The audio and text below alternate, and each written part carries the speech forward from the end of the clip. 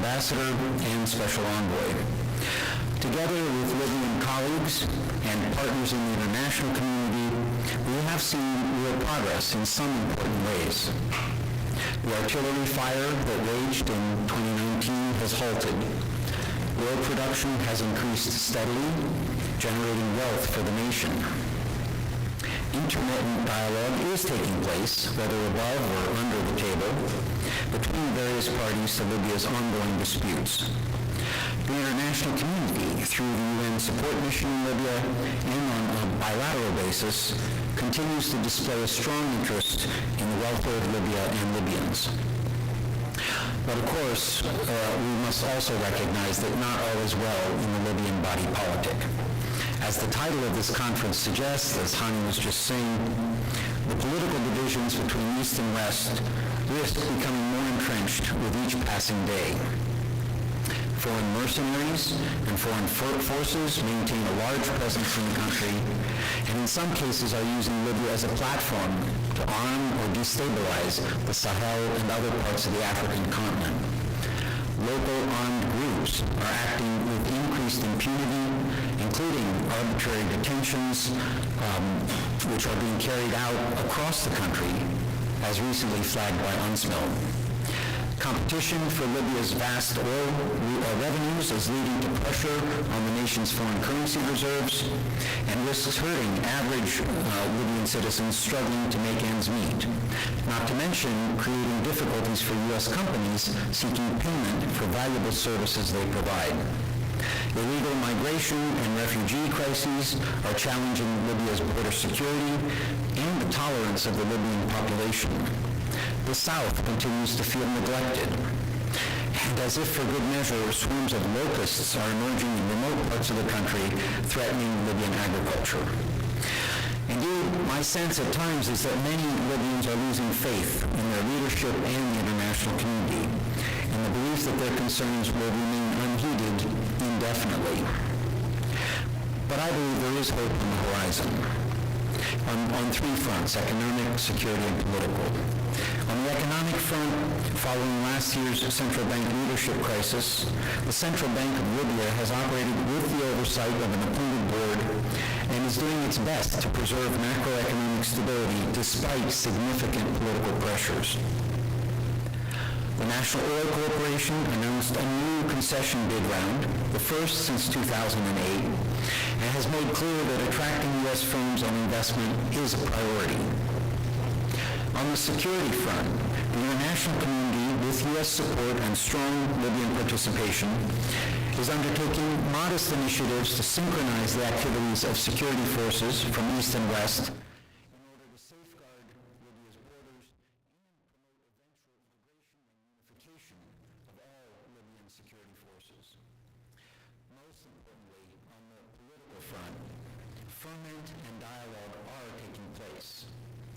The upcoming second round of municipal elections will demonstrate the technical proficiency of the High National Election Commission to carry out its vital functions in anticipation of eventual national elections. Leaders and analysts are coming forward with ideas for how to overcome the current political impasse, as we've seen with various proposals for a federal approach, or a provincial approach, or national referendum, national dialogues, and a program for national reconciliation. Let me be clear, the United States does not endorse any particular proposal. But we do support the efforts of UNSMIL through the advisory committee that is currently carrying out a series of meetings to gather and analyze all the ideas being put forward, and we will fully support UNSMIL as it prepares recommendations for Libyan leaders and the Libyan public to digest and act upon. As this process unfolds, and in the context of a new administration here in Washington, many are asking about the U.S. approach. To be honest, it's too early to outline specifics of U.S. policy on Libya, as many key officials remain to be confirmed by the Senate, and will need time upon assuming their duties before defining a new policy. But certainly we can say, in general terms, that the United States, under the Trump administration, will be interested in exploring mutually beneficial commercial opportunities. We will be focused on border security and combating illegal migration. And there will be a determined effort to cut costs and streamline government operations. But these are goals we share with Libya, for Libya itself is looking for commercial partners in the energy, health, and other sectors. It's dealing with its own border security challenges, and it's in dire need of fiscal rationalization. For the United States, a unified Libya at peace with itself and in harmony with its neighbors will be the best possible partner in the region for advancing these common goals. You know, a Libyan doctor told me a few years ago, reflecting on the Gaddafi era, he said, after 42 years of darkness, Libyans deserve to live under the sun. That's the vision that I believe guides Libyans, and it will continue to guide us. So returning to where I started, let me congratulate Hani and all of you here today for your commitment to Libyan unity and a strong partnership with the United States. For my part, I'm confident the day's proceedings will contribute to this goal. And as a new administration settles in here in Washington, I'm also very sure that your discussions will serve to inform next steps by the administration. It's great timing, and I wish you a successful conference. Thank you.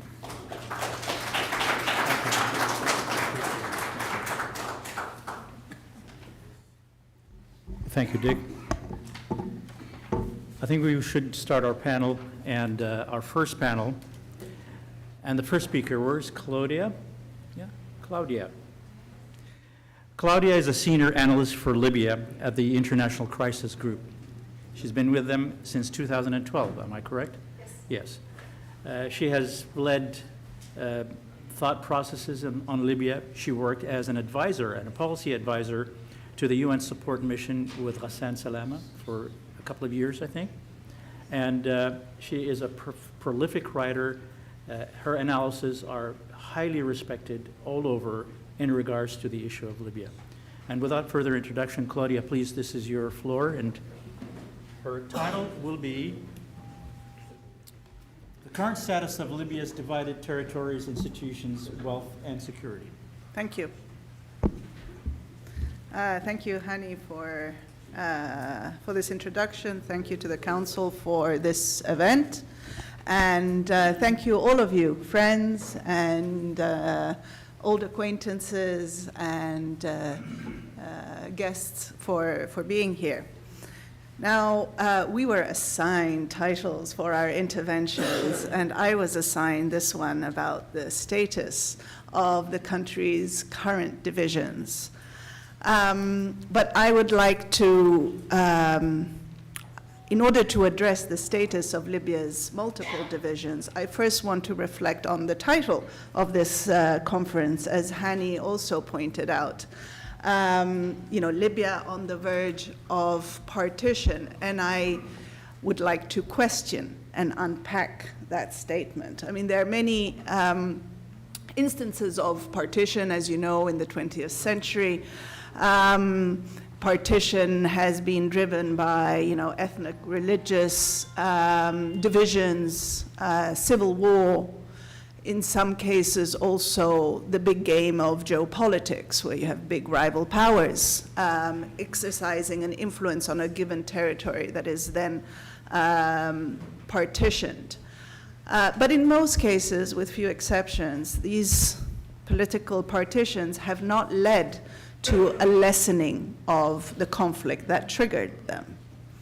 Ireland, 1920s, was divided, but violence continued for decades after that.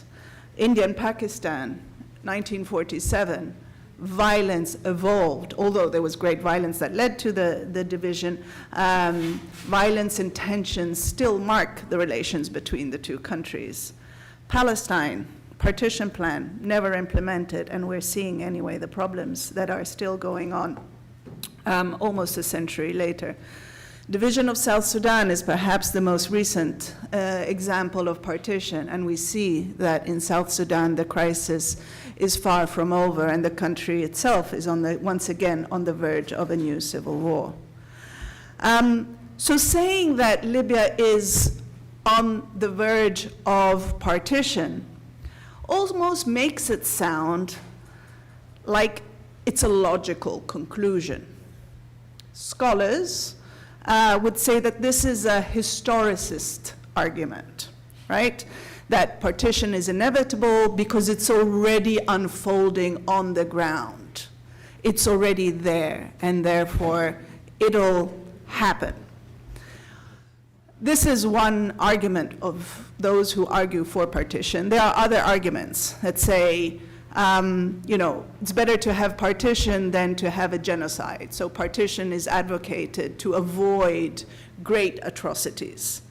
So as a last resort, there's also a cost-benefit analysis for partition, meaning it's better for both states to divide and avoid the cost of living together.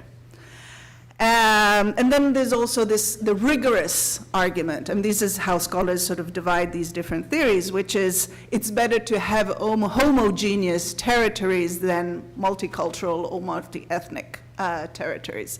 There are also many arguments against partition. But I would like to highlight in the context of Libya that Libya's divisions are far from solid and institutionalized. And actually, Libya's divisions are extremely fluid. So it's a state of fluidity. If we look at these, the issues that I was asked to talk about, the current state of the divisions, territories, wealth, and security, we see where the fluidity stands. In reality, and sorry, Hani, I'm taking an issue with your opening remarks, in reality, the territorial divisions are not that rigid. There is no physical border. There are spheres of influence that are determined by where military authorities are located and which towns they control. But if you drive through the desert from east to west or west to east, there is no border post, right? Visas, there are no two visas. Actually, it's amazing and always surprising to me when I apply for visas, whoever invites me, whether it's somebody in Western Libya or an authority in Eastern Libya, I still pick up my visa at the same consulate in Rome. And the Jawazat, the passport office that controls the visa system of invitations, is, strangely enough, unified. And that can be said for a lot of different institutions. There is a level of fluidity in Libyan institutions that defies this notion of fierce separation. Many of the units of the Interior Ministry are in conversation with one another, for example. On the economic level also, I would say that there is extreme fluidity on both sides, be it authorities in Benghazi or authorities in the east, are tapping into the same state resources, oil revenues, be it directly or indirectly. The central bank disburses salaries for public sector employees, be it in the west or in the east, for the most part. A teacher in Al-Marj or in Derna is, for the most part, paid for by that same central bank in Tripoli that disburses public sector salaries. On both sides of the divisions, east and west, oil revenues, and for some also fuel smuggling is a major source of income. Independently on where they're located. So there is economic fluidity. Both want to tap into these centralized state resources, be it the internationally recognized government in Tripoli, which has the legal grounds to do so, or the authorities in the east Over the past 2 years, what we're seeing with the central bank crisis of last September, with the change of management at the NOC, be it the 2 years ago change of management when Farhat Ben Gadara came to office, and this interim arrangements, we're seeing that there is increasing consultation between power structures and individuals in Benghazi and in Tripoli over these big appointments. So it is much more fluid than we can imagine. This is odd in the big picture of things because it is politically divided. We do have two rival political executives, but everything else is much more divided. Even at a political level within those two executives, there's much more consultation between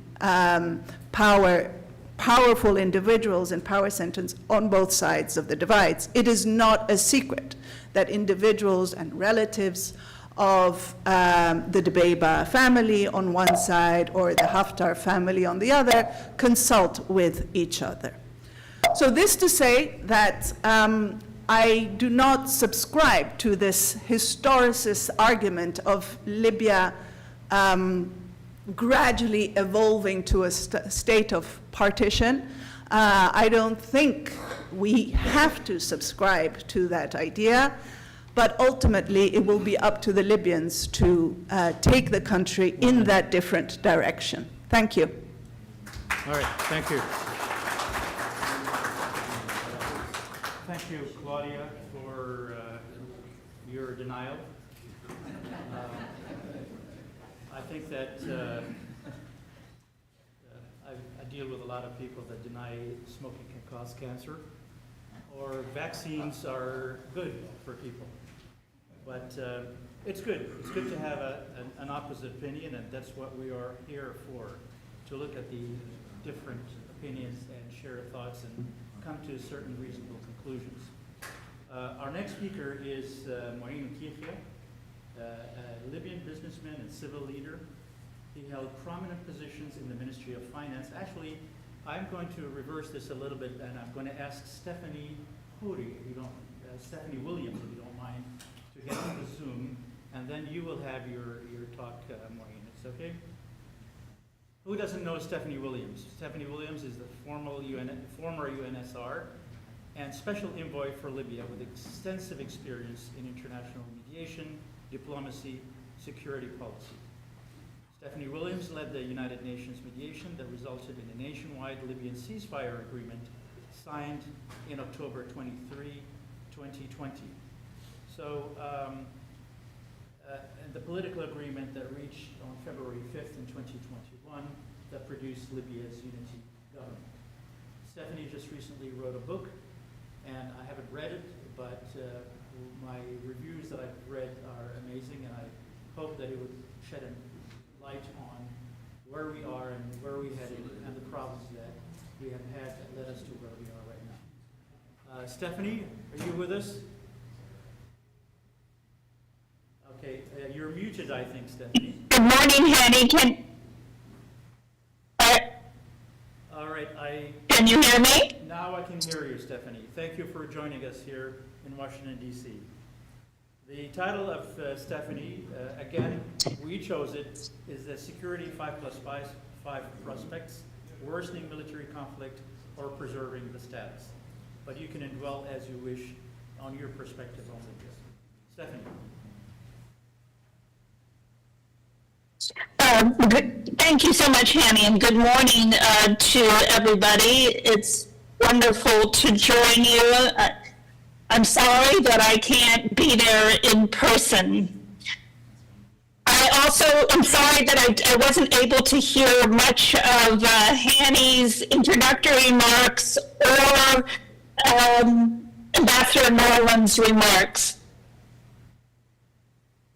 But what I'm going to do, actually, I'm going to borrow a technique that maybe is used by doctors. Before I dive into the meat of the presentation on the implications of division for the 5+5, what I'd like to do is administer some shock therapy. I love that. And this is, of course, reflecting on the that has been unfolding events in the city that where have been you all are unfolding in the city where you all are meeting. immediately of the last couple of days. but Immediately of the more, I last think more couple of generally days, the but last few more, I months, think more generally of the last where, few months, where Libyan leaders need to hear Libyan this. leaders need The to hear this. radical policy The changes radical that have policy come out of changes the that new have administration, come out of the where administration. it appears that the United Where States it is appears going to that be the United embroiled States in is going to be political embroiled and in now an a economic political crisis, and now an have economic implications crisis, not only have for implications the United not States only domestically, for the United States domestically, but now we're seeing the effects of this unfold internationally. Yesterday's Yesterday's tariff tariff which war announcement, affects which, Libya and all countries, affects in the Libya region. and all countries As in the the region. Financial Times As noted, the was one of the Financial greatest Times acts of noted, was one of the self-harm in greatest US acts of history. self-harm in U.S. So we're history. going to see immense suffering We're going to see in the immense United States suffering and in the globally United States and globally as the predicted recession is not depression. So beyond it's in. that, So of course, beyond that, of course, we've now seen the the U.S. federal government. dismantlement of now the What are U.S. going to be the federal knock-on government. effects? What are going to be the US knock-on foreign effects policy? for U.S. foreign policy? In the case of Libya, we've seen the dismantlement of the entire agency the dismantlement of the entire agency of international development, the dismantlement of the U.S. Institute for Peace, programs that have helped Libyans, programs that have helped Libyans, millions of dollars of programs that have helped Libyans, particularly in the South. For the What are the implications for the U.S. Embassy moving of the U.S. Embassy to Tripoli? What are the implications indeed for the future of U.S. AFRICOM, which has also played a positive role, particularly with the Libyan military and then just moving institutions, and then just moving internationally, the intended dismantlement of the international order, and of course the effect on NATO, and of course the effect on the United Nations, and the return to great power, politics, some kind of division of the world, and how that will affect countries like Libya, how that will affect countries like Libya, which may be carved up. And as they say, if you are not at the negotiating table, then you are probably going to be on the menu. Sorry to be I'm sorry to be so blunt. I think the Libyans are used to hearing Libyans are used to hearing so my me quite takeaway blunt. from all And so that my takeaway from all that has unfolded in the last months and days is that for Libyans, for your leadership, no one is coming to save you. This means that there cannot be any more business as usual. Particularly as we look at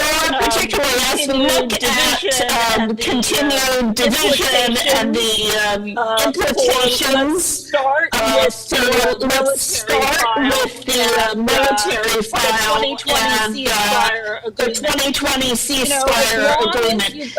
As long as you've got dueling executives, you're not going to see full implementation of the 2020 ceasefire agreement, particularly as it regards and security sector reform, as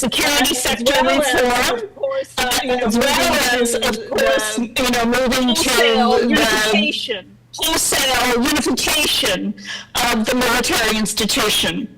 I can clearly recall in 2020 how the members of the Joint Military Commission pushed me very hard to implement a political agreement and to unify the executive. that they Because would they not be able knew to that move they forward would not be able to move forward smartly and concretely as long government as was the divided. government was So that divided. has clear So implications that for has clear Libya's border implications security, for Libya's border for security, efforts to for combat, efforts to cross-border combat, terrorism, cross-border smuggling of terrorism, arms, smuggling of arms, drugs, of course, drugs, migrate, of course, the whole migration, the whole migration, the file. tragic migration file.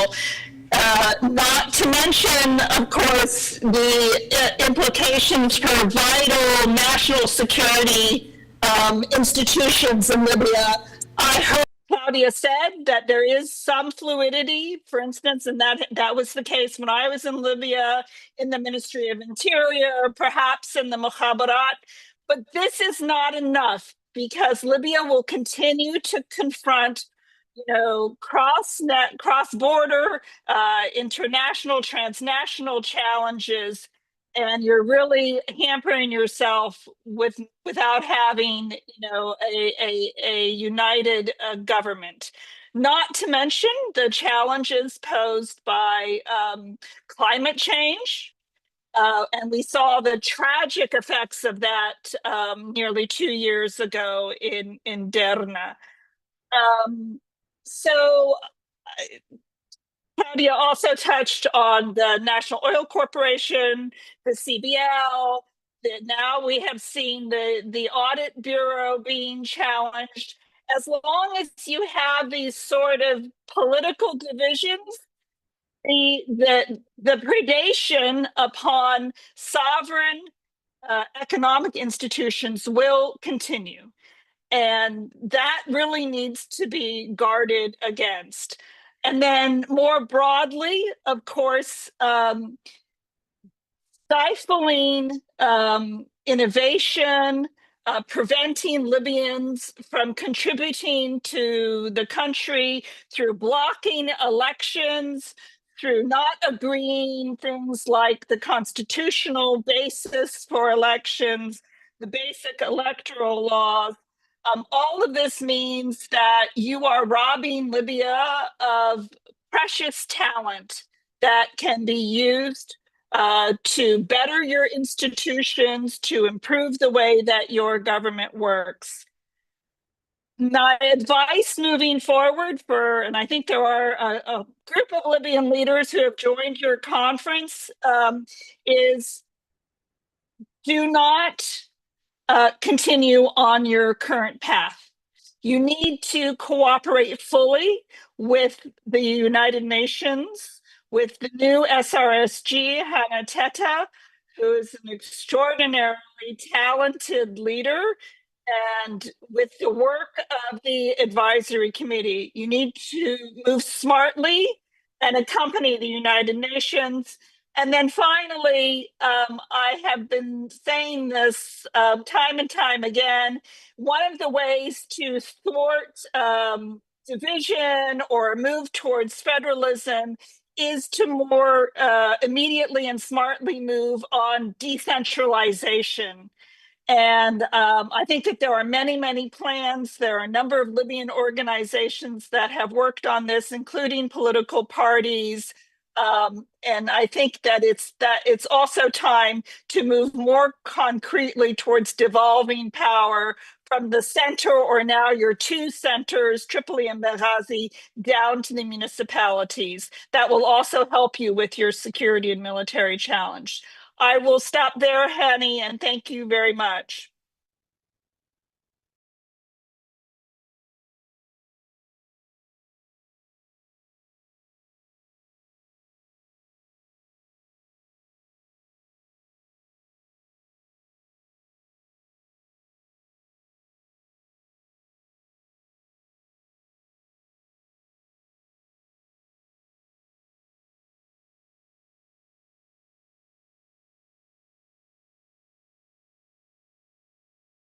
Positions in the Ministry of Finance and Ministry of Utility.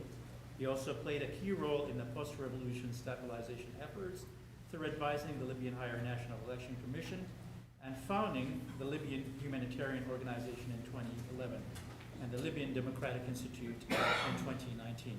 Moeen, please come and join us. His title will be, Is There Hope After Multiple Procrastinated Failed Political Processes? Moeen. Thank you very much, Hani. Good morning, everybody. Distinguished guest, Mr. Khalid, President Kony, Ambassador Norland. I would like to start by acknowledging that what I'm about to say was produced by a full team of Libyans, members of the Libyan Democratic Institute. So I'm here just to present it to everybody, and hopefully it will be a good point to start a good discussion.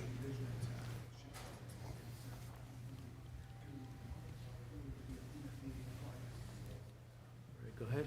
I will start by saying that this whole exercise is about keeping Libya united and saving the territorial integrity of Libya. I would like to quote Abraham Lincoln once said, "The dogmas of the quiet past are inadequate to the stormy present.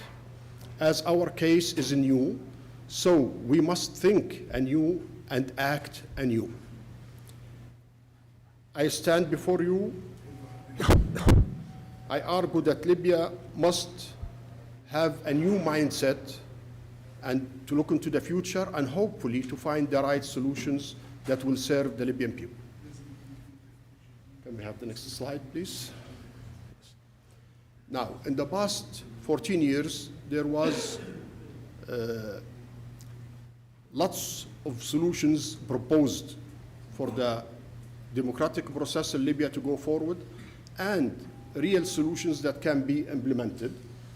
I will go through two of them and hopefully see the positive side and negatives and why those two solutions were not implemented. After the revolution, immediately, lots of people started talking about bringing back the old constitution of 1951 and the three-state federal system under the United Kingdom of Libya. People in Benghazi came out demonstrating and they brought back the flag, they brought back the national anthem, but they couldn't bring back the constitution.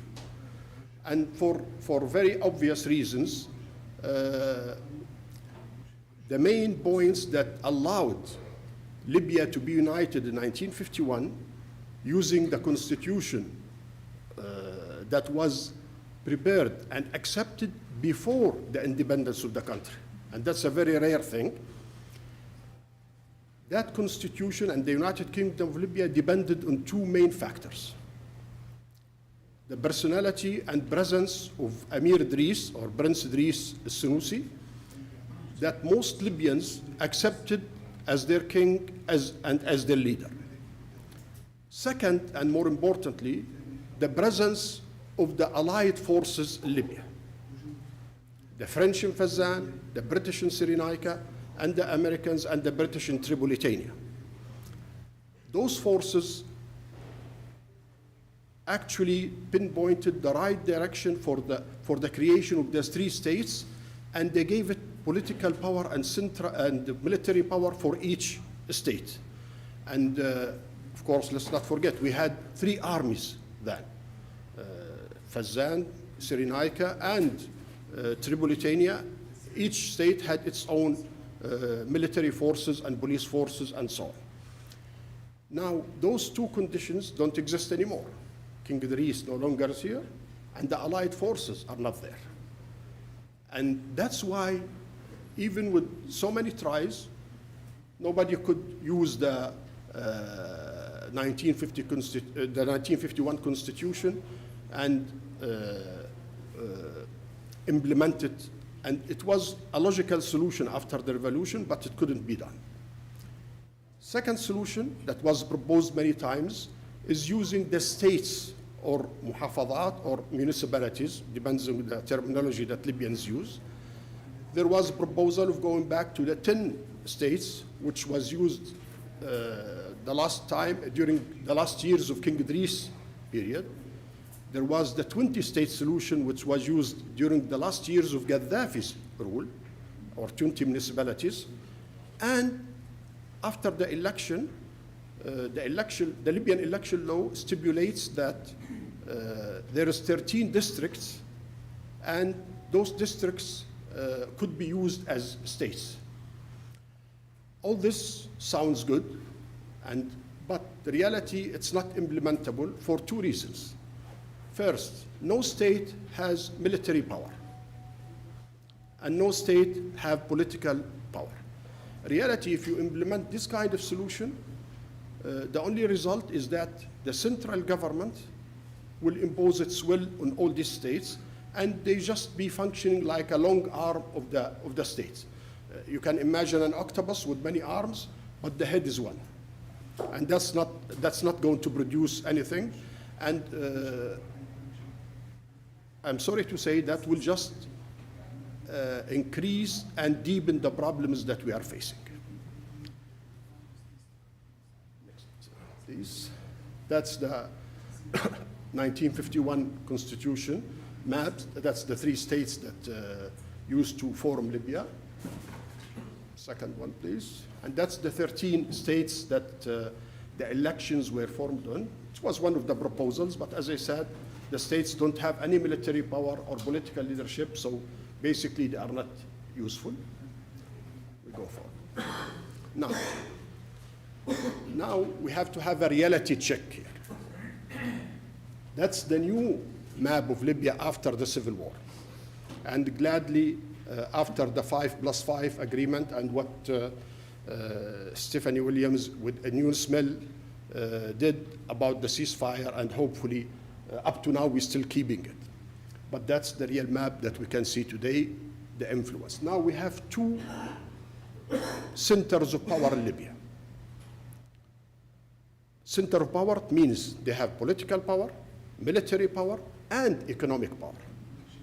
And we have two of those. In a way, it might sound this is a recipe for division, but as I said in the beginning, our goal is to keep Libya united. Actually, I always try to see the cup half full. It's very positive what's been happening after the ceasefire. No wars, terrorism is under control. Lately, economic development is starting. I know there is lots of corruption. I know that there is lots of the migration problem. Libya have lots of challenges. But the two governments in the east and the west, in Benghazi and Tripoli, they are providing some services to the people, and it's improving.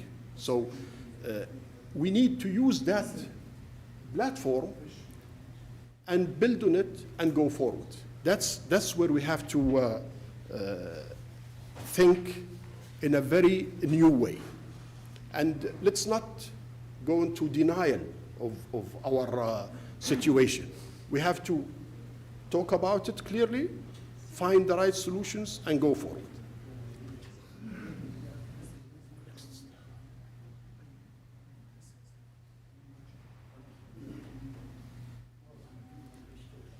Anyway, no, just go to the other one, don't worry. Now, yes. No, the first one, please. Not this one, the one before the map. Yes, this one. Oh, okay. It's not there, but I don't know why. Anyway, of course, keeping the two governments in the east and the west to provide the local services, the development, reconstruction, and hopefully, once they are stabilized in the future, to have the direct investment opportunities, because they will try to bring investment to each region. Now, the competition that was created in the last 5 years between Tripoli and Benghazi is actually helping the people of both regions. The governments, both of them, started to deliver.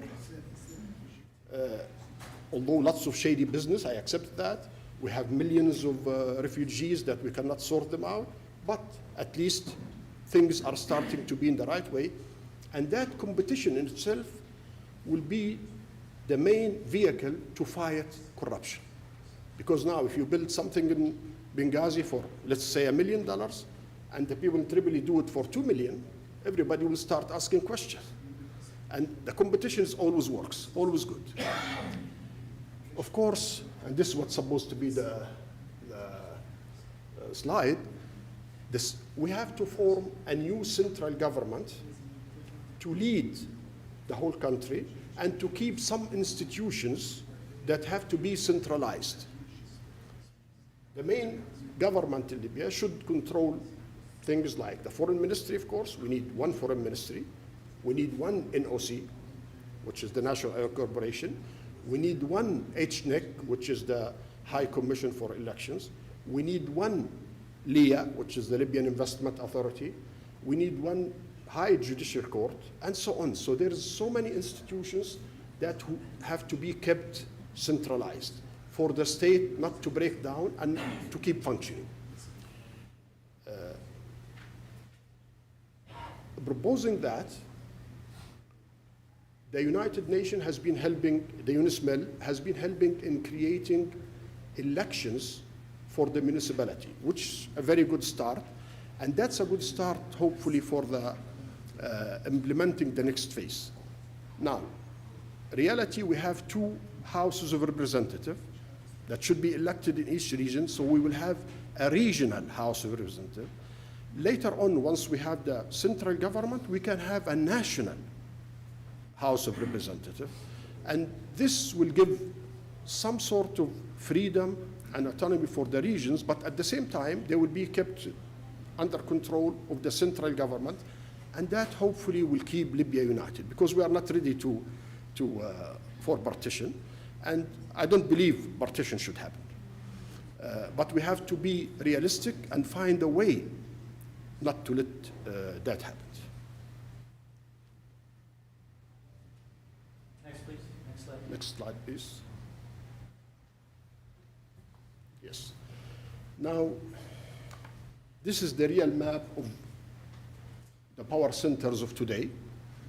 The government in Benghazi and the LNA, the Libyan National Army, control about 70% of Libya. And there is lots of, as you can see, military bases and naval bases that are under control, sadly, under the control of foreign forces, that we have to deal with that, mainly Russia and Turkey. And again, as in 1951, the main power centers that were driven in 1951 were the French forces, the British, and the American, the British in Tripolitania. Now, we have the same different foreign forces, but with the same influence. And that's why we have 2 centers of power instead of 3. I'm trying to be as realistic and pragmatic as possible here. Of course, later on, hopefully, we will have a proper government that could ask all foreign forces to leave Libya, because that's what we need in the future. For now, they are a fact of life. And you can see most of these naval bases, the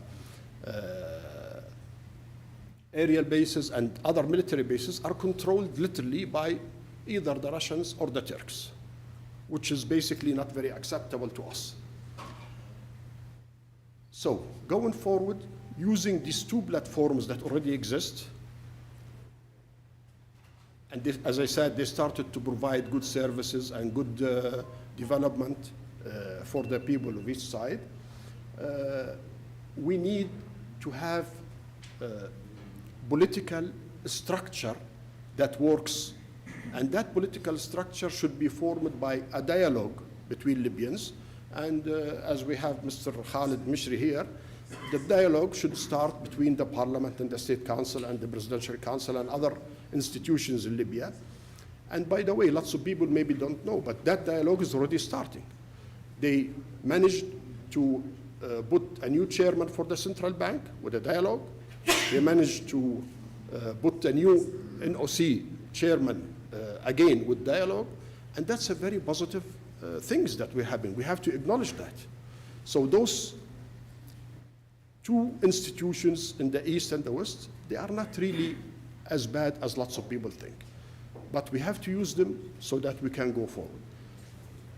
The major step that we still lack is having a constitution to implement that structure that we hopefully will have in the near future. Thank you very much. Thank you very much. Thank you. Thank you very much.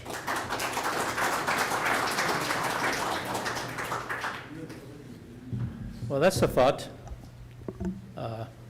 Agree or disagree, but that's another proposal in there. Our next speaker is Mohammed Jarrah. Mohammed Jarrah is a Libyan affairs and regional geopolitical expert. He has worked with leading think tanks and advised governments and NGOs on Libyan affairs. His analysis appeared in major media outlets such as the New York Times, World Politics Reviews, and Mr. Jarrah currently hosts Al-Ma'yar, a political show that is broadcasted on Libyan TV and social media. Without further, Mohammed, tafadhal.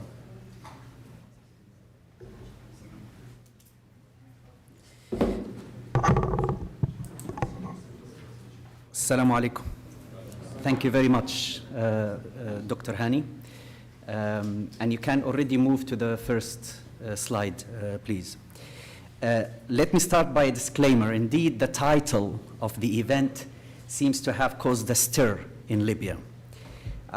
With the word partition, I have had many calls, given that people saw that I was participating, and many of them are warning basically against advocating for the idea of partition, and that no matter how the situation is difficult, we should continue to aim for the unity of Libya. And I see that Claudia basically pushed in that direction, and I see also Mu'in pushed in that direction. My intervention will focus more on realistic implications, and I will answer the question that Dr. Hani posed to me. I have a lot to say about some of the things that were said, but I will stick to the question that was asked of me, and it's about the realistic implications of Libya's persistent stalemate. And I will talk from the standpoint of not what should happen, because there is a lot that we can agree on as far as what should happen. But my focus will be on what is likely to happen. And it is not a pretty picture that I am going to paint as far as what is likely to happen. And that's based on the dynamics that define Libya's political, security, and economic landscape as it stands today. So my intervention, if you excuse me, will be more about realism rather than aspiration. And I can't talk to you about my aspirations for my country all day long, but again, I'll try and have a realist approach here. So we have had over a decade of roadmaps, UN initiatives, diplomatic frameworks that fail to account for the incentive structure of Libyan actors. And I think this is really important. And also it failed to account for the strategic interest of external stakeholders. This is the case until now. As a result, we are not witnessing a temporary pause in progress in Libya. I think what we're witnessing is a deliberate, incentivized equilibrium of the current situation. If you move to the next slide, please.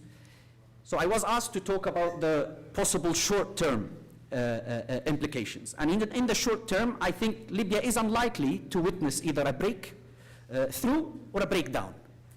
The status quo is very likely going to continue just like it continued for these years. Instead, what we see is a managed instability, where all the key actors, foreign and domestic, in one way or another, benefit from the absence of a resolution, with rare exceptions. I will not generalize. So in the short term, I think the political paralysis that we have in the country will continue. And the political paralysis is no longer a glitch. It has become a governance model. As Mu'in just said, the different governments are trying to play the role of the state, and each one of them claims the legitimacy, and the international community accepts that, and the Libyan, unfortunately, seem to accept that as well.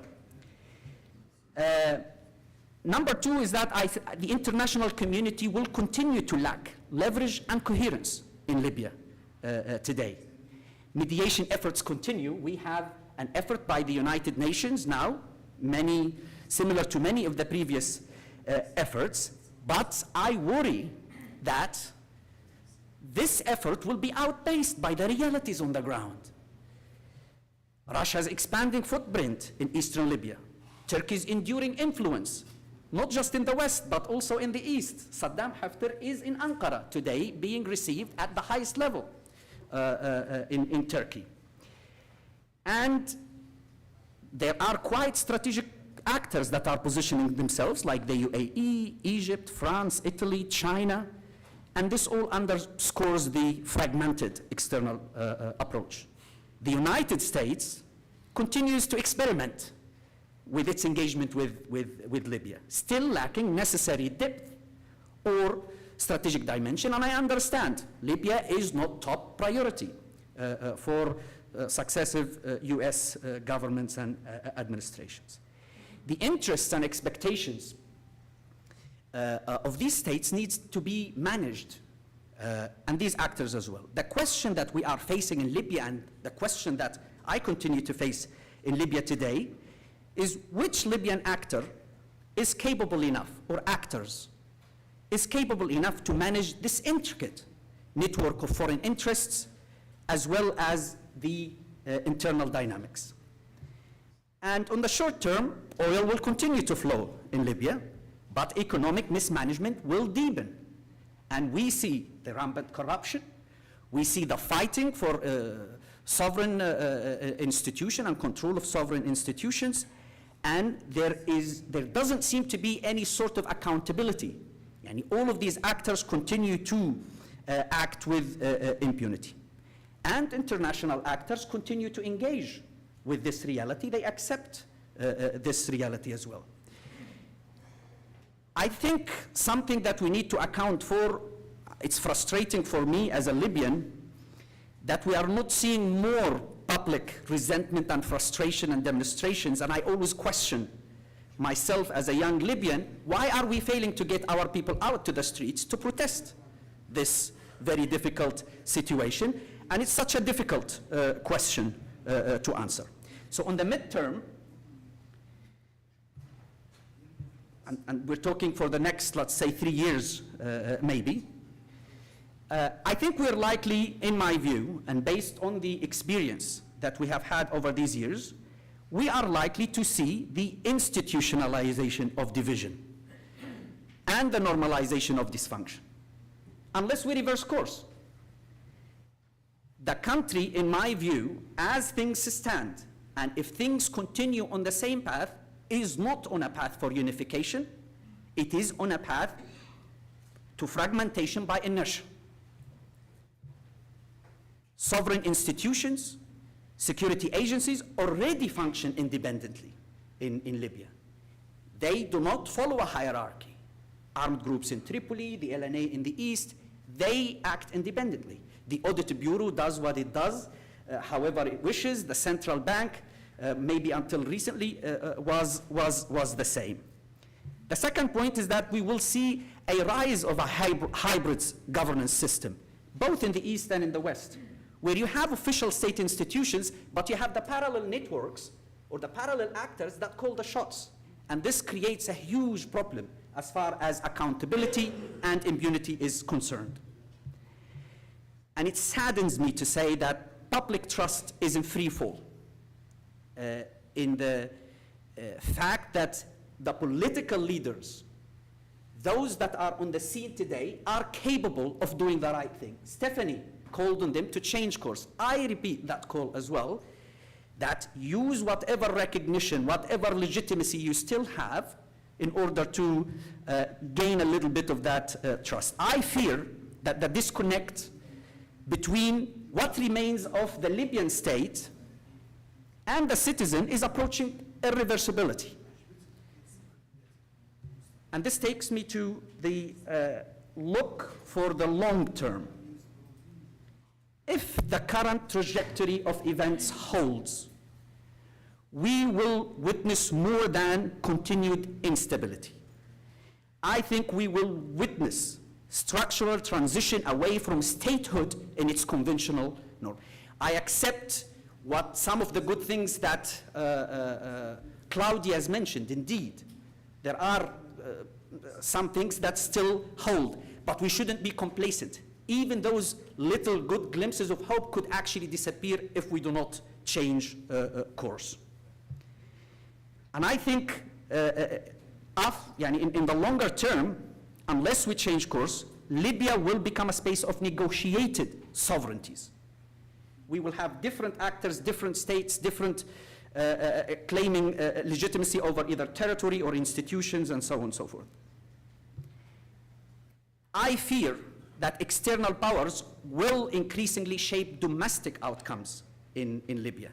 I fear that the decisions for Libya's futures will be made in Ankara, Cairo, Washington, Moscow, or Abu Dhabi, and so on and so forth. Libyan agency, in my view, is shrinking.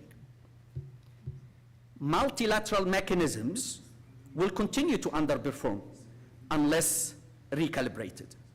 The failure of international processes isn't about the lack of effort. There is a lot of effort. But it's about misalignment of incentives and of initiatives as well. Mediation cannot succeed when it ignores the power structures and the benefit from division.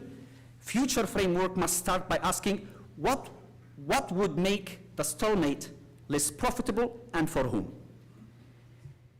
So to conclude, the stalemate that exists in Libya is not accidental. It is an outcome shaped by domestic power consolidation of various actors and external strategic interests. And of course, the ineffective international frameworks, initiatives that have dominated the international efforts in Libya. So in my view, any effort to re-engage must begin by accepting this very harsh reality. That means moving away from idealized visions of unity or democratic governance and towards more realistic strategies that shift costs and incentives for the various actors involved. That is to achieve a minimum threshold of unified sovereignty, minimum threshold of unified sovereignty and adequate governance that then you can improve on going forward, be it politically, economically, or as far as the international actors are concerned. To do that, engage the actors that can actually walk the walk and are willing to show that they are willing to improve their behavior, and not those that just talk the talk. Without this shift, we risk not only the perpetuation of the current status quo, but also the permanent fragmentation of the Libyan state. Thank you, Hani. Thank you, Mohammed. Thank you, Mohammed. Please come and stay here, Mohammed. I apologize that Jalal Hirshawi was not able to join us for reasons that have to do with travel. And I understand his Algerian passport and some other things that he actually sent on the email. But we will cover his topic as we come in. Please, Mohammed. It is now time for our speakers to come and respond to some of the questions. Claudia, if you don't mind, can you join us here, please? And Moeen, yeah, please come and join us. And Stephanie is on the line. Right, this is a time to pose your questions and engage in the conversation. We have about 15 to 20 minutes. There is a microphone here. Why don't we start by Edward? Do you have a speaker microphone there? Yeah. Just switch it on, please. Yeah. Thank you very much, Dr. Shanib. Edward Joseph, Johns Hopkins School of Advanced International Studies, and very proudly on the board of NCUSLR. And Hani, again, congratulations. This is an outstanding beginning to this conference. And I have my question I want to direct to Mr. Kikia. And very clear, quite thought-provoking presentation that you made. And I referenced the just concluded message we heard from Mr. Yes, about the urgency. And so I want to just come back because this is a topic that Dr. Shanib and I have discussed and even co-written about, which is I want to come back to this point that you said about the prior Libyan constitution. And you said, no, the circumstances don't exist, we can't do that. And respecting really your quite thoughtful views on this, I want to ask you, perhaps, are you taking that a bit too literally? Taking this concept a bit too literally. In other words, oh, the king isn't there anymore, the allied powers aren't there anymore, therefore this is not a viable solution. Of course those two factors are not there. The question is, if we take what this gentleman has just said about their urgency, and remember, what is the purpose of a constitution? The purpose of a constitution is an agreed framework. We see that now in our own country, right here in the US, how crucial that is. It's not a trivial matter to have a constitution. And Libya has been in paralysis for factors that you both have, I'm sure, Claudia, I missed it, but alluded to. There's incentive structure, completely wrong. And those in power have the incentive to keep the status quo, which is not sustainable. So you have to think, how are we going to change this? The value of the Constitution is that it harkens back to a time when there was a unified Libya. It has a shared support. There's even an emotional, sentimental attachment to it that gives it some legitimacy for the population and for the leaders. And for that reason, also makes it easier for outside powers to gently push this, because it's Libya-owned. But outside powers can say, look, how about your old constitution? Without saying, imposing, no, we're going to impose something new on you. So you have power structures that do not want to change. You have a situation that is not sustainable. And you have an off-the-shelf, with some adjustment, and Dr. Shamim has noted some small adjustments that would need to be made, that would give you a minimum, and I like that word that he used, a minimum common framework, basic minimum, in order to be able to advance, to break the paralysis, have then laws that will create elections, et cetera, and move the country forward. So I just wonder if you'd revisit that maybe it's just taking it a little too literally to say we don't have a king, we don't have allied powers. Thank you, sir. Thank you, Edward. Edward, why don't you come and join us here? You know, you're part of the panel, so yeah.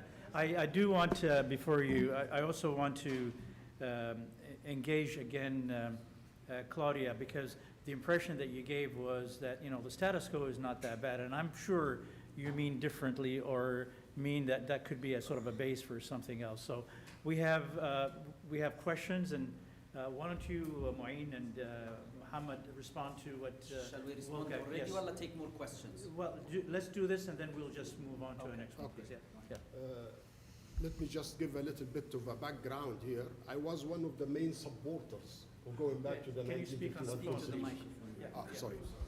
And Get closer, please, yeah. but Yeah. oops. But now we are passing through a period where the old constitution was abolished in 1969. For 42 years, we didn't have any constitution. We tried to bring it back in the last 14 years. Certainly, I tried to convince the Crown Prince who lives in London to come back, but to no avail. Reality, in Libyan history, always the forces on the ground, they are taking control of the political initiative. So, in 1951, the Allied were controlling Libya. The French, as I said, the British and the Americans. Now we have a different situation where the forces on the ground, the Turks and the Russians, are there. Until we manage to get these forces out, then we can talk about serious constitutional change or bringing back. So you're the saying that the Constitution. hindrance to a constitutional conversation is the presence of foreigners in the country? Is that what you're saying? Yes, exactly. Okay. Muhammad, did you want to go on this a little bit? Very quickly, the Emir, you brought up the Emir. Yes. The Emir was inside Libya. His movement was based on a religious movement, the Sunnisiya movement, a heritage, on a very important role that he played there. To the point that, and I will say this in Libyan, to the point that tribal leaders in 1949 told him معك يشهدن بالزور يا عزيز يا بل صادقة. يعني they managed, or he managed to convince leaders that this is the path, and this is what we are missing with a figurehead like the Crown Prince, for example. My advice to the Crown Prince a few years ago, don't get involved in politics, but have the Prince's Trust for orphans in Libya, for those that have been decapitated by the war and so on. Do something that is not political and that can go across Libya. And if there is no ability to claim that role that your ancestors played, I think it's on the Crown Prince rather than on anyone else in this case. We cannot be more royal than the royal himself. And this is extremely important. Thank you, Mohammed. Claudia, please. Thank you. No, I certainly did not want to give the impression that the status quo is fine and we should live with it. I share that same level of urgency that both Stephanie Williams and Mohammed voiced here today. What I was trying to convey through my remarks was to add complexity to the analysis of the reality on the ground, which prima facie might seem, it's a divided country, hence the inevitability of partition or division. And, I think it's very easy to reach that conclusion. By adding complexity, I wanted to highlight that the situation is much murkier than that, because it is economically fluid. The two sides do share revenues and aspire to control the pot of gold of Libya oil revenues. It's politically murky because there are consultations on the two sides. And I would add another point that I didn't in my remarks, which is the foreign patron system is equally murky. Talk to the Russians. Sorry, they don't consider the authorities in eastern Libya as strong and faithful allies. I hear them say, yeah, we are in eastern Libya, but the Mushir does have US citizenship at the end of the day. Things like that. So, and likewise, the Turks are not entrenched with their authorities in western Libya. They have opened up and are talking to both sides and operating on both sides of the divide. So there is this level of complexity that, and murkiness and fluidity, as you want to call it, that actually pushes against the idea or the natural sort of acceptance of the inevitability of partition. That's what I want to say. That's fair enough. And I do want to draw Stephanie also in this conversation. We've heard different kind of models of conversation. Constitutional is essential to stabilize the country and lead all those things that are not fixed yet. And yet we also heard about, there's the building institutions as a way to end up with prosperity, and a reversed argument that prosperity, stability can actually lead to gradually building institutions. And that's the kind of a sort of a conversation I heard from Marine. It's not that bad here. There's prosperity, and maybe as time goes on and with this division, we will ultimately build the institutions. So, Stephanie, you've heard all those conversations before and you've been engaged with them. What is your thought on it? So, no, thank you for this very rich conversation. And I apologize if I'm coming across a little. It's the jarring here because there's been an echo. There's been some feedback. But what I'd like to say is I align myself completely with what most of the speakers have said, and I agree with both Mohammed and Claudia about we are still in a fragile moment, and a lot of what has been raised in terms of processes and negotiations and mediation that has taken place. These are themes that have been repeated throughout the last 14 years. What I would posit right now is that given the meltdown that we are expecting in the overall international order, Libya is going to fall even further down the priority list. And as the United States apparently now starts to align itself more with, I would say, the authoritarian access, I think in countries like Libya, that's not going to be good news.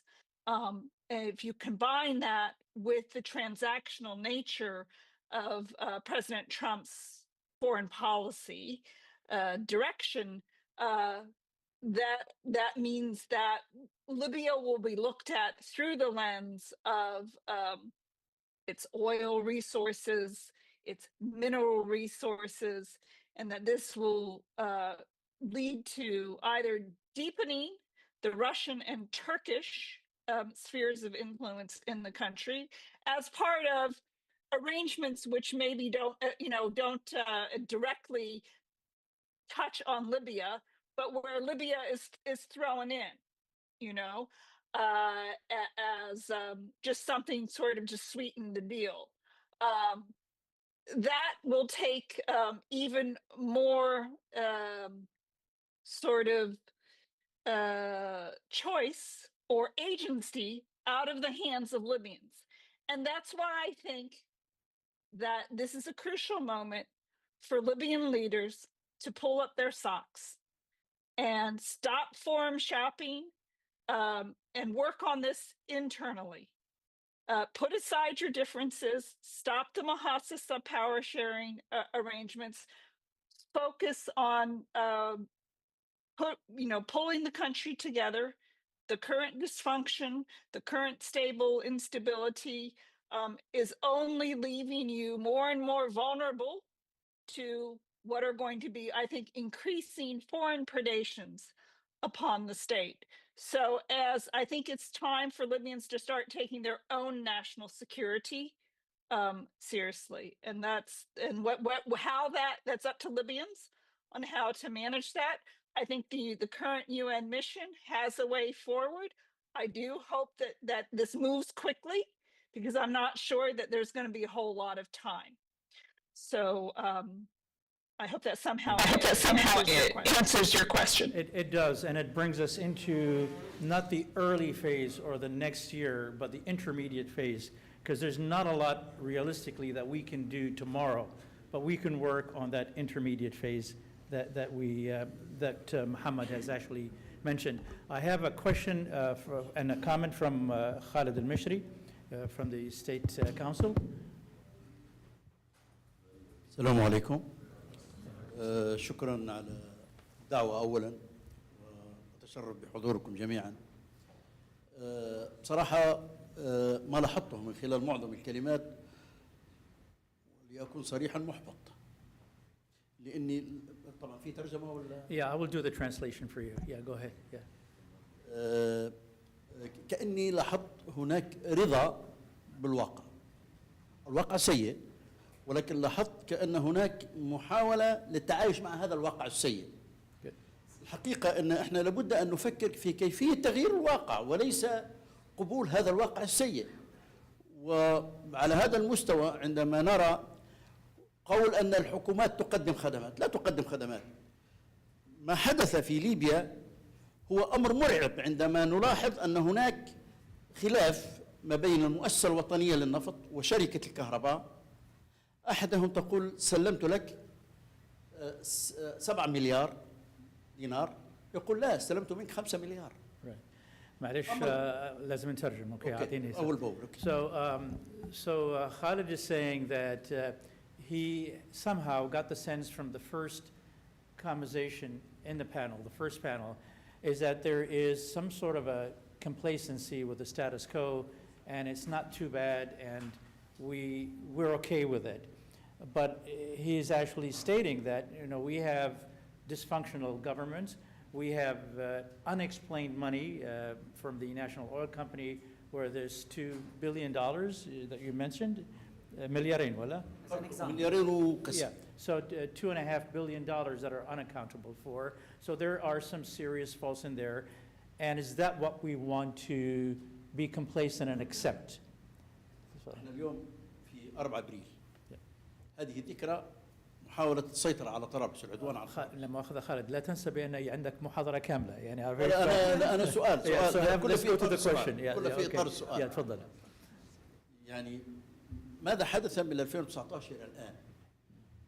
هذا المحاولة السيطرة على طرابلس كانت قبيل مؤتمر جامع للليبيين. إذا هناك من يحاول أن يفرض أمر واقع، فهل سؤال للجميع، لاحظت كل المتحدثين كانوا في نوع من القبول، أنا لا أقول قبول تام بالأمر الواقع. سؤالي، هل نحن في محاولة للبحث عن مخرج من الواقع السيء أو محاولة للتعايش مع الواقع السيء؟ It's a very good question. Yeah. Please, Khalid, تفضل. Yeah. Thank you. So, Khalid's question is about, he doesn't understand where the conversation is leading. Is it that we are trying to accept the status quo and live with it? Or is it that we want to get out of the status quo and find solutions for it? And that's a very valid question. And that's basically some sort of, that's where the liquidity is in the conversation today. Are we accepting this? Are we consenting to it? Or are we seriously and actively looking for a solution out of it?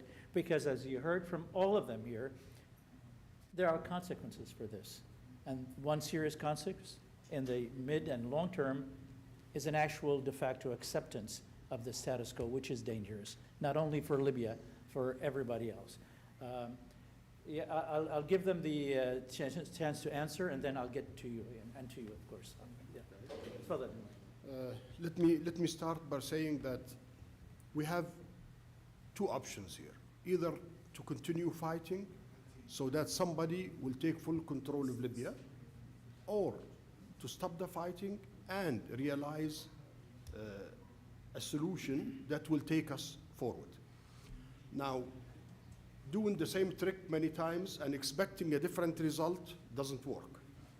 And that's, sorry to say, that's what the UNISMEL is trying to do, is always trying to install a new central government that's powerful, which is actually the Gaddafi model. For 42 years, Gaddafi had one central power that controls everything. Now, that scenario never worked. And we tried it in Skhirat, we tried it in Geneva, we tried it many times before, after the revolution. It doesn't work. Reality now, we have two centers of power in Libya. We have to accommodate those two centers of power so we can stabilize the country and, more importantly, keep the country united. So in other words, you're basically saying that we have de facto two states or governments or powers or whatever it is. Let's work on fine-tuning them. Is that what you're saying? Well, no, let's look at how to unite them and use them. So how do you propose to unite them? That's a big word. Yes, yes. How do you propose to unite them? Under a central government that could allocate resources to those two regional governments, but to keep central control of the central government, especially the institutions like the NOC and the central bank. So in many ways, you're saying that, okay, we'll elect a central government, a small one, yes, and then basically work on fine-tuning those two legislative and executive, yes, and so on, in those two existing governments. Exactly. Is that right? So that's part answer to what you're saying, rather than change, accept, and then modify, and so on. Marish, did you want to make a comment on that, Mohammed? Sure. Or, yes, yeah. Just to clarify, and I hope the translation for Ustad Khalid will do this fairness. I do not advocate for keeping the status quo, not at all. I think throughout my speech, I was actually basically trying to ring the alarm bells that we're heading in absolutely the wrong direction. Regarding what can we do, so we should not live with the current status quo. I think we should do better as Libyans. The question then for me, I think the problem has not been the lack of solutions. I think there are possibly 4 or 5 solutions that can work in Libya. I think the problem has always been the enforcement mechanisms for any of these solutions, because you have those who say we want democracy and we want political parties and civil society, but no one is able, no one has the resources, the tools to implement that. There are others who say, no, no, no, let's do power sharing, but then no mechanism to enforce that power sharing. So Muhammad, معلش, I want And to... then, and third one, this is important, and then there are those who say, no, no, no, no democracy, no power sharing, Libya has to be ruled by an iron fist, and should be united. So Muhammad, but how, you keep on saying mechanisms, we have to create them.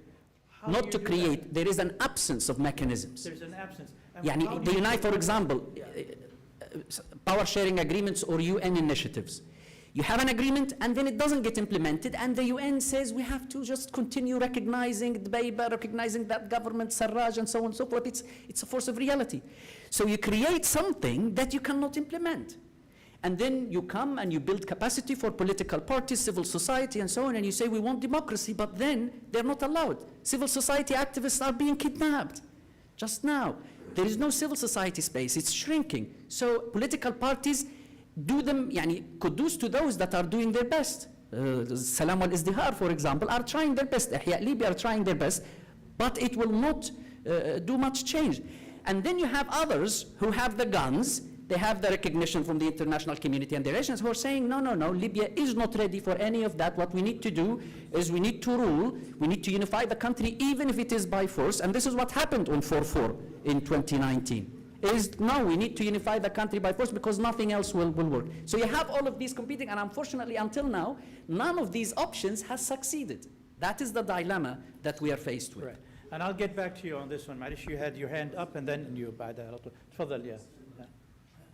Thank you very much. My name is Ahmed Atiga. I am a Libyan economist and banker. I'd like to take you further on, Ms. Claudia, on your premise, because I think that's what provoked the discussion in a certain direction. You described the de facto division that's in Libya at present with two descriptions. In your first intervention, you described it as fluid, and in your second one, you described it as murky. But I got the sense that this description of yours direct more to a positive status quo that could lead to a solution. While I think others and myself submit that this description, to the contrary, will lead to failures and complete collapse. The fluidity and the mercury description of yours by both parties is by necessity. They both need oil in order to get money. But in the first opportunity that one of these groups can overtake the other, which happened in the past, this will happen. And I think this uncertainty or this probability is extremely dangerous in Libya to happen, as Muhammad said, quickly. So how do you reconcile this? Because again, I very much enjoy reading what you write, and I don't think what you described today is consistent with even what you write about the situation in Libya. Thank you. Thank you. Claudia, do you want to have a quick response to this one? Yeah, a quick response, but also a comment on Mr. Yes. Mishri's remarks, unless you want to get more No, questions. Okay. please go ahead, but briefly, I please. take on board your remarks. I'm the first one to say that the situation on the ground is not pleasant for Libyans at all, and there's very little sort of hope to change the reality on the ground, because I see it essentially as money is driving these divisions. But that said, I do not want to sign up to a very sort of simplistic conclusion, which is that given this reality, murkiness, fluidity, etc., it becomes inevitable that the country divides. I refuse to sign up to this historicist sort of argument of the inevitability of division. And I do not want to sign up to the idea that this is a positive outcome, because problems don't end with division. Like problems in Libya haven't ended with the creation of another government. They haven't ended with the creation of another army. And they will not end with the creation of separate institutionalized regions. So very, very quickly, so basically, we're modifying it in a way we're saying that smoking can cause cancer, but is not inevitably going to cause cancer. Is that what? You don't necessarily, yeah, I mean, I'm saying you don't necessarily, you can stop, you can stop smoking. I'm saying you can stop smoking. I'm saying you can stop Yes, smoking. we need to stop smoking. We need a plan for cessation of smoking. All right. But just a comment to Mr. Mishri, شكرا لسؤالك حضرة أستاذ. As you know, as Mohammed said, there are different theories and proposals over the past 10 or more years that I have been following Libya, proposals that have been put on the table of, you know, how to unify the country, how to solve the problems. There's the war approach, let's conquest and rule. It was tried and it failed.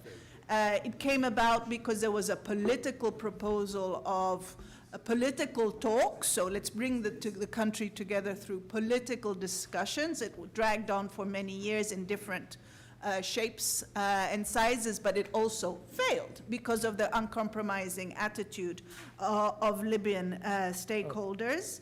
There's the economic integration approach, which is let's get the money around, let's have people agree on the budget, let's have the two sides agree on how to spend their wealth, and there will be economic integration.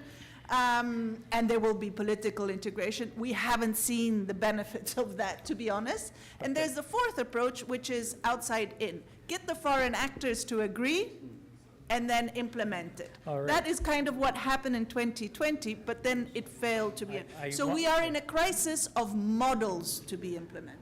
All right, I'm going to give Amr a very quick question that he has to give, and then we have to answer it, and then move on to the next panel. Go ahead, Amr. Question, please. Yeah. Yes. Hello, everyone. My name is Amr Ahmadi. I'm representing the Nida political party in Libya.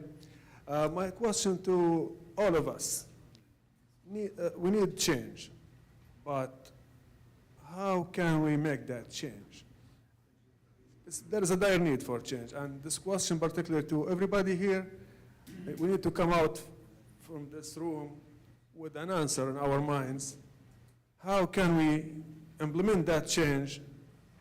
And particularly the United Nations Support Mission, I think that is it's not the only, but the authorized entity that is authorized by the United Nations to, or by the international community to manage the crisis in Libya.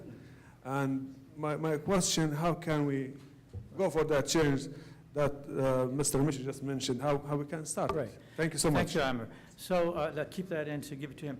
So basically, we haven't really answered the question. You know, we went around it, we spun around it, we created different models. Every minute there is a new model, 4, 6, 8, 10, yes. Short-term, intermediate, long-term, UN role, stick with the UN role, Libyan parties, you know, their vision, their empowerment of political process, who owns it, all this kind of stuff. Yes. The Constitution that is missing in there. Can you guys, you the experts are on here, and we're running out of time, just tell us how we should do it. Yes. Tell us. Yes. No, I'll tell you something. We're going to go from there. Okay, go Mohammed. So it's the recommendations session. So I like the question. It's important that we end on recommendations, and it's good that we get asked this question. So as I said, it's not the fact that there are no solutions, it's the fact that there are no enforcement mechanisms. But I will give some good examples. 1 minute each. سريعا, for processes that worked. Stephanie Williams led a good Berlin process with Ghassan Salameh. They managed to get the internationals, the local, and then the United Nations, and they managed to produce something. But then Stephanie left. She didn't implement, she didn't oversee the implementation of that agreement. Jan Kubish came, he didn't seem to believe in it, and then we ran into the same problem. I think a recent successful example, despite all the negativities around it, and again, perfect is the enemy of good, is the central bank crisis situation. the role that the United Nations played, but also the role of powerful key Libyan actors' positive role in ending the crisis and coming together and appointing a new one. Of course, there are misgivings and problems with that, but that connected the international with the United Nations, as well as powerful local Libyan actors who can actually implement that. There is also now a new effort that's happening regarding the creation of a unified military force. It's progressing. My advice would be, if there is a Libyan actor that's behaving well, reward them and do not paint them as the others. And if there are those that are not delivering on their promises, disengage from them. And so create that incentive that if you engage with the unified military force, we will lift the arms embargo for you to start getting new weapons from the US and France and other places, where you don't need to go and negotiate with Turkey and Russia to get your weapons. Creating that incentive and that system and connecting the United Nations to give that legitimacy, and then the powerful Libyan actors that can honor the agreement that can be implemented is important, and lessons have to be learned from the successful examples, I would say relatively successful examples that we have seen recently. Thank you. All right, next, Wayne. Let me take a different approach here. Let's take the things that didn't work and throw them out, and then we find what's left. First, a central, powerful government in Tripoli. We tried that so many times, certainly didn't work. An invasion of Tripoli certainly didn't work. All this political dialogue and agreement. Go to the answer, Wayne, please. Yeah, go to the answer. We have running out of time. Yeah, well, that's it. The answer. Yes. So basically, the dialogue is not working. Well, the 20 committee now is going well. The only thing we left with is the two states, well, the two states or the two entities that are there. Let's use them. Mm-hmm. All right, fair enough. Those who have, read what we at Crisis Group have published over the years will know that, when asked what is the best approach, I will always say we need an integrated approach where we don't have only political negotiations, because in Libya just political negotiations alone will not change their dynamics, and we need to bring into the picture a strong economic component, and also a military component that hasn't really been unfolding. And we need a fourth level, which is the international level, so agreement between the international powers. So that's my standard answer. But because this panel has focused on internal dynamics in Libya and the situation in the country, I want to add one more element, which perhaps is the most important. We need to hear more the voices of the Libyans also. Somebody, I think Mohammed, you said, unfortunately, we're not hearing, or I might be mistaken, might have not been you, we're not hearing people protesting the current situation. We're not hearing rage. They have all the right to be enraged, the Libyans, because of the unwillingness of the political class to compromise, because of their impoverishment. So I would like to add into the equation a greater voice, a louder voice of the discontent of the Libyan people. That will instill, I hope, fear and action in the Libyan actors. Hani, I'll tell you a very clear answer to your exact correct question. And it all depends on one primary consideration. How urgent do you think the problem is? So, with all respect, and I defer, 500% to Claudia's knowledge over Libya. That approach, if you believe the situation is urgent, you cannot do that approach. That's a second level. It's all correct. It's all nice, the Libyan voices, the economic, etc. Ultimately, yes. But that's not the approach if you think the problem is acute. It means urgent. If you believe the problem is urgent, you have to act with urgency. And what I would say is the answer, Hani, is you here in this room. Take the responsibility. You have to come together and fashion your own immediate first step of recommended step, whether it's the old constitution or whatever, your immediate first priority step. not canvassing, it's not practical. And they tried that, by the way. The UN had the Humanitarian Center Geneva did all of those extensive consultations with Libyans, et cetera, et cetera. It's been a lot of that has been done. You all take it upon yourselves, form a national coalition for urgent reform, and begin under maybe the auspices of the National Council, and form very specific, concrete recommendations to address the crisis urgently. Right. And if you cannot do that, do not expect the Libyan leaders to be able to. Yeah, I'm just, Stephanie, please step into this one, and we'd like to hear how are we going to do it, and then I'm going to give you a thing. Okay, well, I think what the lessons learned from the 2020-21 mediation is, well, on the good side, of course, maintaining the ceasefire. It's very important that there's, there's not a return to large scale of violence in Libya. On the political side, look, it was very clear that once, the government was appointed in Geneva, there was a sense of complacency set in the international community, that the conviviality that was seen amongst Libyans led internationals to let their guard down. And therefore, there were certain steps in the roadmap that the political dialogue set out that were deadlines, were blowing through, and nobody called it out. And then they were allowed to create this Frankenstein, Mahasasa power sharing government that was grotesque.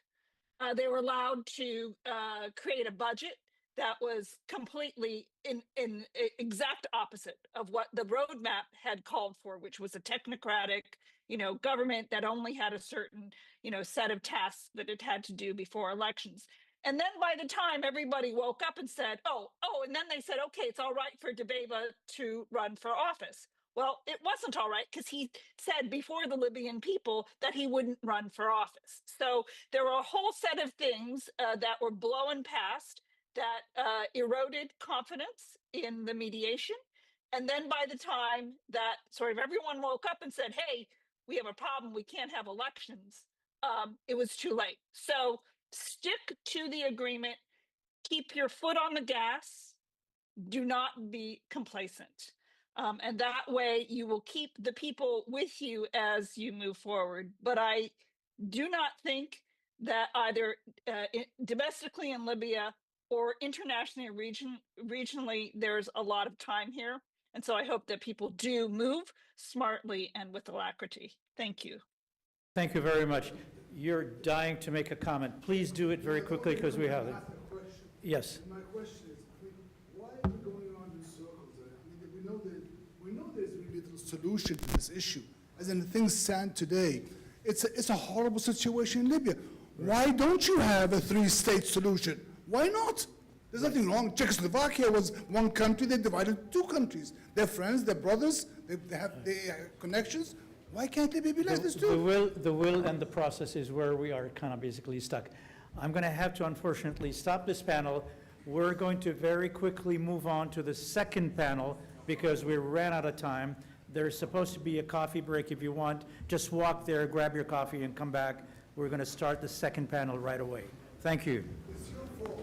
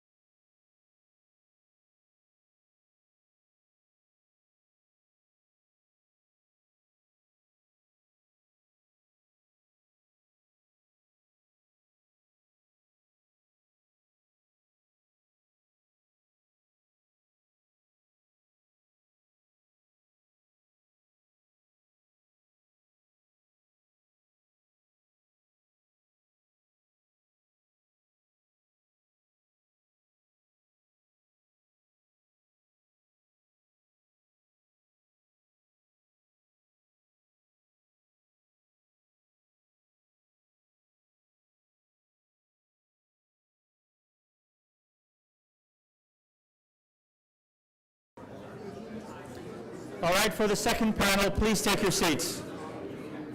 Yep. All right, the second panel will be on the implications of a persistent, prolonged Libyan division.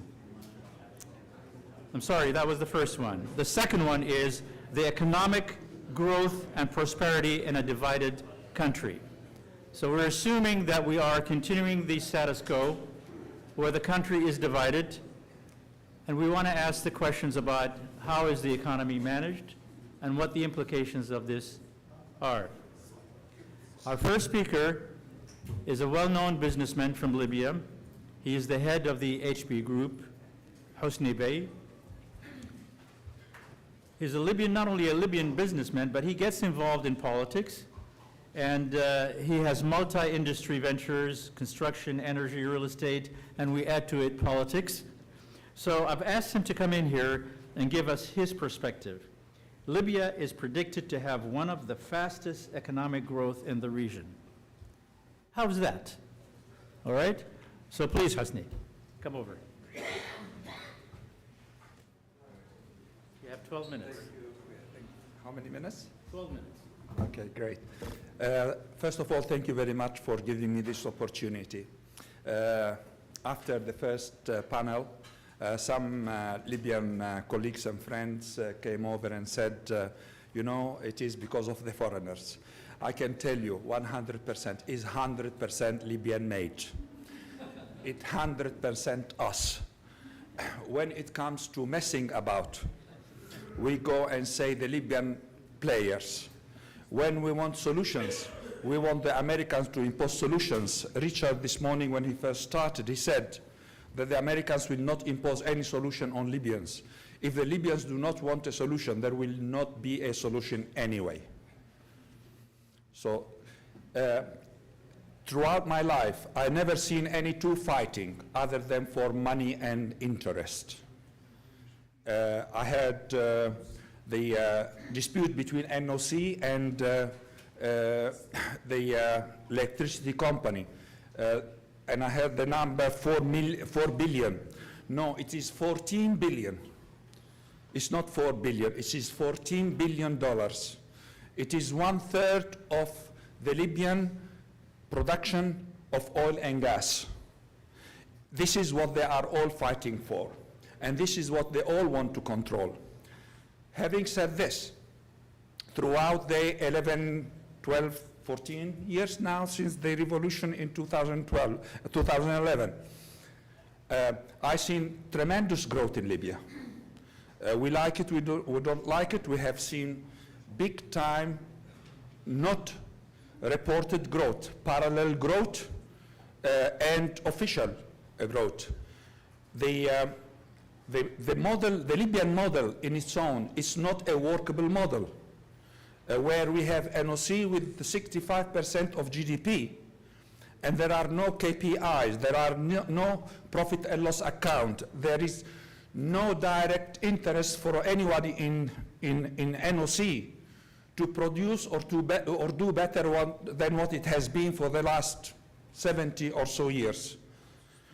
The problem of Libya is in the model. I know that Dr. Hani was really talking about the model more than talking about dividing north, south, and west. What he's trying to say during private conversation is that the model of Libya of today has proven not to be working. The solutions proposed have proven not to be good to move forward. So what to be done? Do we go and repeating the same proposals, solutions, and ideas? I don't think so. We have to come with something novel. What is the novelty? Anybody is welcome to propose something different than what it has been, and it is being reproposed. So we cannot carry on repeating the same solution, the same proposals, expecting different outcomes. We have to change the model, and I think I fully support Dr. Hani in the sense that unless we create centers of profit and loss, whether these are political or economical or anything else, and with KPIs that has to be achieved, and a relationship where the wealth goes from the bottom up to the top and back to the bottom or back to the base, there will be no accountability. Today, everybody in Libya is looking at their government because the only center of revenues is the central government, and the money flows from top down. And this model, money flowing from top down, is not going to work. We don't have to go far. We have other examples. We have Saudi Arabia with Aramco, and we have Algeria with the Sonatrach, where Sonatrach and Aramco are companies dictated by profit and loss. They pay taxes, they pay royalties, and at the end of the day, because they are owned by the government, their profits comes back to the government. But at least there we can tell whether a Mr. San'Allah or Mr. Benegdara or a Mr. Ahmad or Husni did well or didn't do well. Today it's all about your friend, the guy from this tribe or the tribe for this or that company. It's not going to work. Forget it. Forget it. So I, like all Libyans, are willing to listen to alternatives, but don't come back with the same models and expect different outcomes. It's not going to happen. Now, talking about Libya. Talking about Libya and the business community is thriving. Yes, very highly challenging. Yes, threatened. Yes, anything can collapse any day. But that has been going on for the last 70 years, since 1969. We've been under a crisis management all through our lives. We have become so much accustomed to it. But the development that has happened from 2011 till today are really tremendous. Tremendous, probably because the media is not reflecting what's really going on the ground, but what's happening on the ground by the private sector. I mean here, I repeat, by the private sector, because the public sector, we owe them nothing. After all, the money that comes from the ground is for the people. It is not by X or Y player that is spending it right and left and grabbing it. So, we are expected to do 8% growth. This is what the World Bank has just issued. I think we are doing 8% growth on the official side of it. On the unofficial side of it, because most of the economy is parallel, because it's been dictated, it's been forced to remain parallel, not because they wanted to be parallel. Nobody wants to be parallel. Everybody would like very much to be in the mainstream activity, but we are forced, or many are forced to go parallel because of the complication. Many people last night were telling me why we are not like the Emirates or Dubai. We can be even better than them. There is no issue for us to be even better than the Emirates and Dubai and the Kuwait and all the rest. We are in the best spot on earth. We are on the Mediterranean Sea. You just look at the civilization that gone through Tripoli. We are fighting even for the names, whether we call it Barqa or call it Tripolitania. Barqa was a name brought about by the Greeks, and Tripoli was brought about by the Romans. And we are fighting who is first and who is supposed to be, whether Libya is a new invention. There was no such a thing as Libya. It's all a lie. Libya came about in 1951. Why came about in 1951? Because the Americans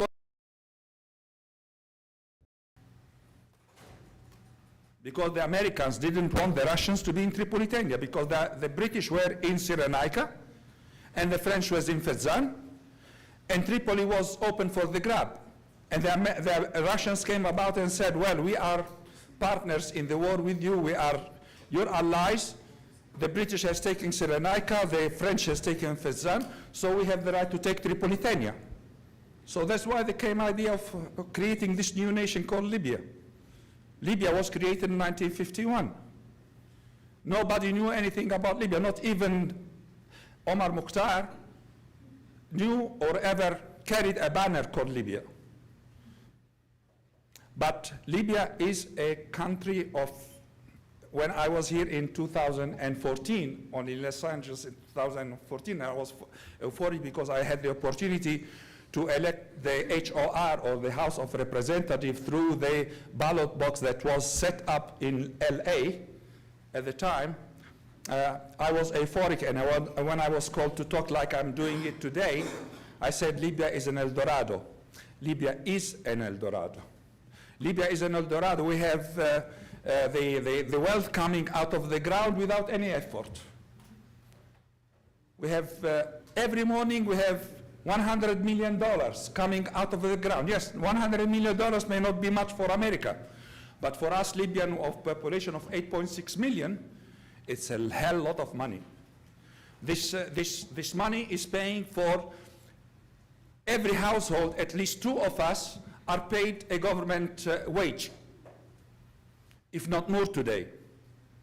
So whoever is ruling, whoever is in power today, all he wants is to carry on with the status quo. What we want as Libyan, we want a one Libya. What we want as Libya, we don't want the model that has been run so far. We want a model where everybody can be accountable financially by KPIs, by profit and loss, starting from NOC. Thank you very much. Thank you. So the head of the Phoenix is the NOC. Is that what you're saying? Very good. Thank you, Hosni.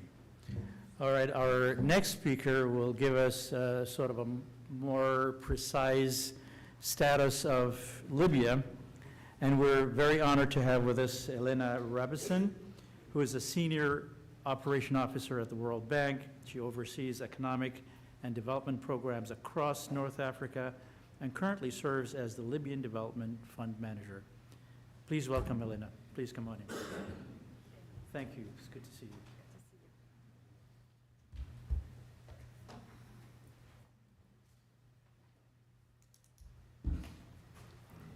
Good morning, and thank you, Annie, for the invitation.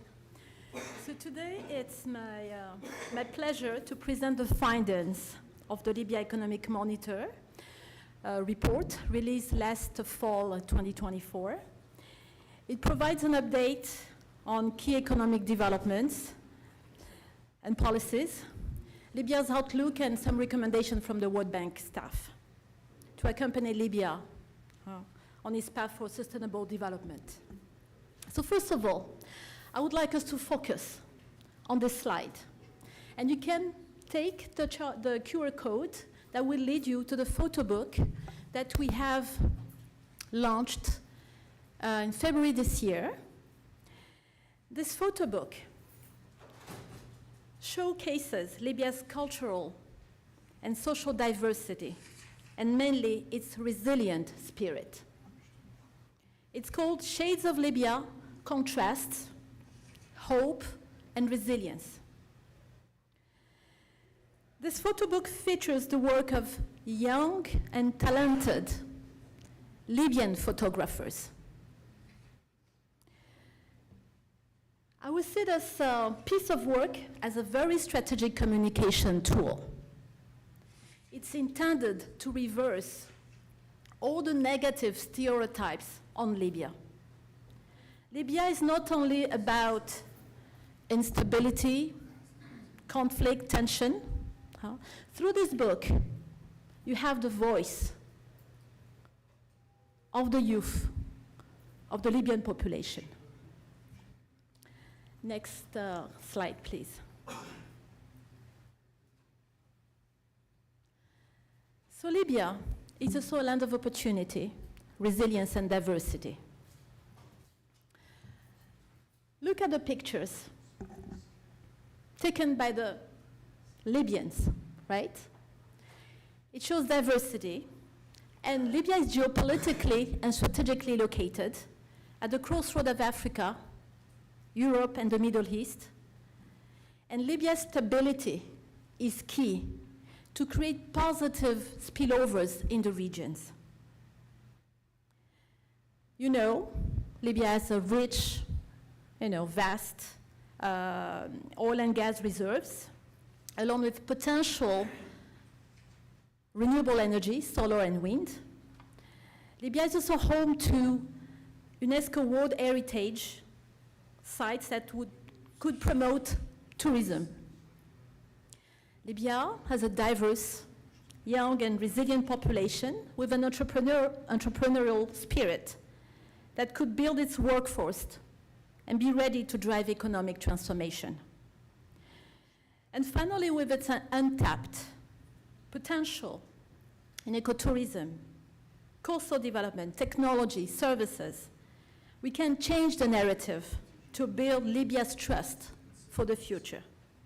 So setting the positive stage is fundamental. And each one of us here could be the ambassador to change the message. We cannot rely on a narrow focus of the international media, message saying about Libya is all about negativity. No, we have to be positive about it. But, next slide, please. We cannot just, be brilliant about our messages. This is backed up by figures, by data, by analytical work that we did. So the recent development shows some positive signals, but the situation remains fragile. So what does it say? The resolution of the CBL crisis has allowed oil production to resume, which is crucial for revenue generation. The Natural Oil Corporation production ramps up to 1.4 million barrels per day, with a target of 1.6 MPPD by 2025. And this is attainable and essential for recovery. The contraction of the economy by 2.9% indicates underlying challenges. But the increase in public wages by 10% reflects robust private consumption, a positive sign for economic activities. Inflation remains at 2.1%, but tighter access to foreign currency and high exchange rate volatility poses risks to stability. So overall, the increase in non-oil revenues and public spending suggests a shift in economic dynamics that could pave the way for future growth. Next slide, please. So what have we learned from the economic analysis? The situation remains challenging, but promising. Next slide. I'm not going to stay long in this slide. We've talked a lot about the political landscape, but we cannot talk about the economy alone without understanding the challenging political landscape of Libya, which is marked, as you know, by rivalry between two governments, and this has significant implications for economic stability. So the competition for control over pivotal institutions like the CBL and NOC has led to disruptions in oil production and exports. So you see the link between political and economic volatility. So last year's CBL's crisis illustrates that and highlights the relationship. So besides the lack of unified national budget has significantly impacted accountability and transparency. As you know, discussions are ongoing today between GNU and GNS to agree on a unified budget for 2025. Next slide, please. It's important to, you have seen this graph already maybe, but it's important to focus on the economic pattern of Libya. And our finding is supported by factual figures if you analyze the economic trajectory over the past 30 years. So you see, between 91 and 2000, Libya's economy was affected by international sanctions, bringing down its growth rate to 1.1%. Between 2000 and 2010, the lifting of sanctions and with the stability of the country and the integration into the global economy, boosted oil growth to 4.3%. But then, in 2011 and 2023, the last decade, overall GDP growth dropped significantly, reaching minus 3.3% because of political instability, including the fall of the Gaddafi regime, oil production disruptions, and the COVID-19 pandemic. So this is important to keep in mind. Next slide, please. We have to be candid about numbers. The last decade of conflicts led to staggering losses and growth volatility. Without the conflict, GDP would have been 74% higher, around $118 billion instead of $68 billion. Economic losses were estimated at $600 billion. So Libya's oil wealth places the country in the upper middle income category, but the ongoing instability leaves it struggling with poverty, underdevelopment, and the challenges of a fragile state. Next slide, please. So what are the key factors that we should be aware of? Libya's economy remains heavily reliant on oil. We know that, which has contributed over 64% of GDP from 1990 to 2023. This dependency has significant implications for fiscal revenues and export performance, with oil financing more than 78% of government revenues. And it represents 92% of exports. So compared to its oil-dependent peers, the country's manufacturing is underdeveloped, largely due to policies that inhibit private sector growth and the adverse effect of sanctions and conflict. Besides, the public sector employs 89% of the workforce, which raises concerns about sustainability and economic diversification. But Libya has a big potential for job creation in other sectors, and we'll see that later. The second factor, you see that the low score of the World Bank's Economic Fitness Index, which dropped between 2011 and 2019 by 10 points, reflect the limited economic diversification. Legacy of state control has created high barriers for both foreign and domestic firms, stifling competition and innovation. The unpredictable policy environment, coupled with poor governance, infrastructure deficiencies, has deterred private investment. So it's key to address these barriers for fostering a more dynamic and resilient economy that can withstand external shocks and promote sustainable growth. Libya has the potential to diversify its economy: tourism, agri, renewable energy, services. Next factor,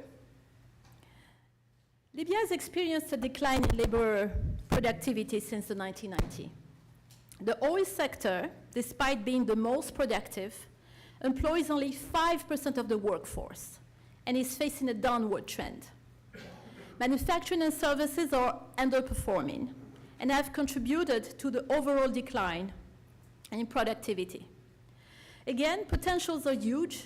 Libya has a young population who can become an innovative workforce. The private sector can be developed to attract more jobs, and Libya can improve its infrastructure.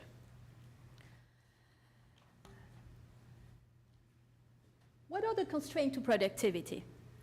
There are several factors, including the inefficient allocation of labor and the weak investment in capital. So these issues have limited the potential for capital deepening, which is essential for enhancing productivity. The decline in quality of education and the outflow of talent have exacerbated the situation. Libya needs to address these constraints, and it requires targeted investment in education and skills development to build a more capable workforce. Now, looking ahead to 2025, 2027, if disruptions are avoided, Libya's oil production is expected to stabilize between 1.3 to 1.5 MPBT. Oil GDP is projected to grow by 17% in 2025 and 7% annually through 2026-2027.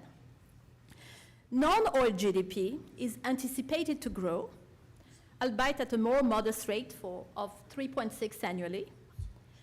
Overall, we expect a 12.3% of GDP growth this year and an average of 5.6% in the medium term. So the outlook is positive, provided inflation remains at 2.5%. So last point, the higher oil receipt will improve also both fiscal and external balances.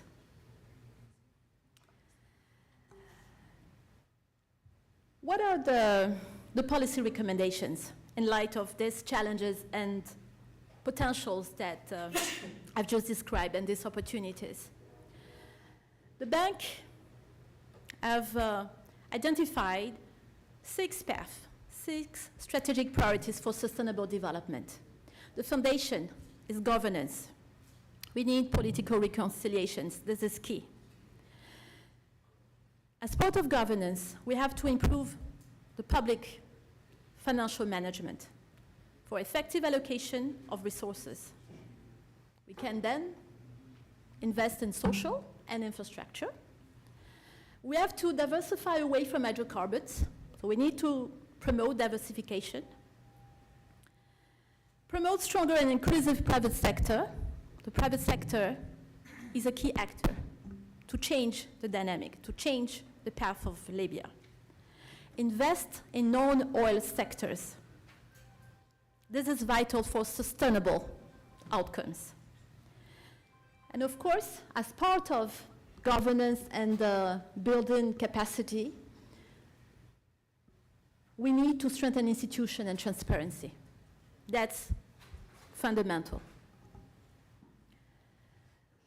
And of course, human capital. We are part of the human capital base. But last, let's not forget about climate. Libya is now very much aware of climate impacts. So natural disasters pose serious risks for the economy. So we need to do something about it. Thank you. I stop here. Thank you. Thank you very much. Thank you for the precise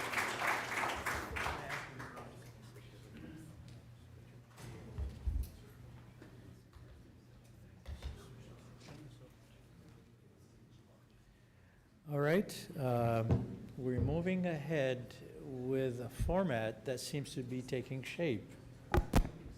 We're talking about status quo, 2 areas, build on it, enhance gradually the governance, the NOC, so on, and then maybe, as I said earlier on, you work on prosperity, which lead you to institution building instead of institution building leading to prosperity. It seems like we're stuck in that kind of equation in there.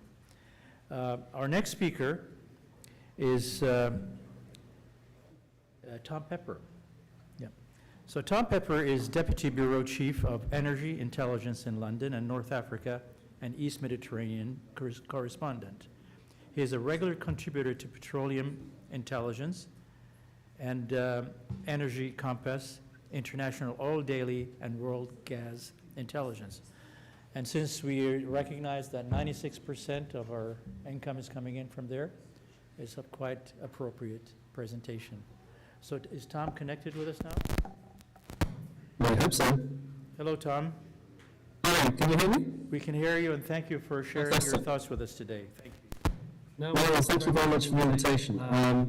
I'll jump right in. Very interesting conference so far. Again, thank you.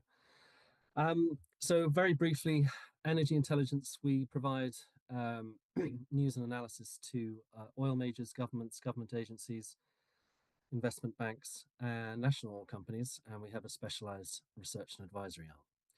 And today, what we're going to look at is the investment outlook, obviously the announcement of the recent bid round, and sort of going to lay out also why IOCs are very interested in Libya, which might seem obvious to some, but given all the above ground risks we've discussed in earlier panels, there is, some people might think they'd be more wary. So if we jump straight in, this bid round was after a hiatus of almost 20 years. We've had the first bid round launched, and we've got undeveloped discoveries estimated at about 2 billion barrels of oil equivalent. We've got around 22 blocks on offer, 11 offshore and 11 onshore, and these are sort of evenly split across the country with Gadames, Marzouk, Sirte, Cyrenaica, Kufra. And I think the interesting thing here, unlike Algeria, which has updated its oil law, Libya has not done that. It's kept its EPSA 4 terms. These are the Exploration, Production and Sharing Agreement terms. Without interrupting you, Tom, 2005. Tom, can you put the slideshow instead of the side one? Yeah, click the slide button at the top, the slideshow button. So to make it larger, yeah. Is that? On slide 5, if that's, is that how? No, the slideshow button at the top, so we could see the whole screen instead of. Yeah. Okay. Yeah. Oh, I can't.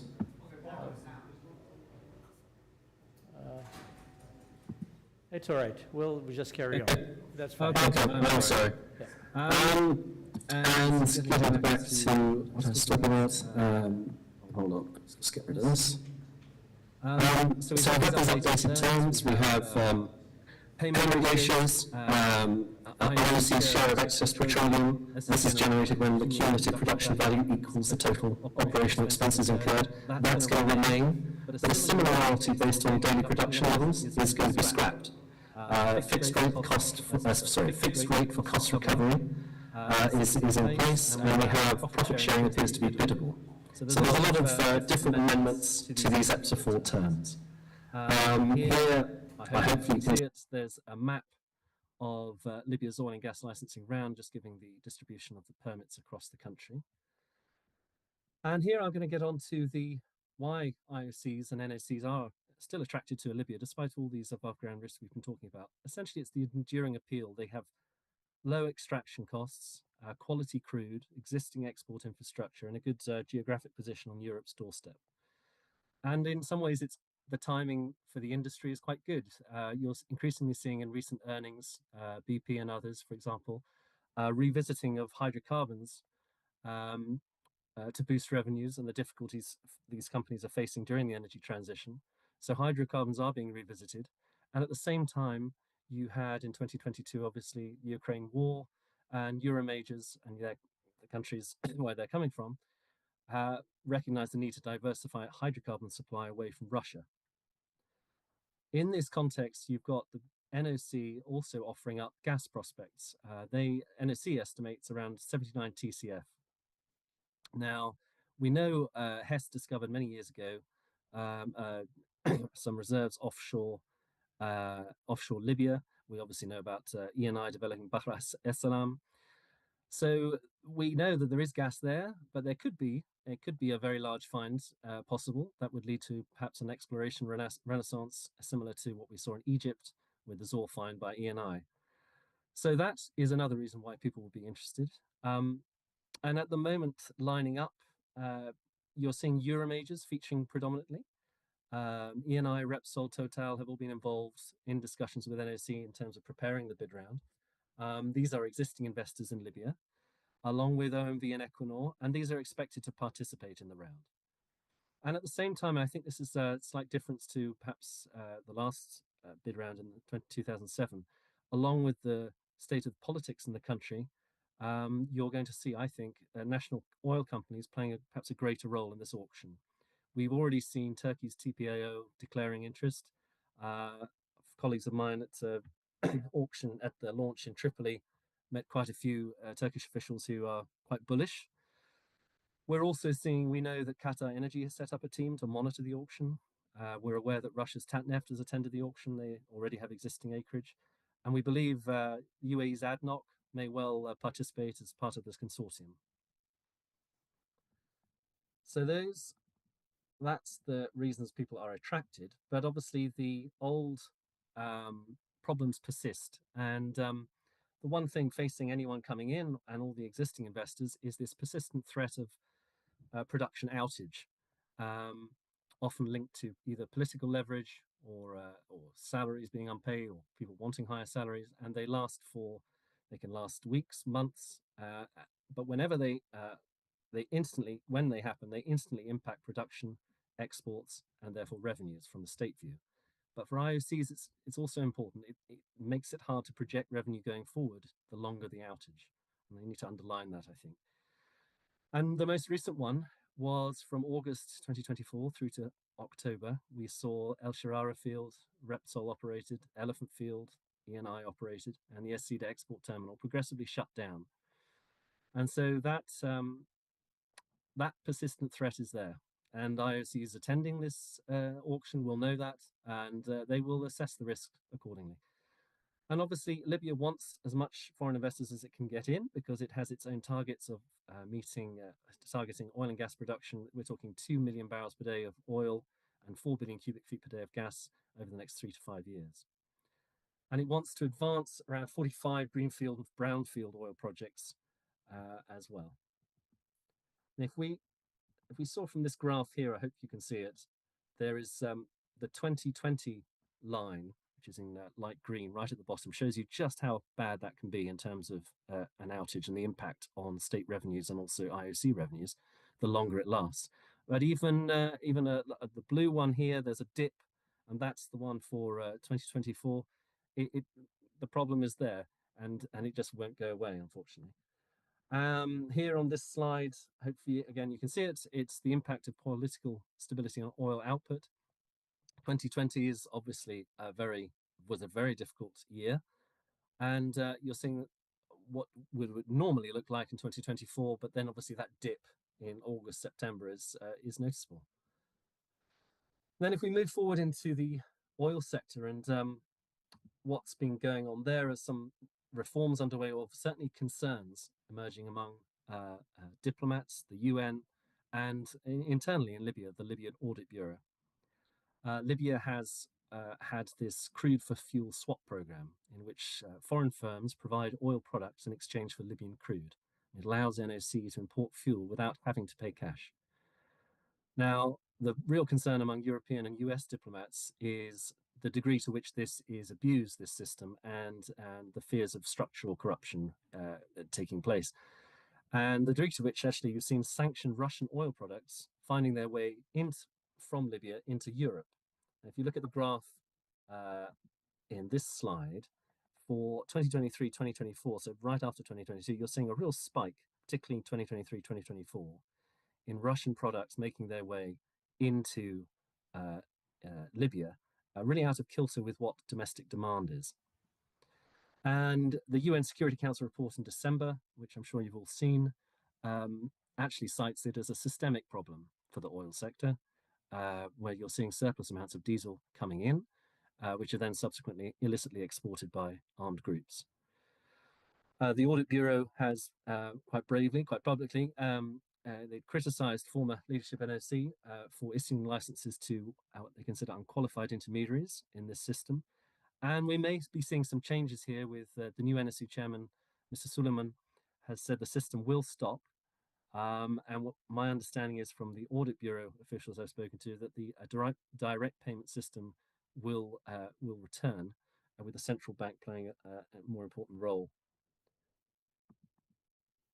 So fuel smuggling, as we know, is quite a persistent problem. You're seeing that it's largely controlled by the NOC in terms of the fuel network in the country via Brega Petroleum Marketing Company, and groups have managed to infiltrate it over the years. But as we saw in this recent UN report, state utility GCOL has become the sort of main source for surplus diesel, and we've seen 185 illicit diesel exports from Benghazi since March 2022. I mean, that is the sort of context that IOCs are in, and they acknowledge it. I think another interesting thing not appearing on these slides is to recognize the role that diplomats have pointed out as well to us of Arkino Oil, which is a company set up around 2023. And it's the first private Libyan company with a license from NOC, an offtake deal to lift Libyan crude. And that's really quite significant, a change from the break from the past, but it's also a concern for many diplomats, many supporters for Libya, in terms of this issue of potentially Libyan elites hiving off state money. And that, our understanding is, they have a deal with Agico, which is a state subsidiary of NOC, Arabian Gulf Oil Company, rumored to be around 25% of Agico's production. Agico produces around 300,000 barrels a day. But our understanding is that actually it's around 40% to 60%. Our understanding is also that it's Saddam Haftar, Ibrahim Dbeibeh, advisor and cousin to Prime Minister Dbeibeh, who have involvement, to what extent it's unclear, in this company. But I think it's really the significance of a private Libyan company having this offtake deal to lift Libyan crude, which is something to bear in mind in terms of NOC independence going forward. So to sum up, you have a bid round that's been launched, which is a positive, a very large bid round, 22 blocks on offer. NOC has worked very hard on this.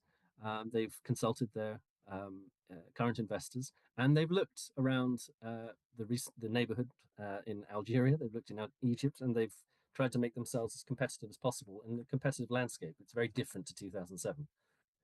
And they know they have this window of opportunity, and they have IOC interest, and they obviously need that foreign investment to meet their targets. At the same time, you have a window of opportunity. Sorry, getting back to, they have challenges in terms of the production side, which we talked about, very much linked to political instability. So whenever the political instability really kicks in, you're seeing it instantly in the oil sector.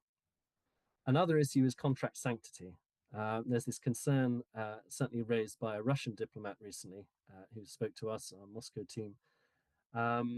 We're seeing that we've got HOR, the House of Representatives, which has said it will not recognize contracts agreed by an interim government, and that has concerned certain national oil companies. So that's an issue or an obstacle to acknowledge. And finally, we have these reforms underway, and some seem to be being addressed. We mentioned here the barter system and the first private Libyan company. But I think overall, the fact that they have finally launched the bid round is a positive. We will see whether everything will be signed off, I believe, they hope to do by the end of the year. But there is a lot of interest in Libya's bid round, which is a big positive for Libya. And I'll conclude there. Thank you.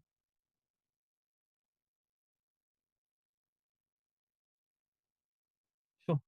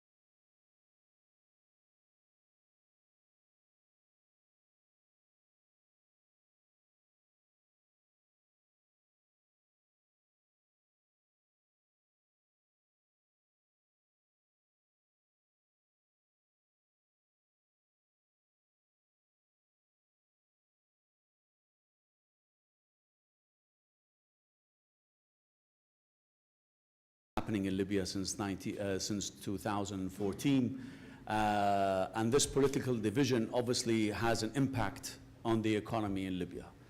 Mr. Hosni Bey said that we are a country producing 100 million, or every morning we wake up with 100 million without doing anything, but that $100 million is not enough for us anymore. And this is an issue. Stephanie Williams, she said very important things this morning in her remarks, al-muhassasa, and we don't have time. There is no time. Unfortunately, these two words is a big problem for us, and we need to address them very seriously today in Libya. The political division has resulted in ununified financial strategy. This had a very serious impact on the economy, a very serious impact on the Libyan dinar. And if where we stand today, it's a physical bomb. Unfortunately, the economy today is in a serious situation. I listened to the speaker from the World Bank. It might all sound theoretically positive, but the reality on the ground, it is quite different. Today we have a central bank that's been unified definitely after 2000 and between 2014 and 2024. There was a division between the central bank. We had a central bank in Bayda and a central bank in Tripoli. There was an effort, and thanks to UNSMIL, but that effort was based on muhassasa. It was a deal struck, and that deal struck has resulted in a central bank of Libya today, yes, with a unified board of directors, but the central bank, this institution, is not independent. This institution today is faced with political pressure by the two rivalry parties. And this is where we stand today, and this is the reality. So if we go back, please, to the third slide. So obviously we spent between 2011 to 2012 to 2024, 1 trillion Libyan dinars were spent. 1 trillion Libyan dinars, and I don't see anything on the ground that represents that 1 trillion Libyan dinars. Wages increased in from 2012 to 2024 from 18 billion dinars to 62 billion dinars, and I think today we're talking roughly 65 billion dinars. Energy subsidies today take roughly 40% of our revenues. So the economic situation isn't as great as people perceive it to be. Can we go down, please?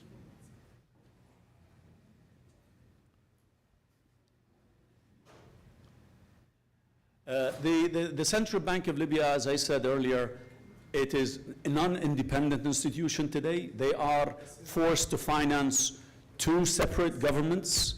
They're forced to finance two budgets. None of these budgets are official. None of these budgets have been endorsed by the legislative body. And how they're financing this budget is by creating money. Today, the budgets in Libya are being financed through deficit, and this has been, unfortunately, the main issue where we are today, because the Central Bank of Libya is creating money by financing the two rivalry governments over and above our own revenues. Can we? So what we have today is what most of you know is helicopter money. The Central Bank of Libya is either printing money or creating money through deficit financing to the two rivalry governments. Please, next. If we look at the deficit today, I think these figures that I found is 2022 figures. I mean, between Tripoli and the east and the west, the deficit in Libyan dinars is roughly 155 billion. I think today we stand at around 200 billion dinars of deficit in Libyan dinars. The issue is the Central Bank of Libya has, during those 10 years of separation between two board of directors, one sitting in the east and one sitting in Tripoli, there was the inability of the Central Bank of Libya to play its role as a central bank. There is no monetary policy in the central bank. Biggest issue also we have today in Libya is the fact that law number 1 of 2013, which is the Islamization of the banking sector in Libya. There is only Islamic banking law in Libya, which has deprived the central bank from the basic monetary tool, which is the interest rate. And unfortunately, despite the fact that we have Parliament has last year reinstated the usage of the use of conventional banking alongside Islamic banking, this decree that was issued by Parliament is not implementable in Tripoli. So today the central bank does not use any monetary tool to combat inflation. So what they're using the exchange rate as the only monetary tool to combat inflation. And this is a very, very dangerous tool to use. And this is where we are today. So we hear a lot of people talking about devaluation of Libyan dinar, because we devalue the Libyan dinar so we can bridge that gap and close that deficit. But the problem is when you are using the exchange rate as the only tool, you enter into a very dangerous merry-go-round, a vicious circle that will never end. Because if we look at the expenditure, most of that expenditure increased after the devaluation in 2020. And because the governments were saying, well, now our costs have gone up due to the devaluation of the Libyan dinar, because their budgets are in Libyan dinar. And then the expenses went up. The Central Bank of Libya could not any longer meet the demands, and we've seen that today in the reports of the Central Bank, where the demand on foreign exchange has ballooned, because every single Libyan dinar that is being created by the Central Bank through government deficit financing, it chases US dollars, and the Central Bank can no longer provide the necessary foreign exchange to meet the demand that is in the market. So we've entered a very, very serious phase where if we do not today, one, move out the central bank from the political role. The central bank needs to be independent. The central bank board of directors and the composition of the board of directors cannot be a deal struck between the rivalry parties. It needs to be an independent institution that operates as a monetary authority. The reinstatement of the conventional banking law needs to be there, and the tool, the basic tool for monetary policy, the interest rate, needs to be reinstated again.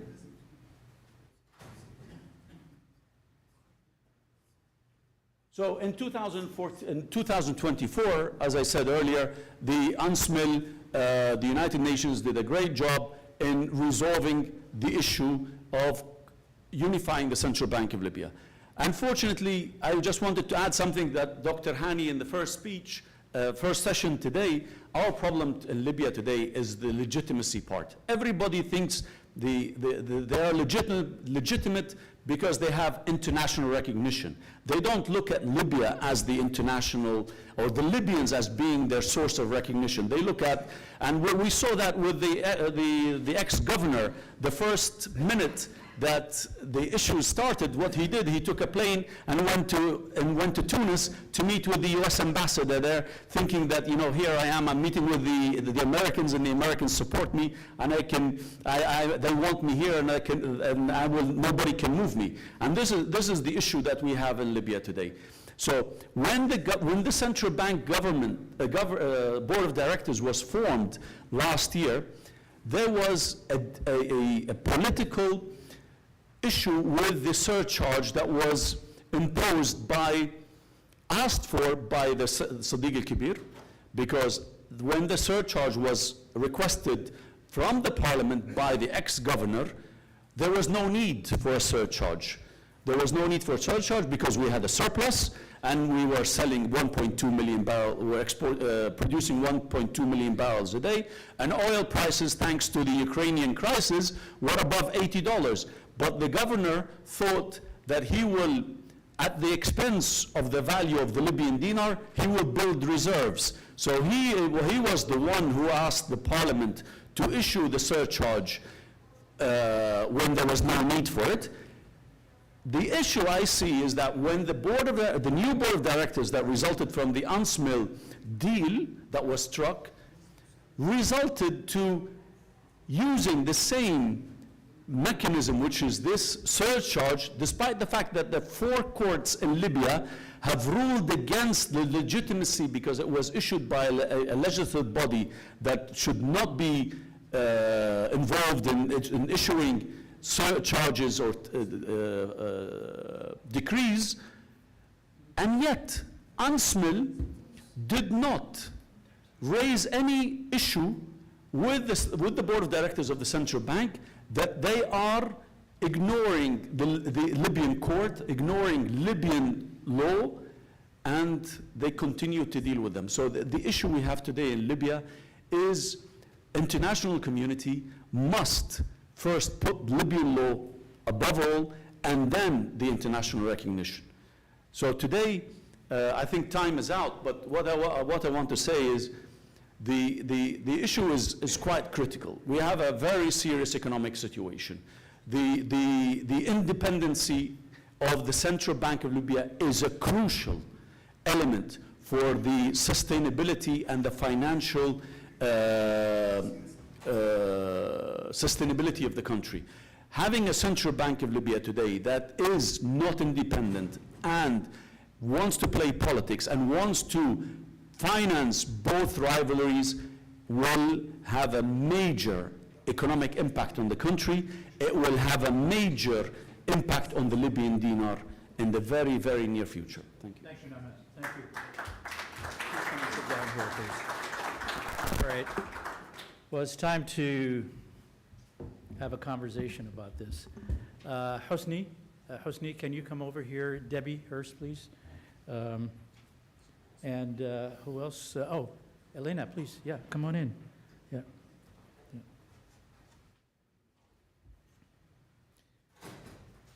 Yeah, please. I did not introduce Debbie Hurst. Debbie is the AmSham Libya director. She had a wonderful event yesterday. It was very successful, very well received, and I want to congratulate her again. And of course, where is Ahmed? Yeah, he's there. So they both did a great job. Well, we're all here. We're the economic and business experts around the table. Hosni, you mentioned that Libya is El Dorado. How do we get the shovels and start digging in for the proper resources that you're talking about? And I mean it in a very serious way. I mean, how do you, other than the oil and gas, and Elena brought this up again, how do you go and move on to that El Dorado and dig for other stuff and explore other opportunities?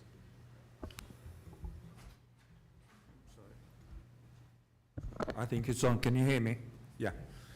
Well, it is an El Dorado. The fundamentals of Libya are great. The management of the fundamentals of Libya are terrible. So the problem is about the model and the management of the non-workable model. If we look at all the conflicts today in Libya, it's about grabbing whatever is there to be grabbed.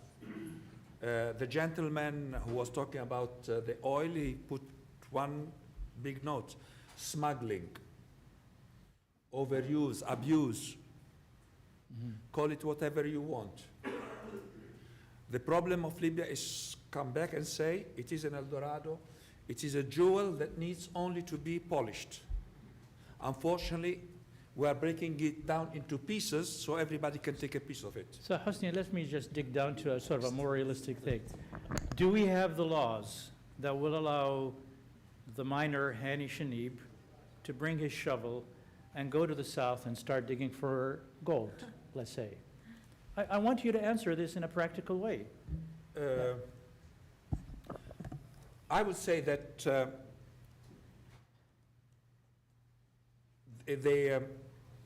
with the will, there is nothing impossible to be done. If others have done it before us, all we have to do is to copy them. If we want to reinvent the wheel doesn't need to be reinvented. The country is so big, the opportunities are so great, and there is a lot for every one of us. But if we are all going to break that jewel into pieces and divide it and then go and live in Istanbul, or go and live in Dubai, or go and live in Egypt, then there is nothing will come out of it.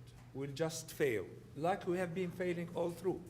We are a failure, and the failure is 100% Libyan-made. We can come and blame the Russians, we can come and blame the Americans and the Italians and the rest. But who has invested? But Husni, do we have, I'll repeat the question, do we have the laws in Libya to actually start and initiate process of looking at alternative energy resources and mining and so on? We do have the laws. Dr. Hani, we do have the laws. We do not want to apply the laws because it's convenient for us not to apply the laws. One of them, for instance, court orders that are not being respected. But the laws in Libya, they may not be perfect, but definitely are workable. May not be workable for the international community, but definitely are workable for the national community. We as national community are not giving the chance. Well, Tom, because the government wants to do it all on its own. So earlier on, I think in the lady's presentation, she said diversification. Diversification has to come and be led by the private sector, because diversification by the public sector or the government, not to call it the public sector, it is nothing, just repeating the same mistakes. We talk so much about sustainability, and I'm sure that most of us in government, when I say us Libyans, we don't even know what does sustainability mean. We think that sustainability means that we stash dollars or gold on a side and praise that our reserves has grown up by 30–40%, or gold reserves have gone up by 24 tons. It is not that.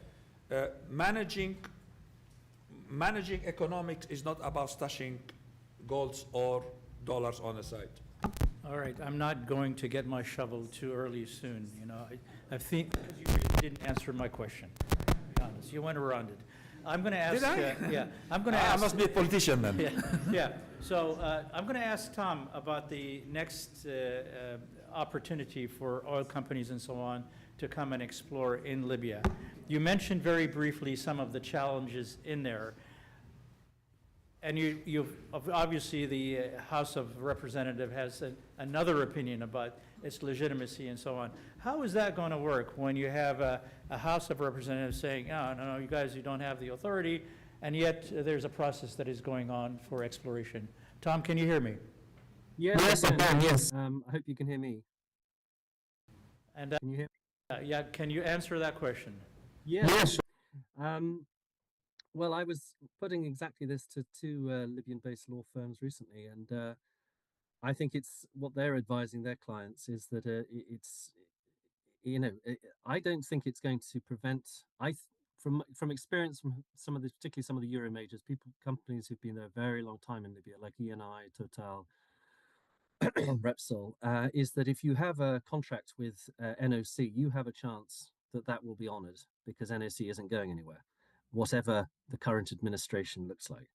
I think there is a concern, and it was clearly raised by this Russian diplomatic source, but it came up again with other companies and other diplomats. There is this issue of this legitimacy of the interim administration and the contract signed.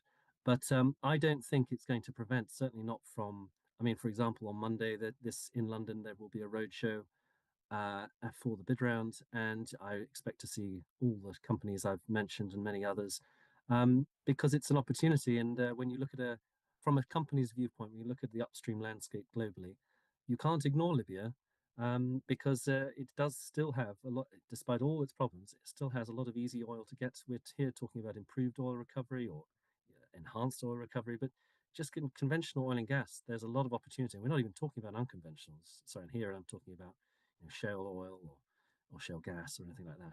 So I think you will see investment, and I think they will try and protect themselves as much as possible by making sure they sign these contracts with the NOC, and I think that's likely to be where contract sanctity lies. We will see. I mean, we've heard reference to who are guarding or preserving the NOC and the central bank. I mean, they obviously are, in many ways, are not getting their cues from, the legislative bodies in the country. And we've heard that the head of the central bank would just go in and take some photos with the U.S. envoy and takes it back and use it as a publicity stunt to show that, hey, you know what, I have international authority.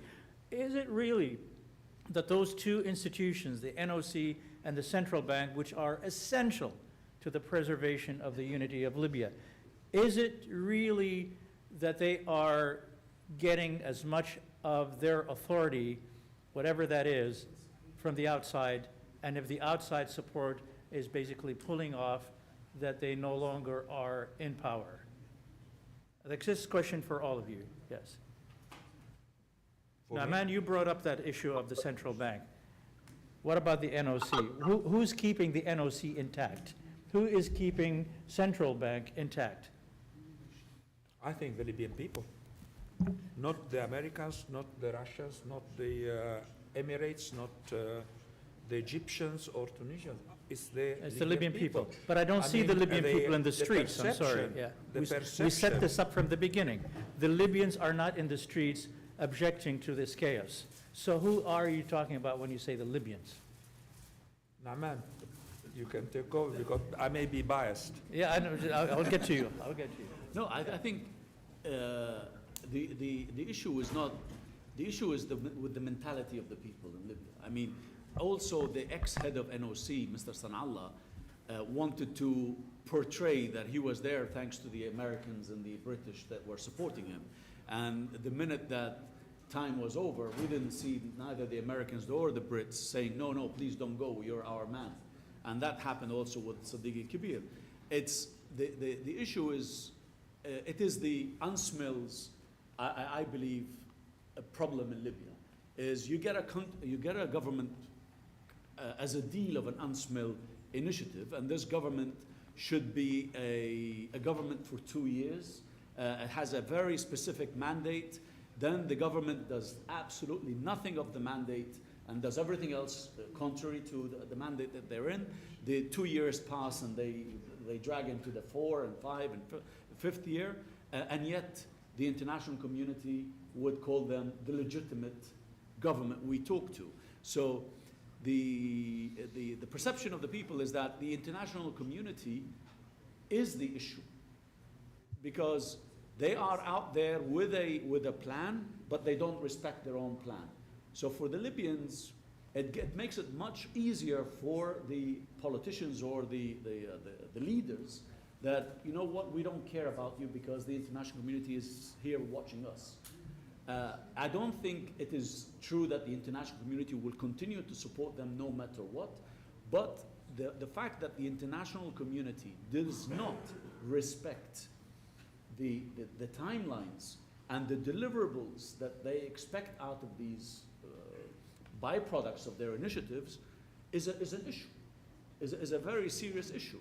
The international community must say, time over, you're not supposed to do that, you're not supposed to do this. If we look at the current GNU government, it was very simple. The government was formed out of the Berlin-Geneva initiative.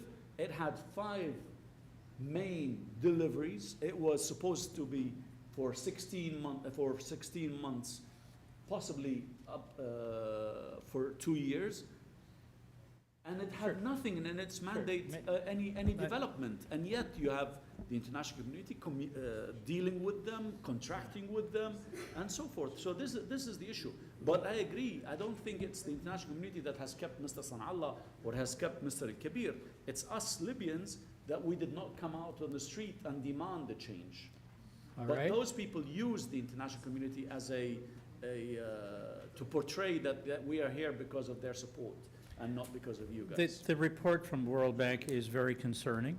You know, you see the step-down ladder that is happening in there that Elena alluded to. You must have some recommendations as to how to reverse this and fix it. What do you tell them in Libya? What do you tell the administration?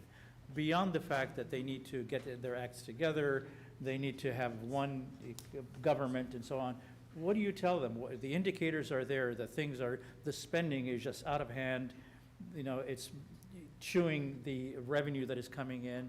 And yet, on the other hand, at the same time, you heard the previous speakers say, hey, you know what, there's prosperity in the country. It's just looking good. The streets are starting to have lights and, you know, some bridges here and there. And, you know, the two governments are portraying that everything is going very well. What do you tell them? Thank you, Annie. Okay, from the bank's perspective, I'm not going to be long. We always base our collaboration on, it's not working? Can you hear me? Yeah. Yeah? Yeah, much better. From the bank's perspective, I think that the important thing that we need to be aware of is, first of all, the connection between politics and economics. It's very close. But as a bank, from the World Bank, what we do is provide analytical work, technical advice, policy advice. And you have to remain engaged in that dialogue, not only with the authorities, but with stakeholders who can help, you know, determine the path that Libyans should take. It's not easy, but I think the communication, the strategic communication that we should all have, not only the bank, but all of us, is determinant. Fair enough.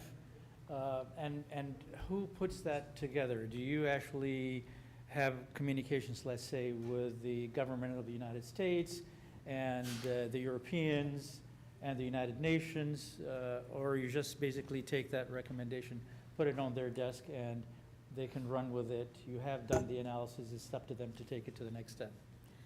No, what we do is, you know, the bank has what we call the Multi-Donor Trust Fund, you know, that, you know, finance the program, the little program that we have for Libya. And on an annual basis, we have a partnership council where we have our donors together. And all the studies, all the analytical work that we do, even this photo book, we disseminate them. So the very, I would say the most important thing is really to reach out to stakeholders, to the youth, universities, academics. Reaching out is essential. I see. And you have to do a lot of that. All right, fair enough. You know, I just, okay, I will stop here to give an opportunity. You know, you've had your hand raised, so maybe you would like to make a comment or a question. Please, Ahmed. Yeah, and Ahmed, and then, yeah. As an ex-World Bank staff for 20 years, I want to take you on what you just said, because it's quite superficial.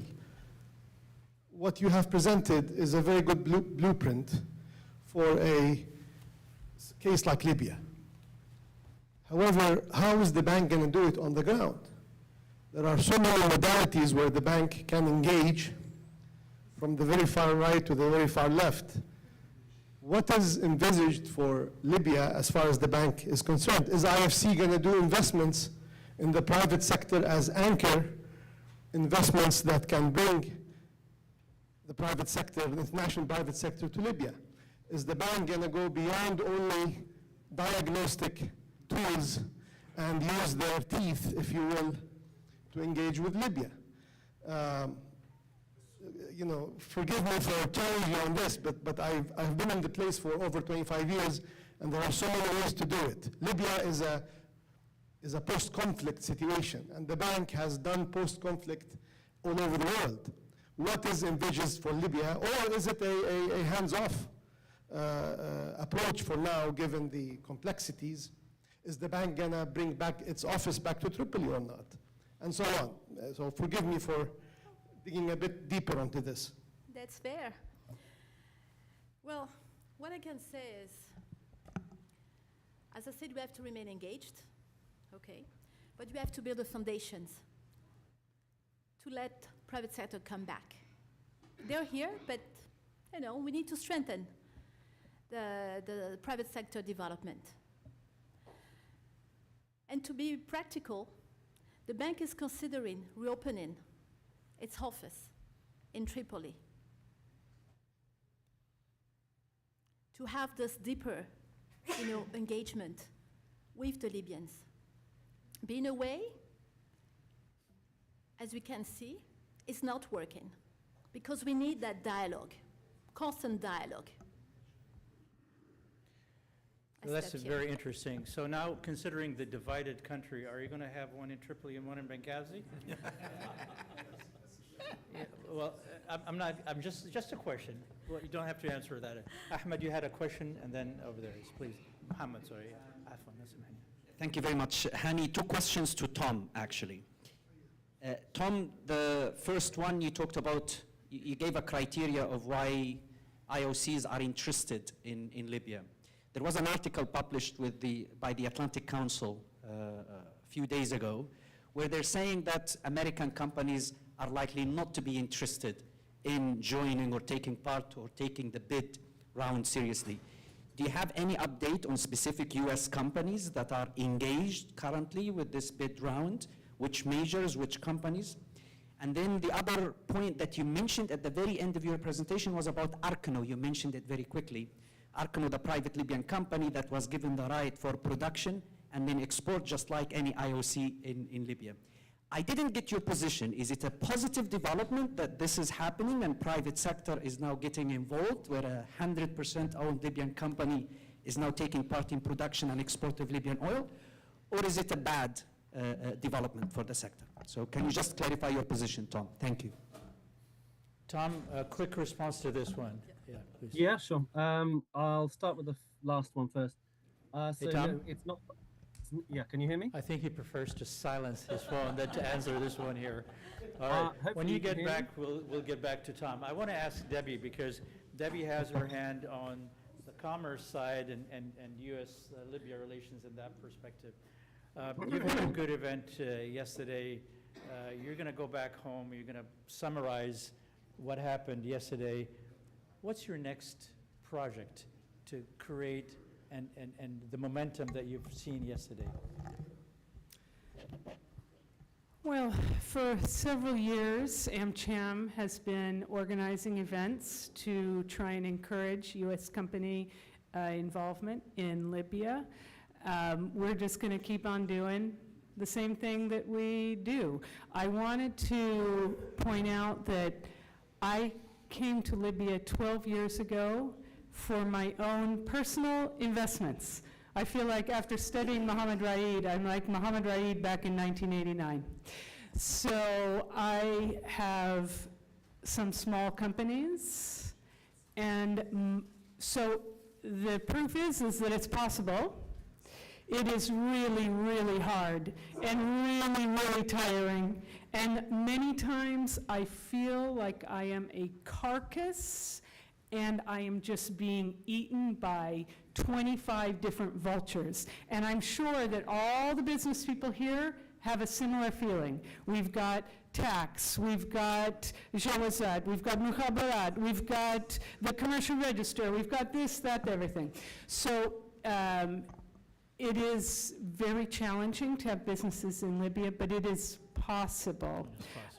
Your comment on the mining, I will say that the laws do allow for it. I'm aware of people who are investing in mining concessions and smelting and processing facilities. It's a wonderful sector for Libya to diversify away from oil. So it is possible, very challenging, not just from the legal framework, but when I'm speaking with lawyers about the mining sector, you have to be careful from the real risks and the not real risks. The real risks are you following the laws? The not real risks are, is there some militia leader's relative who decides that he'd like to be in the game and he can put some news on social media and you can get picked up for some kind of offense. So you need to manage 1,000 risks, and it's possible to manage them. You do everything correctly. You engage with the community in a way so that the community feels that you care and that you're taking care of them, and you make sure that you are doing everything correctly, and the first time that some social media post comes up, in 5 minutes you got someone like Husney posting a picture saying, nope, we are not picking the next Libyan government, we are talking about business, because you can be subject to all this. So my conclusion is, it is possible to do business there. I'm the living proof that you can, but it's very difficult. It's just, it's challenging and it's high risk. All right. Well, you know, it's very interesting. We've heard the word risk repeatedly today, and I know we have to start moving on to the next. Yes. Yes, yes, okay. All right, okay, thank you. Thank you, Salma. We've heard the word risk several times, and we heard the risk coming in from both sides, from the logistical administrative side, how hard it is to get things done, the paper that you have to go through and so on. But we haven't heard also a little bit more about who manages the risk on the ground. Now, I know that the militias play a role, the Libyan National Arab Army is also on the other side. What is the role of private security in Libya? They're there. They're in embassies, they're in certain companies and so on. Do you see a growth in that sector of private security? And I know that there are several security representatives here yesterday and today. Anybody wants to tackle this? Anybody in here wants to tackle this? Yes, Muhammad, sorry.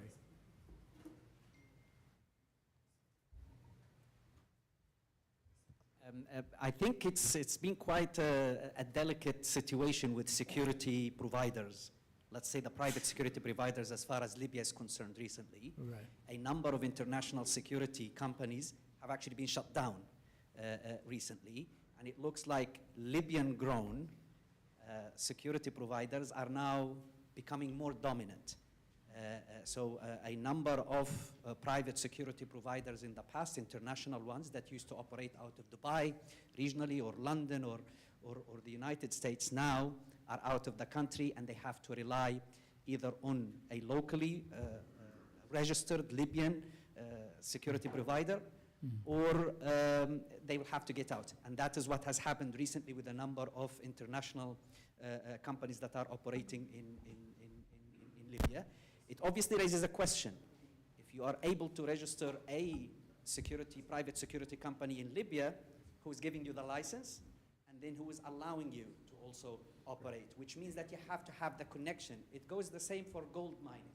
I think there was a famous company that secured a 50-year contract to do gold mining, but it's related to the Prime Minister, the person who, the license was given to someone who's related to the Prime Minister. You cannot do mining in the south unless you have the blessing of the Libyan National Army. So it goes back to who is able to give you a guarantee and then deliver on that guarantee. It always goes back to that, be it on security or be it on doing business, in politics, civil society, whatever it may be. Tom, are you back with us? Because that question was raised, particularly about Arkino and... Yeah, can you hear me? Yeah, we can hear you. Okay, great. No, yes, very quickly, Arkino oil, no, it's not a positive development because it's undermining Libya NOC's independence.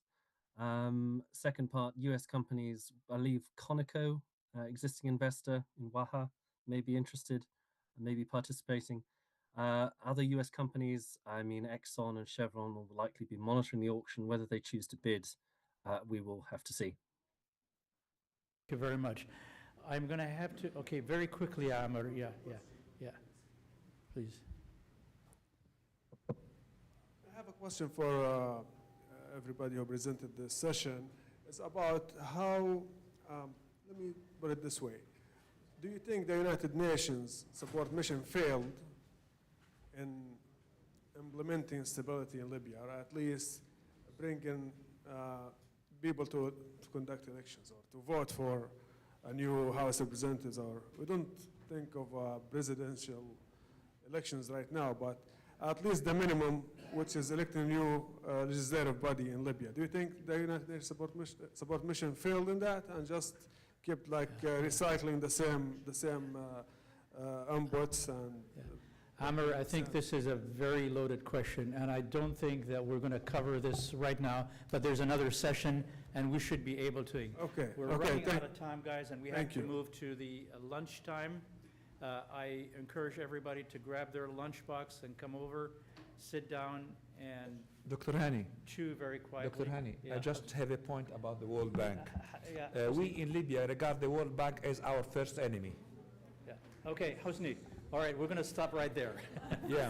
All right, everybody go and have your lunch and come back so we can start the next session. So, I need to hear.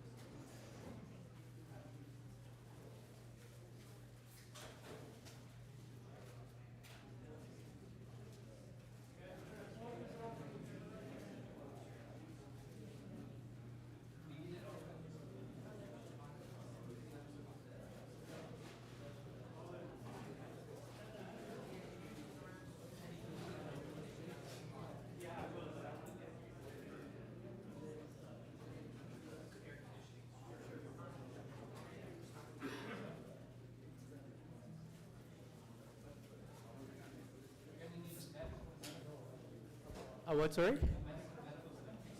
That's what I'm doing it. I may not be able to resuscitate, though. All right, everybody, take your seats, please. All the time. All the time. I'll tell you a story one day.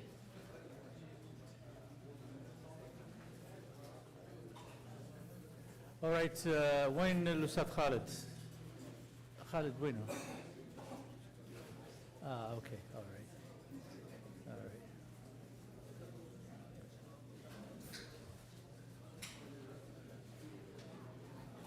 All right, everybody, kindly take your seat, please.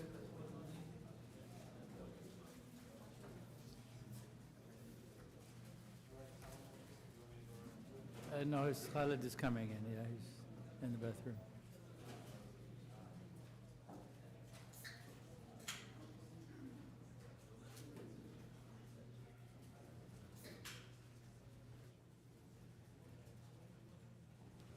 All right, we're moving along with our program.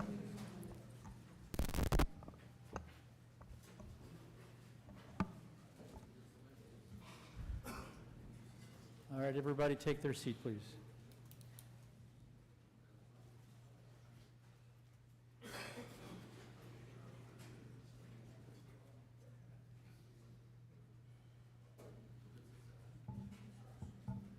All right, we're getting into our lunch session.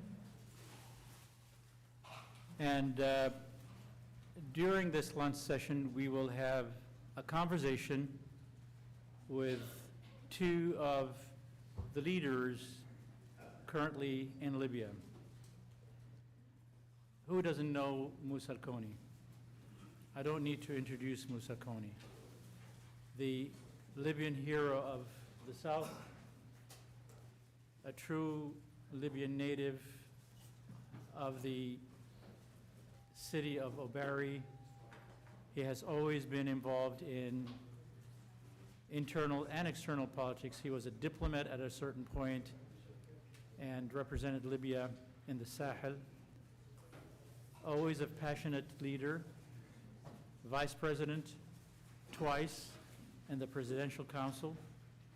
He resigned at a certain point from the previous Presidential Council because he was not happy with the way the country was going, and was brought back through the agreement. And he's now back looking at Libya, reflecting on what can be done, how do we bring the diversity into unity. He has his own ideas about how to do that. He has expressed them repeatedly in different circles. And I want to invite him, first of all, welcome him with us, Musa al-Koni. ذكرت أن من ما يعرفش موسى الكوني. Yeah. Comes from an amazing family, actually. Who doesn't know his brother also? A famous writer worldwide. His books are written in 11 languages. Speaks of the South, speaks of the desert. Comes from a really true, genuine Libyan family that has its heart on the country. And without further introduction, I'm going to ask him to come over here and give us his thoughts on the status of Libya and how he sees things moving forward. أستاذ موسى معلش لو تفضلت حضرتك هنا إذا كان حبيت وحنكون جنبك بحيث ندير لك الترجمة إن شاء الله. ترجمة فورية ولا؟ ترجمة طرف بطرف. I don't have the license for it. تفضل أستاذ موسى. شكرا دكتور، السلام عليكم. هو في الواقع أنا صايم على الكلام، لا أريد أن أتحدث، لكن الدكتور هاني مصر أن آتي وأن أتحدث.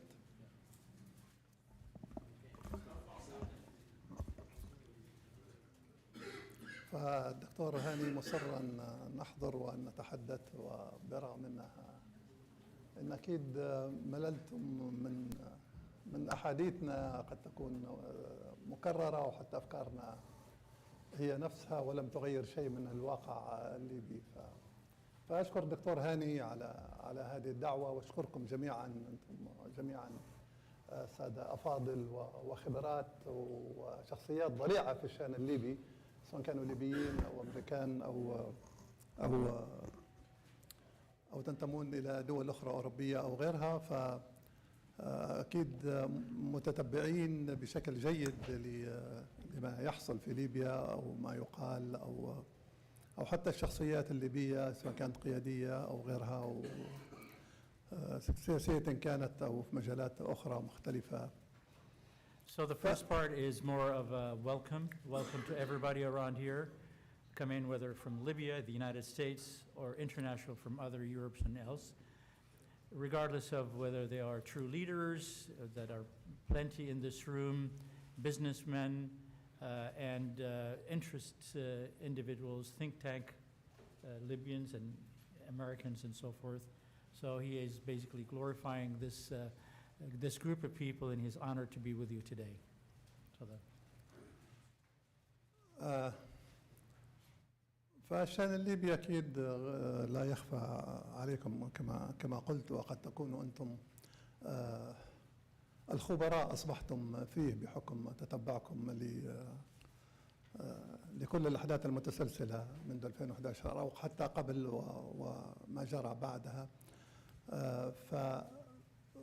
فكنت أنا حريص أن أكون مستمع في هذا اللقاء، لأن كل ما تفضلتم به هو مهم بالنسبة لنا ويعتبر إضافة لنا، لأنكم أنتم تتابعون في المشهد الليبي من خارجه عكسنا نحن الموجودين داخل الدوامة إن صح التعبير.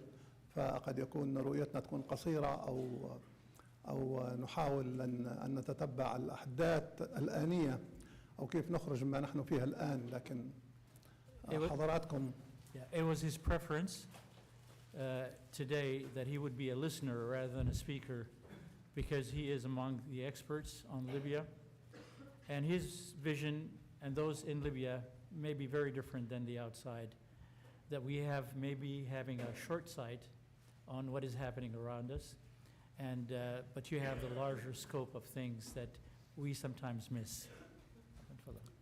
وكل ما تفضلتم به هو هام جدا بالنسبة لنا، فلابد أن نأخذ بالكثير من الأفكار التي طرحت أو التي قيلت من حضراتكم، وسنحاول أن نستفيد منها في محاولة التغيير هذا الوضع الذي أصبح عصي. أو الشأن الليبي كما تعرفون جميعا هو السهل الممتنع، يعني لا توجد مشكلة حقيقية عميقة، ولكن هو صعب أيضا التغيير في ذات الوقت. It was very important to listen to you and how you dissect the Libyan status and start proposing ideas and so on in this regard. And he believes that there's no doubt that the Libyan case is the easy, difficult case that should be resolvable quite easily, because the complications and the complexity is not as it appears, and it's much easier if there is a goodwill to resolve it.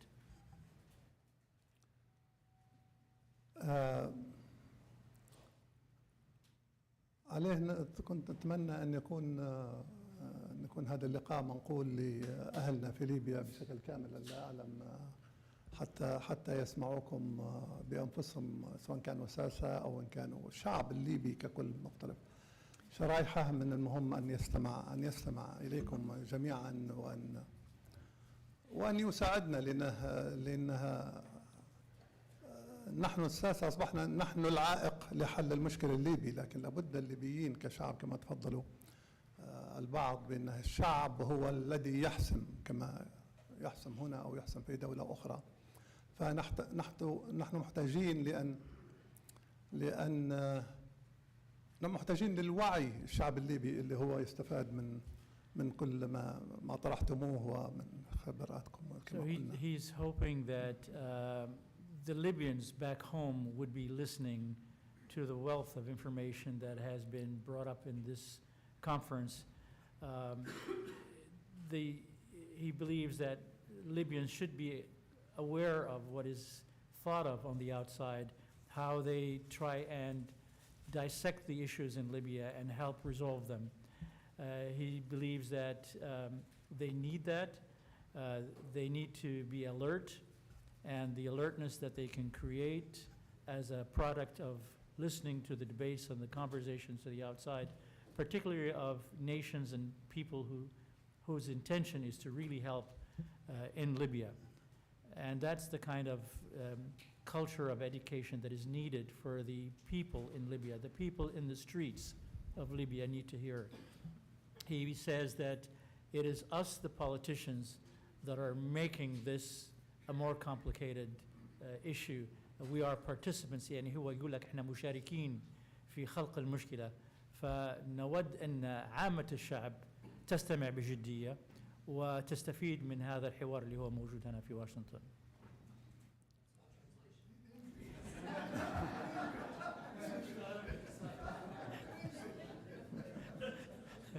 All right. مش عاجبهم الترجمة بتاعي. لا خليه يختاروا، خليه يختار من يترجم لهم، يريحوك انت مجهد اصلا. خلي يجي. So any volunteers? All right, go on. خلي يجيك هذاك محمد يريحك شويه. تعال ريح شويه تعال. No, it's good. It's good. لا تمام كمل. لا موسى يبصروا بس. طيب. لا أنت مرهق أصلا أيامك. عليه الرهان الحقيقي هو على وعي الشعب، يعني أزمتنا أزمة وعي الشعب. أما الساسة ناس متصارعين على السلطة بشكل أعمى، فلا ترجو حلول من الساسة. فهذا الخطاب العقلاني يجب أن يصل إلى أذني الشعب الليبي بشكل مباشر، حتى هو من يقود التغيير الذي قاد التغيير في 2011. فهو الذي يملك الدولة الليبية، وهو الذي يجب أن يغير هذا الواقع، لأن هذه السنوات أعتقد مش كفاية، فاتت الكفاية غادي، بأنها لن نؤتي نحن بحل يخرج ليبيا مما هي فيه، لأن الصراعات الأخرى كلها شكلية، لأن احنا الليبيين نتفقوا على كل شيء لكن نختلفوا على الزعامة، وصراعنا سيستمر وبقوة ومحتدم على الزعامة. كل حد فينا زعيم، كل حد يريد. أنا الرئيس، مش أنا نشارك في الحكم، نكون وزير دفاع أو رئيس الجيش أو نكون رئيس برلمان أو نكون رئيس حكومة، لا، أنا الرئيس. أو نخرب كل الانتخابات عليه. أصبحنا نحن الساسة السد المنيع بين الشعب والسلطة أو الانتخابات. So emphasis is on, again, re-emphasizing again and again that it is the politicians, the elite political sector in Libya is the cause of the problem, and do not expect solutions from those political elite that exist in Libya today. They will constantly recycle themselves. They will constantly maintain their presence and influence, so you cannot count on them today. You really need to reach out to the people of the country that own the country, the people in the streets of this country. They are the ones that master their fate and will make the change that needs to be happening in Libya today.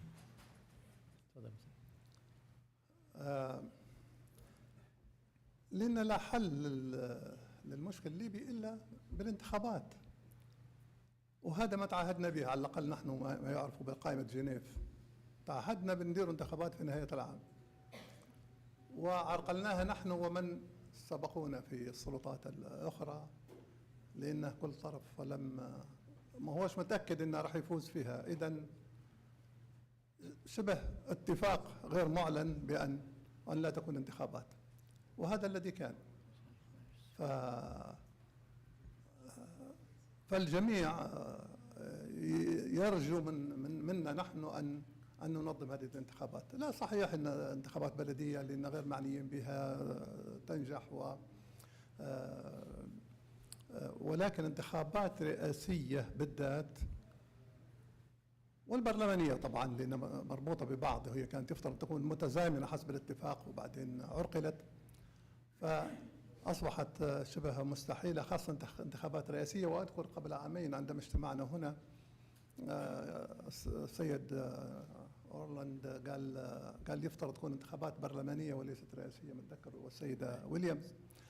وأنا اعترضت بشدة، لا نحن محتاجين لانتخابات رئاسية لأن الدولة الليبية ما فيهاش رئيس، فكسائر دول العالم لابد يكون لنا رئيس واحد يقود الدولة ويكون هو الآمر الناهي زي ما حاصل في العالم كله. لكن كانت عندهم رؤية أن صعوبة أو استحالة قيام انتخابات رئاسية، لأن زي ما قلنا كل الأطراف، كل طرف يريد أن يكون رئيس. So let me get in before I start forgetting. President Mussolini states that they're all focused on the elections. It's the focus on the election that has brought them from the Geneva to take the responsibility to lead the country towards the elections. He himself is the product of the Geneva, and the mandate is to bring them to elections. And that is the only way that could possibly regulate things in Libya for the future. He expressed opinion 2 years ago at the conference here that that there should be elections primarily for as a presidential election, and there was emphasis more on the parliamentary elections. And that went on now for some time. Nothing has happened as a product of all this. معلش أنا لميتها كلها بملخص يعني. معلش غير علشان نوصل للفكرة.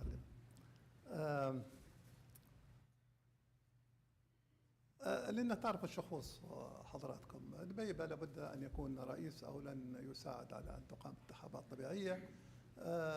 حفتر أيضا قالها بصريح العبارة بأنها نحن مع الانتخابات، لكن لو لقيناها مزورة راح نرفضها، بمعنى إن لم يكن رئيس فراح نرفضها. وأيضا عقيلة صالح قال لا، لن تكون هناك متزامنة، إنما تكون رئاسية ولن تكون معها برلمانية، أي إن لم أضمن أكون رئيس أنا مش راح موافق على الانتخابات. بمعنى الجميع كانوا يعرقلون بشكل ولا بآخر أنا يكون رئيس أو لن أوافق. So in different pathways, the disagreement between the leaders, in one way or another, they maneuvered themselves. Dbeiba on one hand had his own arguments for reasons not to have the elections happening. Same with Haftar, where he expressed that it has to be transparent and there's no falsifications in it. And if it is falsified, then that's not going to work. We're not going to accept it, creating a venue by which he would not accept the results of the elections. And the same with Aguila Saleh. Also, each one of those leaders are basically jockeying the elections to their own benefit, either that I will ultimately be the head or is going to be spoiled. لهذا السبب تولدت عندي فكرة إنها خلي نهربوا بدل انتخابات رئاسية لشخص واحد، وهذا مستحيل ولن يوافق عليه. نعمل رئاسة مشتركة زي رئاستنا نحن الحالية اللي جت من خلال جنيف، والممثلة في أقاليم. أنا لم أضع الأقاليم ولا مصنعها، هي الأقاليم. جنيف كان في أعضاء برلمان، كان مجلس دولة، كان بعض الشخصيات القيادية الليبية والسياسية المختلفة، فهم من اختار 3 شخصيات تكون هي من يرأس الدولة ويمثلوا الأقاليم. سميناهم جنوب شرق غرب، وسميتهم فزان وبرقة وطرابلس سيان، أي الأقاليم الثلاثة. And that is why he's saying that one way to get out of this, he has proposed that the process of elections would reform itself in a way whereby, just as we came in as representatives of the 3 provinces, the historical provinces of Tripolitania, Cyrenaica, and Fezzan, he's saying this is why he is in the Presidential Council after all, from the Geneva Agreement, that he proposes that perhaps the elections would morph itself, instead of elections for one president, one country, and so on, that it would have 3 legislative powers, 3 presidents, and those presidents will rotate and will basically bring this country together, so that even the legislature and so on would ultimately become the legislation of that country. أنا في المجلس مثل فزان، لكن فزان لم تنتخبني. بمعنى لو مثل فزان، لأن فزان أنا مش هي اللي اختارتني، اختاروني مش عارف كم في جنيف. I represent Fazan, but Fazan did not elect me. عليه خليه ينتخبوا فزان، ينتخبوا من يمثلهم في المجلس الرئاسي القادم، وبرقة تنتخب من يمثلها في المجلس الرئاسي القادم، كذلك طرابلس. يعني بما أن تم ترسية هذا المبدأ، وعلى فكرة الأقاليم الثلاثة لم يتم ترسيتهم الآن في جنيف، لكن من المجلس الانتقالي. احنا بعد ما انتقلنا من بنغازي إلى طرابلس بعد التحرير اجتمعنا المجلس الانتقالي آنذاك وانتخبنا مجلس جديد لرئاسة المجلس الانتقالي. كان الرئيس هو مصطفى جليل ونايبه غوغا، كان كلها من برقة. فعودنا انتخبنا مصطفى جليل رئيسا ونايبه من اقليم طرابلس سالم جنان ونايبه من فزان الهوني. وهكذا جت حكومة الكيب أيضا جاب نوابه من الأقاليم الأخرى، والمؤتمر الوطني أيضا رئيس ونائبيه من الأقليمين الثانيين، واستمرت إلى البرلمان إلى حكومة فايز السراج 9 اللي هو 3 على الأقاليم الثلاثة. بمعنى هذا المبدأ تم إرساءه منذ إعلان التحرير إن ليبيا هي 3 أقاليم، برقة وفزان وطرابلس. فأصبحت حتى المجتمع المدني عندما يختاروا على هذا الأساس على الأقاليم الثلاث. So from the beginning, when Gaddafi's seat fell, the Transitional Council, even the Transitional Council from the beginning, formatted itself according to the 3 regions. Those 3 regions have always been representative, whether it's the Transitional Council and throughout the last many years in there. So why not use the same principles and create the pathway of elections and presidential elections and so on, based on the same principle that put us all together from the first day after Gaddafi's fall.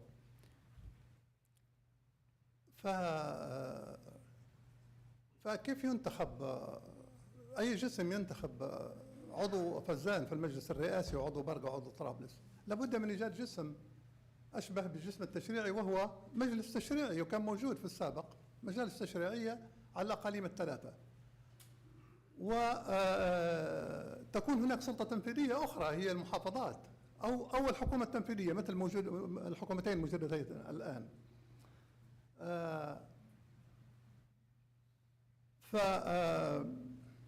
وقد تحدثت مع رئيس الحكومة بعدها مباشرة بعد التصريح، فقلت له أنت إن لم تستطيع أن تكون رئيسا لن تفقد رئاستك لحكومة طرابلس، حكومة تنفيذية لطرابلس. هو يرأس حكومة طرابلس في الواقع، لأن ما يتخذه من إجراءات لا ينفذ لا في برقة ولا في فزان.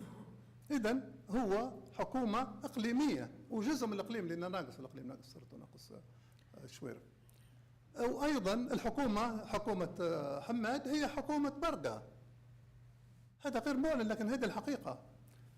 أيضا البرلمان ما يشرعه البرلمان الآن لا ينفذ في إقليم طرابلس، إذن هو مجلس تشريعي لبرقة، حتى وإن كان هذا غير معلن، حتى وإن كان فيه مجموعة من الغرب ومجموعة من الجنوب، ولكن هو مجلس تشريعي لبرقة. وأيضا مجلس الدولة هو الدولة ليست في طرابلس، ليش ما يمشي لطبرق ويمشي ينفذ قراراته في سرت وفي بنغاز؟ لا يستطيع. إذن هو مجلس تشريعي لإقليم طرابلس. معلش, it's becoming so extensive. I need another assistant with me here. But he's basically emphasizing that he does not, even though he represents the south of Fazan, he is not elected from Fazan. He believes that based on the process of thinking that has been going on from 2011, and that has actually even before that, and I'm basically adding my little bit of injections here and there, but he states that Dbeiba, or the government of Dbeiba, in reality is a government that is based in Tripolitania. He cannot make decisions in the east, Cyrenaica, and he cannot make decisions in the south. So he is de facto the head of the government of Tripolitania. And the same thing with the West Hamad, the government of Hamad. It's the government of the East. He can't make decisions on Tripolitania, even though he pretends that there are some individuals in the government that are from there and so on. The reality is he has zero influence on Tripolitania. So he says, why not take this recognize it, and then do the elections based on the historical 3 provinces that exist there that already are running the way we are doing things right now. I have a representative from Fazan, a representative from the east, and a representative from the west. Just take this and pursue it in a way that is realistic, because none of those are going to accept anything but for them to maintain their stronghold on the area that they have right now. And the de facto is there is the legislative body in the east that has nothing to do with the west. Maybe there are symbolic tokens. The same thing with the state council. It is predominantly on the west and is not having much influence in there. Take advantage of this reality that we've been going on for the last few years, and the stalemate that exists right now, and propose the elections would be formatted or morphed into regional elections. إذن عندنا مجلس تشريعي لطرابلس، مجلس تشريعي لبرقة، وحكومة تنفيذية لطرابلس، وحكومة تنفيذية لبرقة، وحتى الميزانية تتقسم، وأيضا البنك المركزي. أين الشقيق الثالث؟ أين فزان؟ أين الشقيق الأصغر لكم يعني؟ أين فزان؟ لابد يكون فيها أيضا حكومة تنفيذية ويكون فيها مجلس تشريعي، لأن هذه يعني ليبيا تقف على الأقاليم الثلاثة، وهذول اللي أسسوا ليبيا، هذول كانوا موجودات قبل ليبيا، فزان موجودة قبل ليبيا، وبرقة موجودة قبل ليبيا، وكذلك طرابلس، وهم توحدوا وسماها الملك إدريس آنذاك المملكة الليبية المتحدة توحدت بفعل هذه الأقاليم. So Musa is saying also, again, emphasizing the big question of the neglected South. He's saying all we're seeing in the politics today is East and West, Cyrenaica and Tripoli. Where is the orphan Fazan? Where does it fit in this whole equation of power, struggle, and fighting and so on that exists right now? Fazan has to have a process by which it can enrich itself, a legislative body and an executive body. After all, Libya did not exist in 1951 and was united through the notion of federalism, where you have Cyrenaica, Tripolitania, and Fazan, and created the unity that exists today in Libya. And obviously he is speaking for the unity of Libya and not the division of Libya as everybody is claiming right now. That's out of the vocabulary. It's about uniting Libya. فزان ظلمت من قبل شقيقيها. الميزانيات تتوزع ويتصارعوا ويقتسموا كل شيء، وفزان تتلقى في صدقات أحيانا. يعني هل من العدالة أن البقرة تحلب عندهم ويشربوها في الشمال؟ Fazan has been neglected. Fazan is the orphan that is not getting anything. Fazan is the area that is living on charity. Is it fair for the cow that produces the milk to have the milk delivered to the north, and nobody in the south is having anything out of it? فلنعيد وحدة ليبيا المجزأة، ليبيا المنقسمة، لابد أن نعود للأصل، وهو موجود وراسخ في كافة المؤسسات. يعني لما نقولوا برقة ما هيش عيب، ليش يعني بتقول برقة؟ لا أقول المنطقة الشرقية، اسمها برقة هي. وبعدين حتى في الثورة 2011 خلال 4 أيام الوحيدة اللي شبه انفصلت تماما، بمعنى إنها أثبتت إن برقة غير الأقاليم الأخرى. لم تحصل فيها صراعات زي اللي حصلت في المناطق الثانية. وأقليم فزان المغلوب على أمره دائما بفعل صحراء شاسعة، قرى مبعترة، تكوينها الاجتماعي غير وضعيفة، لا تملك مال ولا تملك سلاح. فكل من اللي ينتصر يمشي يحتل فزان أو يفكها أو يضمها معه. So the recommendation made by him is, why not get back to the notion of federal states, the historical states, and this is not a division. This is about uniting the country just like the country was united in 1949, 1951. Why not? What is the objection to something like this that would resolve the division that exists right now and turn it into a united country. And Fazan definitely deserves to have its right within this formula. ونحن فزان الأحرص على وحدة الدولة الليبية لأن نحن الأحوج للدولة لأن نحن الأضعف. نحن محتاجين للدولة دائما، لا نستظل إلا بظل الدولة.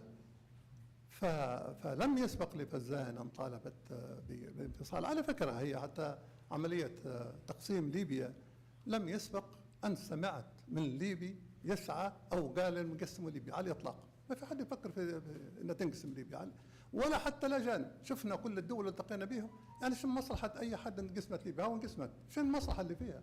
برغم أن الآن ليبيا مقسومة.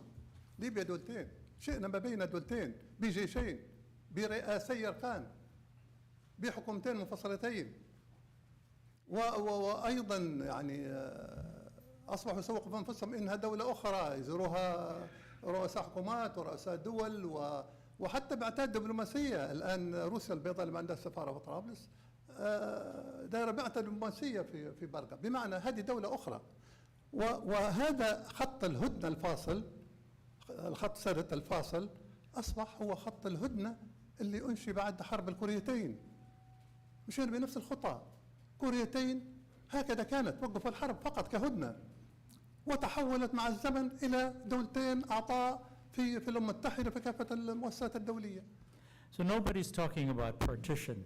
Nobody has any benefit from a partition, whether locally, nationally, or internationally.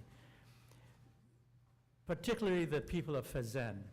Fazan has always thrived in the unity of Libya. So there's absolutely no interest and no intention of something called partition that is alleged by people in there. If anything, he is talking about having a united country, and the union of the country would in many ways be used, created through the process of this federation. He says creating a united federal country is better than the division that exists right now. The division line, which is just out of west of Sirte, after the war, is entrenched to reality of two governments, two states of power, two armies, and it's becoming even recognized, believe it or not, slowly by the outsiders. The diplomats are now accepting the idea that this is two different parts of the country. They're basically distributing their interests and so on between the two. There are even countries that have actually acknowledged and recognized the east of Libya as a country like Belarus.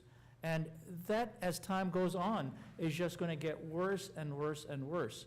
The federal historical union of the three provinces is the way to break that partition that is happening de facto today.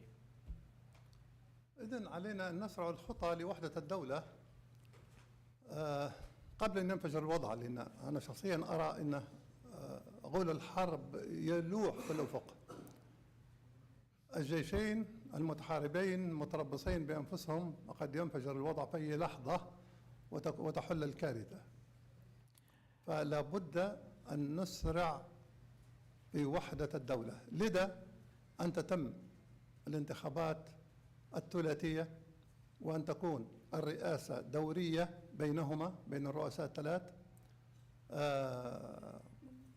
لا نعلم من ينتخب، لكن لأننا لا نستطيع أن ننتخب رئيس واحد للدولة، علينا أن ننتخب 3 رؤساء، وهم من يدير الدولة، وهم من يدعو الانتخابات برلمانية، وهم من يكلف رئيس حكومة الذي يشكل حكومته على مستوى الدولة ويعرضها على البرلمان حسب ما هو متبع في كل دول العالم. وهذا ليس له علاقة بالمجالس التشريعية والمحافظات، المحافظات ال10 اللي كانت قبل 69، 5 محافظات في الغرب و3 في الشرق و2 في الجنوب. هذه السلطة التنفيذية أيضا يشرف عليها المجلس التشريعي في الأقاليم، والبرلمان على مستوى الدولة، والحكومة التي تدير السلطات المركزية من تأسيس الجيش إلى السياسة الخارجية وسواها من السلطات السيادية.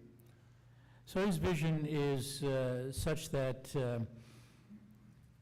he proceeds by stating that do not believe that the status quo is sustainable. There are two armies that are at each other's throats, and it could break into military conflict at any time. We cannot afford to be waiting. Time is of essence. The idea that he's proposing of 3 legislative bodies in the provinces, 3 presidential candidates for the 3 different provinces, 1 parliament ultimately as a product of all those parliaments that covers the nation, and a rotation of the presidents, for example, every 6 years, 2-year rotation between them. That would salvage this country, and that will deal with the reality on the ground right now, where everybody is entrenched with the power that they have. الأخطر أن ليبيا الآن هي دولة محتلة في الواقع. دولة محتلة بكل ما تعني هذه الكلمة من معنى احتلال. هناك قوات روسية لا نعلم كيف جاء بها، حتى إن كنا نعرف الأتراك كيف من جاء بهم، والله أي اتفاقية جابتهم.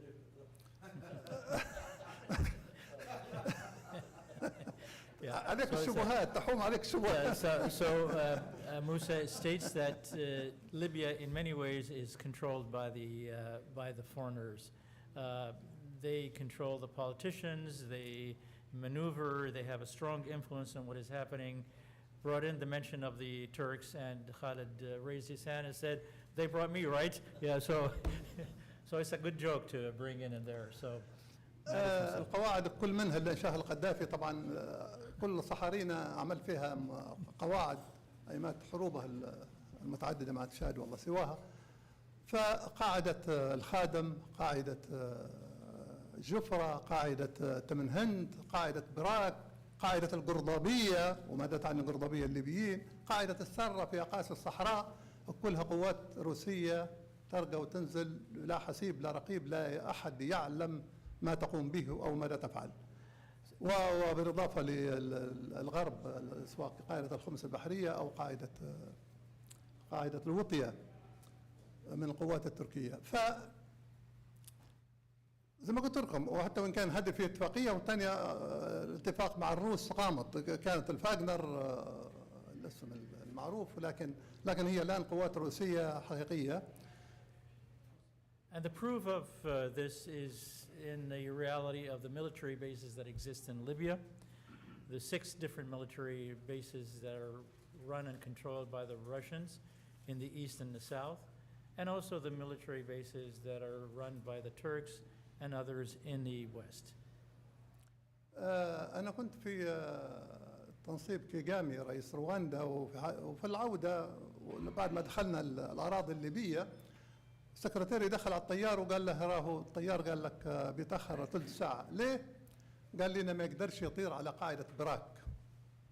القوات المحتلة الروسية تمنع رئيس الدولة الليبية بالطيران فوق أحد مطارات ليبيا، وهو مطار براك اللي حولوه إلى قاعدة براك. He's giving an example of how Libya has lost its sovereignty by the fact that as he was returning from a conference in Uganda, that the plane had to deviate of its normal path and add another half an hour because the Russians control the base of Brak in Fezzan, and they don't have permission to fly over it. So they had to navigate to the west and then take an extra half an hour to avoid flying on the area where the Russian military base is.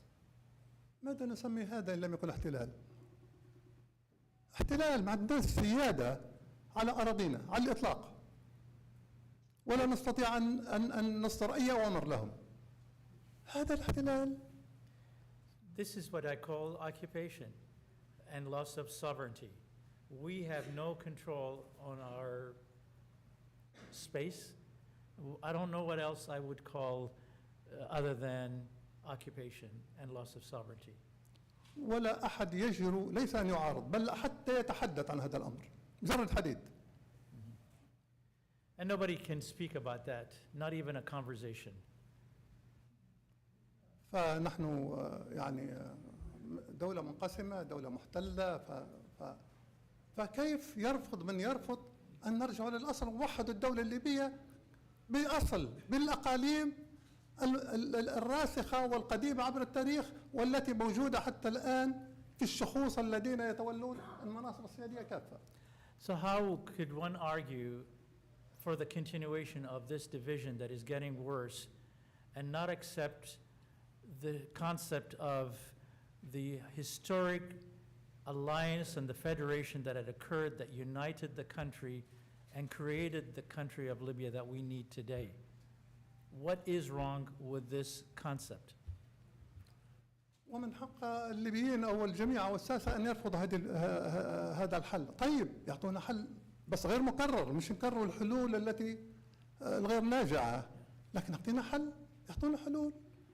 مثل حضراتكم يعني ما شاء الله تبارك الرحمن تستطيعوا أن تعطونا الحل اللي يخرجنا مما نحن فيه، من أن نتحول إلى دولتين، أن نستمر كدولة محتلة، بالإضافة للأشياء الأخرى أصبح ثانوي، نحكوا على الفساد، أمر أصبح معد نفكروا فيه. فهذه أساسيات قيام الدولة الليبية إن أردنا. So this was the foundation of the creation of Libya. His status as president or vice president for Fazan, all the notions of the political process and so on that has been going on from 2011 until now, recognize in one way or another the recognition that there are three different provinces and representation. What's wrong with actually taking it to the next step and avoid the partition and division that is happening and uniting the country again through the notion of elections, presidential and other, through within those provinces, create this federation, unite the country of this, and Libyans have the right to think about it, accept it, or reject it. And if they reject it, give us the solution. And he has repeated again, this is not against the governators, the 10 that would be under those provinces, meaning that historically there are 10, within the provinces there are 10 governators, if you will, 5 in Tripoli, 3 in the east in Cyrenaica, and 2 in the south, and those would work through the legislators of the provinces that would elect their representatives. There is nothing wrong with that, and if you have another solution, come forward with it and let us discuss it. It's ultimately to the Libyans, but this is my proposal. عليه نحن كليبيا أحوج ما نكون الآن لمساندة الإدارة الأمريكية الجديدة في تمارس ثقلها المعهود بإخراج هذه القوات بالضغط على الدول وعلينا أيضا نحن كساسة بإخراج هذه القوات من أراضينا، بالإضافة للمرتزقة من سوريين وأفارقة مختلف الدول موجودين في ليبيا اللي تبنتهم هذه المجموعة أو تلك. فنأمل أن تضعنا الولايات المتحدة الأمريكية في أولوياتها في الضغط بإخراجهم حتى يعود الأمن والاستقرار لليبيا، وحتى نستطيع أن نؤمن حدودنا أيضا، لأن حدودنا منتهكة شمالا وجنوبا وشرقا. And he's hoping that from this forum here in Washington, D.C., that he would transmit the appeal for the new administration here in the United States to help us, guide us through getting rid of all the foreigners that we have in Libya and regaining the sovereignty that we need to have, including the all the murtazaqa, what do you call murtazaqa? The mercenaries and so on that exist in Libya. Hopefully that they would align with our desires to have a true sovereign country in Libya. وأيضا نحن محتاجين لتأمين حدودنا جنوبية وليس الشمالية، الجنوبية، لأنها أصبحت سبب في وجود أعداد هائلة جدا جدا جدا من المهاجرين العابرين لأوروبا، فأصبحت ليبيا غير قادرة بمدنها بقراها بصحاريها أن تستوعب هذه الأعداد. We also need assistance in the incredible amount of penetration of the southern borders where Africans from the Sahel and beyond, from all over the world, that are coming in masses and crossing the borders and burdening already frail state of Libya. The technology that the United States has can be of help in supporting us on the southern borders of Libya. نعم محتاجين للتكنولوجيا لأن لا يمكن حراسة الحدود من غير تكنولوجيا، لأن مساحات شاسعة جدا من الصعب السيطرة عليها مهما وضعنا من قوات، فنحن محتاجين مراقبتها مراقبة شديدة، وأيضا لتدريب الشباب لحماية هذه الحدود. وأدعو أيضا لعقد مؤتمر لدول العبور. ليبيا دولة عبور، ليست مقصد وليست مصدر. كذلك تركيا، كذلك المكسيك، كذلك تونس، العديد من الدول وهي دول عبور أصبحت هي من يدفع في ثمن هؤلاء العابرين، فأصبحوا يمثلوا ثقل يعني كبير علينا. فأرجو من الإدارة الأمريكية أن تساعد في هذا المجال ما استطاعت. Libya has become an incredibly problematic transition country, and he is calling for a conference on the transitional status of Libya and helping out to control the borders. He says that the borders are so long that it is impossible for any force to control it unless there is incorporated technology to guard the borders in a way that is capable and allow it to not be transitional as is currently today. He's also saying that we need to have the training that is needed to protect these borders. So those are issues he's suggesting that perhaps a conference on this would be called upon, and he's asking for it. Yeah. نعم عليها أيضا أدعو الإدارة الأمريكية الجديدة أن تخفف على الليبيين، لا أن تضغط عليهم في قوائم منع الدخول أو اعتبارهم الإرهابيين. الليبيين ليسوا إرهابيين، عندنا صراع داخلي، صراع سياسي حتى وإن كان، ولكن لا يعدو أنه صراع داخلي. لا، الليبيين لا يصدروا هذا الصراع، يعني نحن لسنا مجموعات إرهابية متشددة، نحن ضحايا الإرهاب أكثر من دفع ثمنها ليبيا في السنوات مضت، لكن الآن ليبيا الحمد لله تخلصت من الإرهاب. فأرجو من الإدارة الجديدة أن لا تضع ليبيا في مثل هذه القوائم على الإطلاق. يعني ليبيا لم يسبق لليبيا أن ليبيا جديدة نقصد أنها قامت بأي عمل هدام أو مشين أو إرهابي ضد أي دولة سواء الولايات المتحدة أو غيرها. عليه لا أنا نستغرب وضعها في مثل هذه القوائم. He's also calling for the new administration to consider that Libya is not an exporter of terrorism anymore. It is actually a victim of terrorism, and it's unfair that you would classify it within the threat lists that are supposedly floating around that would punish the Libyans. The Libyans need to cross the border and come to the States and educate and engage, and they are a peaceful nation, and they are not a terrorist nation to be punished like this. أما القرارات الأخيرة الجمركية اللي شملت ليبيا أيضا برقم كبير، برقم مانيش عارف تأثيرها، لك على حال الظلم لم يعم عدالة فمقبول. He's saying that, again, this tariff that came upon Libya is in many ways ironic because, we're not really going to be affecting our major exports to the United States, but, this is an unfairness which is acceptable. All right, well, thank you, President.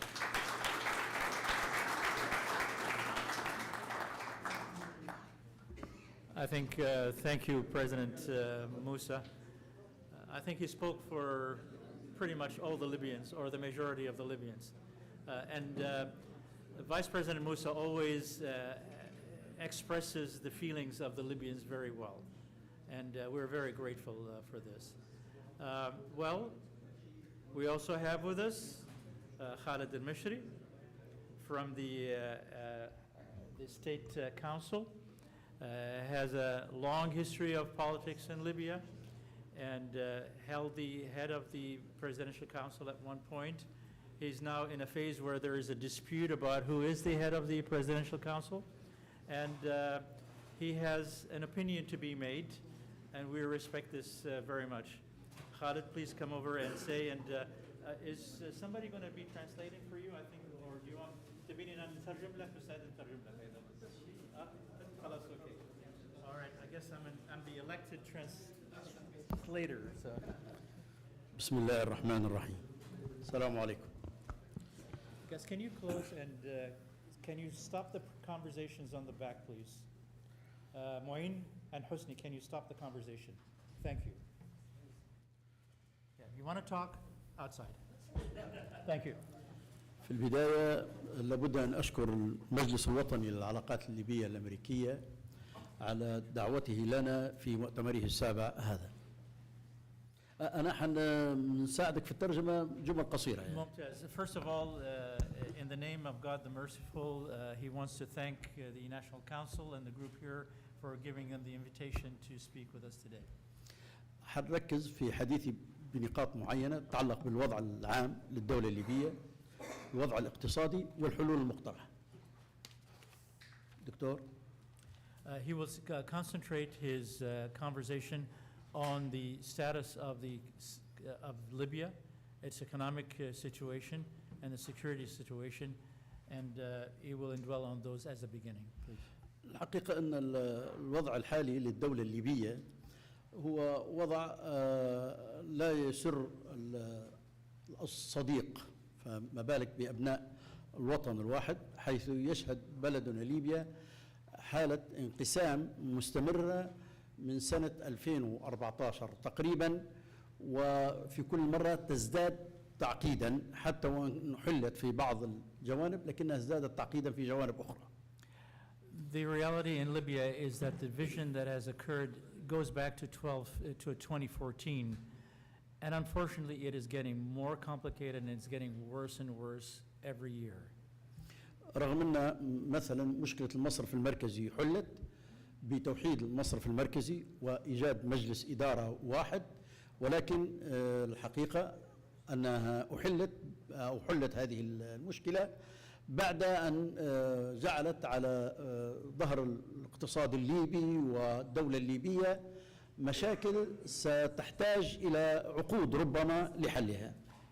So even though there are some solutions that have appeared, including the one in the central bank and the unification of the central bank, but it has actually produced some problems as in the process of unification that has implications for many, many years ahead.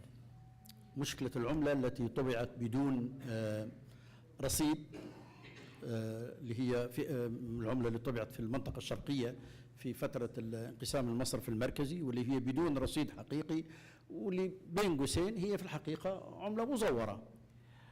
The problem of the print of fake currency, which had occurred on the east side of Libya, has complicated things, and if anything, it is fake currency. هذه العملة المزورة دخلت في الآن بشكل أو بآخر، أصبحت شرعية ودخلت في المنظومة الاقتصادية الليبية وولدت حالة تضخم غير عادية، بالإضافة إلى جعلت مشكلة عند المصارف التي غطت هذه العملة بسندات محلية، وأصبح الدين العام متضخم ومجهول. So this currency that is fake has now entered the Libyan market. It is currently used. It has created problems. It has been translated into bonds that are owed. It is part now of the economic burden that the country is dealing with. مؤسسة أخرى مهمة ظهر في شكلها العام أنها توحدت، ولكنها في الحقيقة ولدت كارثة على الاقتصاد الليبي وعلى الوضع الليبي. أيضا سنحتاج لعقود لترميم الأضرار التي لحقت بنا من جراء هذا التوحيد المزعوم، وهي المؤسسة الوطنية للنفط. Similarly, the National Oil Corporation been unified in a certain way. There are some decisions that have been made as a product of this that has complicated things and will have an impact on our economy for many years to come. كل الليبيين يعني استبشروا خيرا بتوحيد المؤسسة، ولكنها هي في الحقيقة كانت صفقة بين قوة الأمر الواقع الموجودة شرقا وغربا في تقسيم ليبيا أو تقسيم ثروة ليبيا، فأصبحت المؤسسة الوطنية للنفط بشكل شبه رسمي تدير صفقات ما بين العائلتين شرقا وغربا. The agreement that the NOC, the National Oil Corporation, has produced has only produced a status whereby it functions by appeasing the two dynasties that exist today in Libya, the dynasty in the east and the dynasty in the west. وانشئت مثال من الهزات اللي على توحيد المؤسسة المزعوم كما قلت شركة أرامكو.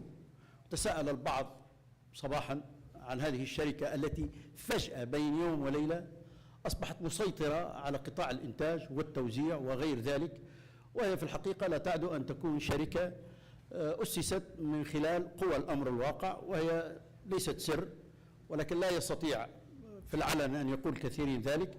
هي ملك بشكل أو بآخر لصدام حفتر. You mentioned Aramco. Is that what you meant, or? Aramco. Aramco, okay. All right. Aramco. Yeah, okay, yeah, Aramco. So one of the examples of this is the creation of a new company, Aramco, in the east, which is run by Saddam Haftar, and that has created obviously a serious problem as to the production control and marketing of the oil outside. وابتدعت لنا هذه المؤسسة رغم تاريخها العريق في تسويق النفط والإنتاج وغيرها، ابتدعت لنا أسلوب جديد وهو عدم إدخال الإيرادات في الميزانية العامة أو في الخزانة العامة في الخزانة العامة، وقامت بما يسمى بعملية التبادل.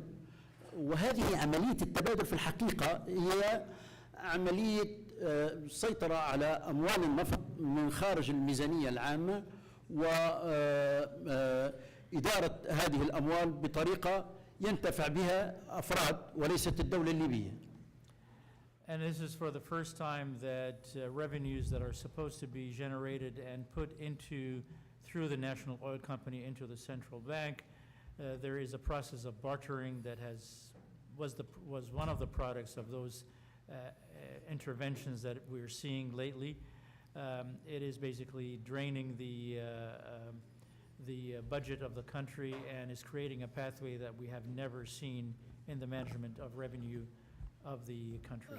الحديث عن الوضع الاقتصادي في ليبيا طويل ومهم، لكني ربما أختصر بكلمة بسيطة في توصيفه، يعني أننا لا نقول أن في ليبيا هناك فساد.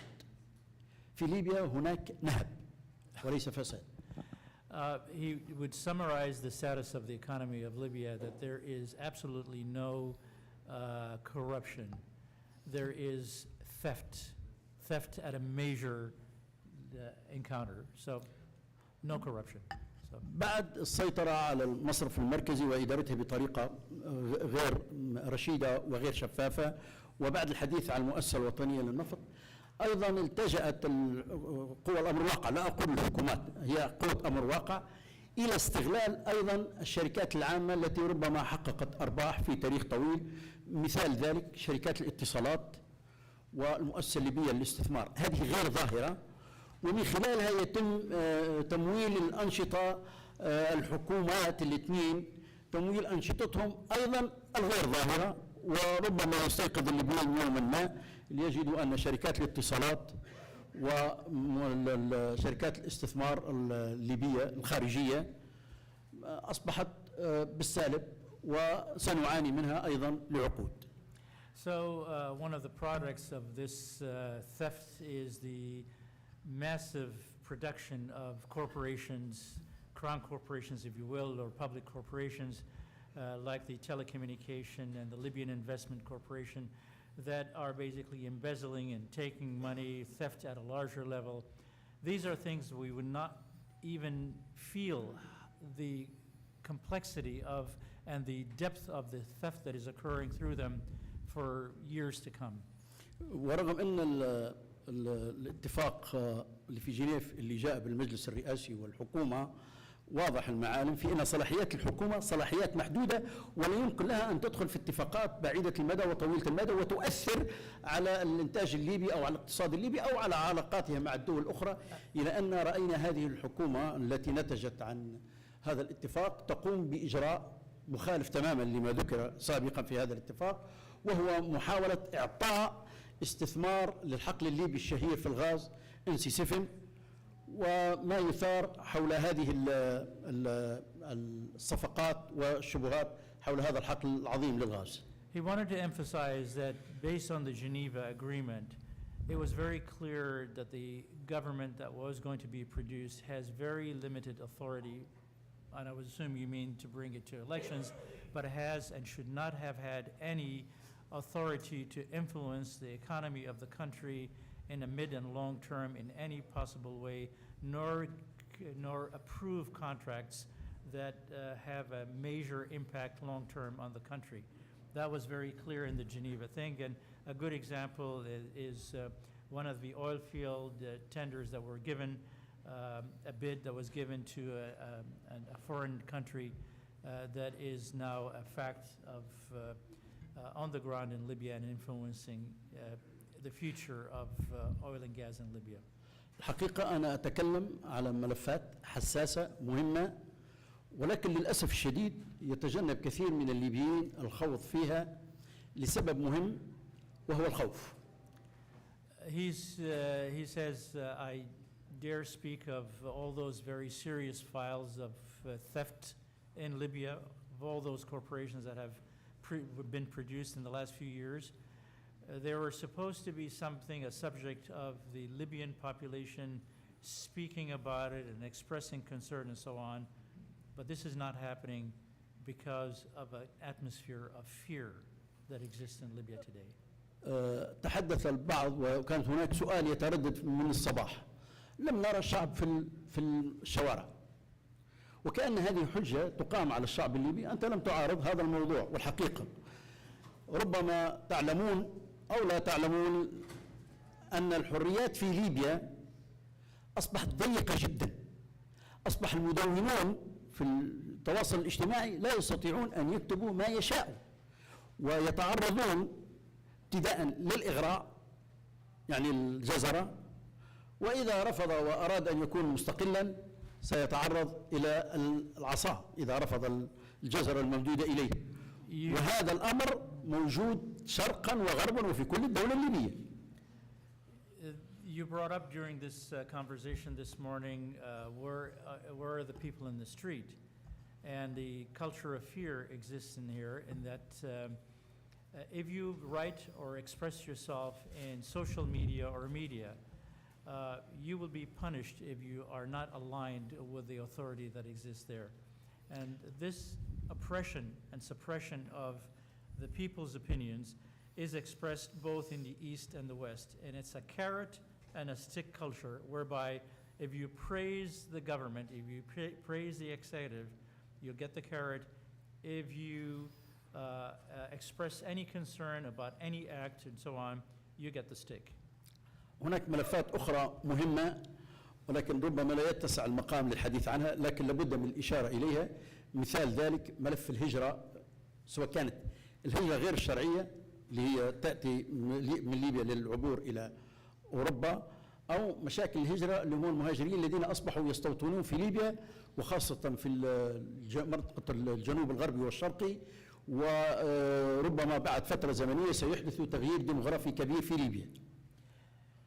Migration in Libya is a very, very serious issue. It is beyond control. There are some cities in town, particularly in the southeast of Libya, where if we are not able to contain and control our borders, there will be major demographics changes to the Libyan population. أيضا ملف مهم آخر وهو ملف الاتجار بالمخدرات، وكون ليبيا أصبحت من دول العبور في المخدرات كدولة مهمة نتيجة الهشاشة الأمنية، مهمة لمهربين المخدرات نتيجة الهشاشة الأمنية اللي في ليبيا، وهو ملف بصراحة يعني أصبح غريب جدا في ليبيا. يعني في بعض المناطق في ليبيا بما في ذلك المدينة اللي أنا منها مدينة الزاوية، في مناطق معينة تباع المخدرات علنا، يعني بشكل علني وواضح وليس سر، وهذا موجود في كثير من المناطق الليبية. The spread of drugs dissemination in there and how it is affecting the population in Libya has become so serious and poorly controlled to the extent that the city that he comes from is Zawiya. You can actually pass by a grocery store and get whatever drug that you feel like. هذه الصورة المظلمة اللي وضعتكم فيها يجعلنا نتساءل: هل هناك من بصيص أمل؟ هل هناك من ضوء في نهاية النفق؟ أقول بكل وضوح نعم. نعم للبصيص. هناك أمل وهناك ضوء. It's a very gloomy kind of presentation that I have about the facts in Libya. But he is optimistic. He says, yes, I still believe that there is a light at the end of the tunnel.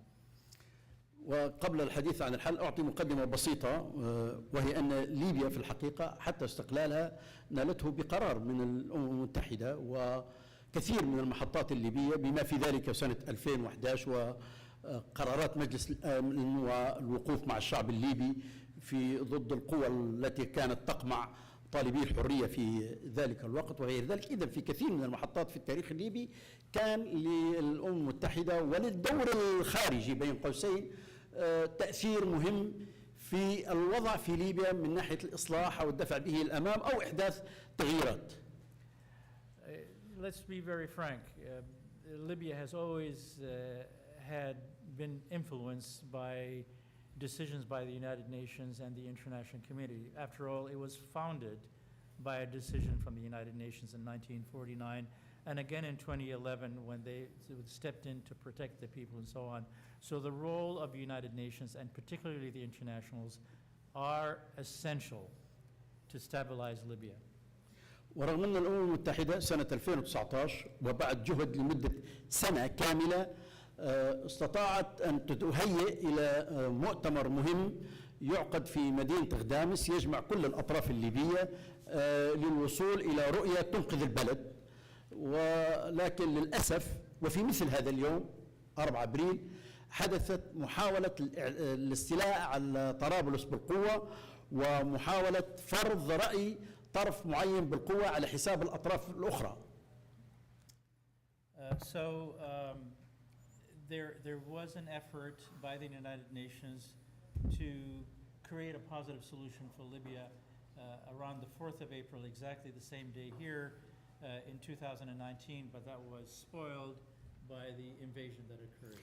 في تلك الفترة كان هناك صراع بين مشروعين، مشروع الدولة العسكرية والحكم العسكري ومشروع الدولة المدنية، واستطاع أصحاب مشروع الدولة المدنية صد العدوان على طرابلس وإنهاء تقريبا حلم مشروع الدولة العسكرية. And there was an alliance that was created at the end of the war that held the invasion of Tripoli and held the creation of a military autocracy in Libya. وانتهى الصراع بين المشاريع ليظهر صراعا آخر بعد حوالي سنة تقريبا، وهو صراع بين قوسين بين عائلات. This conflict that existed ended with the development of a new conflict, which is the battle of the dynasties. وفي تقديري أن هذا الصراع هو أقل خطورة من الصراع الأول، لأنه أصحاب المصالح سوف يدافعون على مصالحهم بعكس أصحاب المشاريع. يعني أصحاب المصالح سوف يتنازلون بين قوسين في سبيل مصالحهم، بينما أصحاب المشاريع سيقاتلون إلى النهاية لأجل مشاريعهم. وبالتالي صلابة المشاريع المصلحية بين قوسين هي أقل من المشاريع الأيديولوجية. تعبتك يا دكتور؟ طولت شوي بس يعني I have to. I'll finish this part here and I hope that you can conclude time-wise. But he is basically comparing the culture of people who have or dynasties that have projects versus dynasties that have personal interests and how hard it is to actually reverse this. عفوا هو الوقت المفروض يحسب نصف الوقت لي لأن فيه ترجمة كانت المفروض يأخذ بها في عين الاعتبار. As a punishment of Khalid, we're going to tell him that's not the case, but أنا عارف. أخيرا أنا extra time, and I apologize. We could be hearing for you, and we welcome you to speak to us further in the future. الحل في تقديري الآتي. الحل. أنا برضه حابب إن إيش الناس يتعاطوا معاكم ويتفاعلوا معاكم. نعم. بس تفضل. The solution. المطلوب. الحل. الحل أولا أنا أقول أن الحل يكمن في حكومة موحدة وانتخابات برلمانية فقط واستمرار أو اختيار مجلس رئاسي، وهذا يكون لفترة كافية لاستقرار البلد والدخول في مرحلة يعني مرحلة استقرار حقيقي يعني، وهذه في تقديري المفروض تستمر 4 سنوات. All right, so he's proposing a solution which is that there should be elections of parliamentary elections, and that the Presidential Council remains as such for the next 4 years until things settle down in Libya. وباختصار شديد سأتحدث على بعض إشكاليات الحل وخاصة فيما يتعلق بالانتخابات البرلمانية في دقيقة. Okay.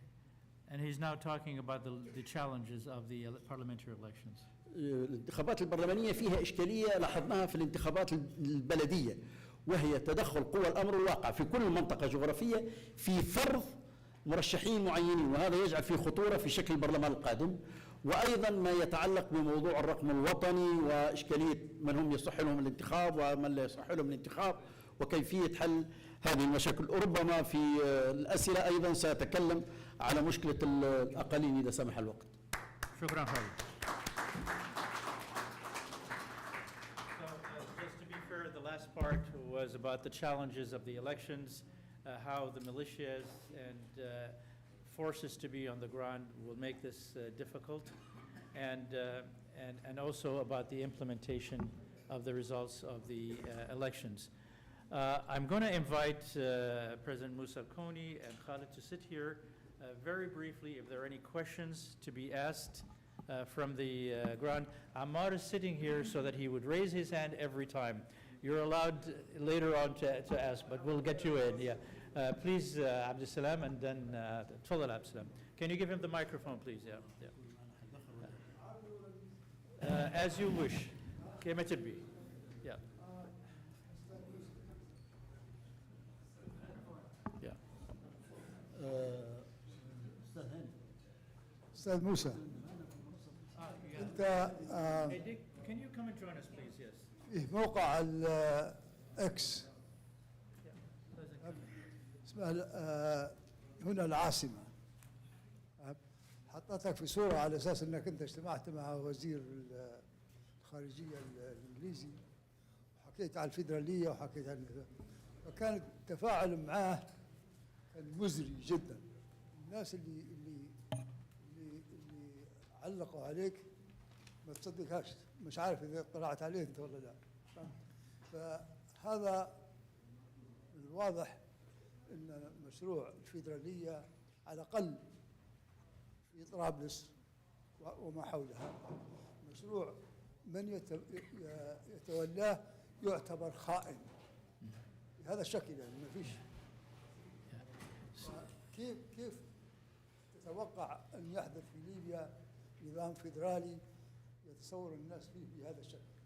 So the question is, Malish Absalam, and I have to translate for you, Elena, and you have only one question. That was the question.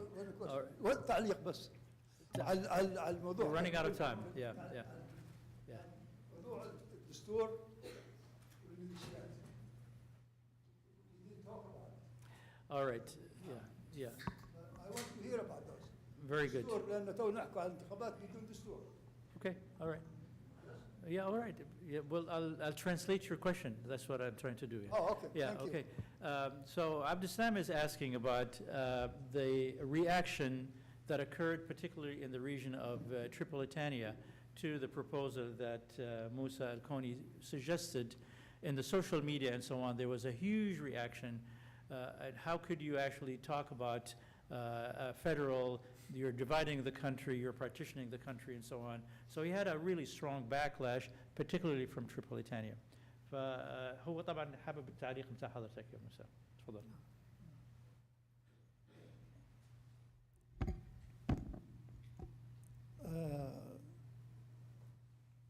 هو نقاشي كان مع السفير وليس مع الوزير، السفير الإنجليزي، وهم سمعوا ولا تقربوا الصلاة وابنوا عليها. ما في حد سمع حديثي مع السفير، وقبله كانت مع المبعوثة نفس الموضوع أيضا، وقبله كانت في حوارية في قصر الخلد في طرابلس. أثرت هذا الأمر لكن لا أحد اهتم به أو وقف عنده، لكن بحضور السفير الإنجليزي أثار الضجة المفتعلة من قبل الإعلاميين اللي تعرفوهم، كل واحد يقرب النار لخبزة زي ما يقولوا ويصطال فيها لصالح توجهاته أو من يتبع. لأن أول ما نشر الصبح أنا برضه تفاجأت زيكم من موسى يقسم ليبيا، والكل الليبيين معميين تماما على الانقسام الحاصل اللي قدام عيونهم الآن. عبد الحميد دبيبة مش هو رئيس حكومة المعترف به دوليا، وهو اللي في العاصمة وهو اللي يزور. ليش ما يمشي حتى لسرت اللي في إقليمه؟ ليش ما يمشي لطبرق؟ والله يمشي يقدر. إذن هو ليس رئيس حكومة ليبيا، هو رئيس حكومة إقليم طرابلس. كذلك حماد مش قال البرلمان أنا الجهة المنتخبة وأنا من اختار الحكومة وهذه الحكومة الدولة الليبية، من استقبله غير رئيس وزراء مصر، حتى هو منعا للإحراج. He says there's a phrase in Al-Quran about whether alcohol is permitted or not, and it says وَلَا تَقْرَبُوا الصَّلَاةَ وَأَنْتُمْ سُكَارَى. And he says, but what happened is that people never listened to the whole conversation about the federal state in Libya. Rather, they just basically cut the phrase at the beginning and they said, oh, don't approach لا تقربوا الصلاة, don't pray, basically. And which is the wrong misinterpretation of what he had said. Nobody was interested in looking at the whole conversation and discussing it in an intellectual way. He says he's made that presentation 3 times, one with the elite of Tripolitania in the Royal Palace. The second time was with the British ambassador, and the third time at another occasion I can't remember. So he said the ones that jumped on this whole idea or so on are the pipe pipers that work for the agencies that are adjacent to the executive that exist, whether both in East or in the West. They're the ones that are very comfortable in their cocoon. If it is Dubaiba is the king of Tripolitania. He can't even take the plane and go to the East. He is not the prime minister of the whole country, and vice versa. Hamad, he can't even go to Tripoli, even though he claims that he is the legitimate government that is elected by the House of Representatives. So he says it is a problem. It is a problem in Libya, how to interpret and indulge into a good analysis. عليه أنا مسؤول على أي حرف، مش على أي كلمة، على أي حرف نقولها، لكن غير مسؤول على ما قيل عني. أنت تعرفوا ما في حد جاء من ما يقال في هذا المواقع التواصل الاجتماعي. أنتم في هذه القاعة ما أعتقد في واحد منكم من جاء ولم يقولوا فيه ما قالوا. So as a result, he is responsible of what he says and not what people say about what he says. Fair enough. There was تفضل أنيزي. سؤال سيد كوني وسيد، كيف وصلنا لهذه المرحلة؟ وين ابتدى الانحراف؟ وين الخطأ؟ وصلنا إلى الوضع اللي احنا فيه الآن. A general philosophical question. من المسؤول عليه؟ Who is responsible for the status that we are in right now? خالد تفضل. واحنا الليبيين العاديين لما نجلس مع بعضنا ونتكلموا نقولوا ما فيش أمل. Khalid, do you want to take on this? تفضل. أعطيه الميكروفون please. الحقيقة أن اللي وصلنا إلى هذا الوضع هو قبول بضغط غير حقيقي من 2011 يعني من بعد انتصار ثورة فبراير مباشرة. دكتور هاني طول ولا؟ Yeah, to Zamil, he says he had indicated before that it started from 2011 and just got more and more complicated as we went on.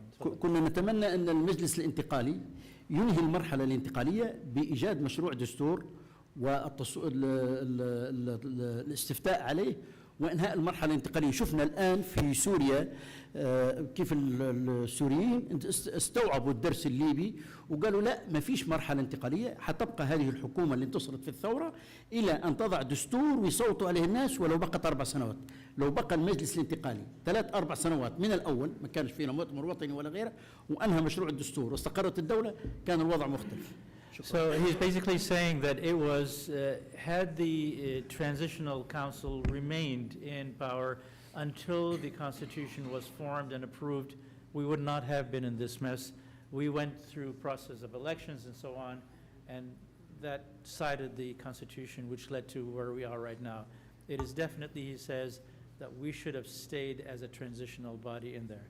موسى هل توافق على هذا الكلام؟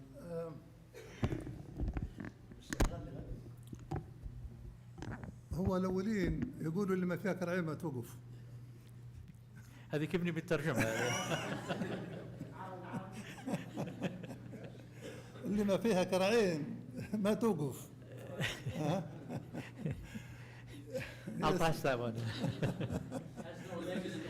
Yes.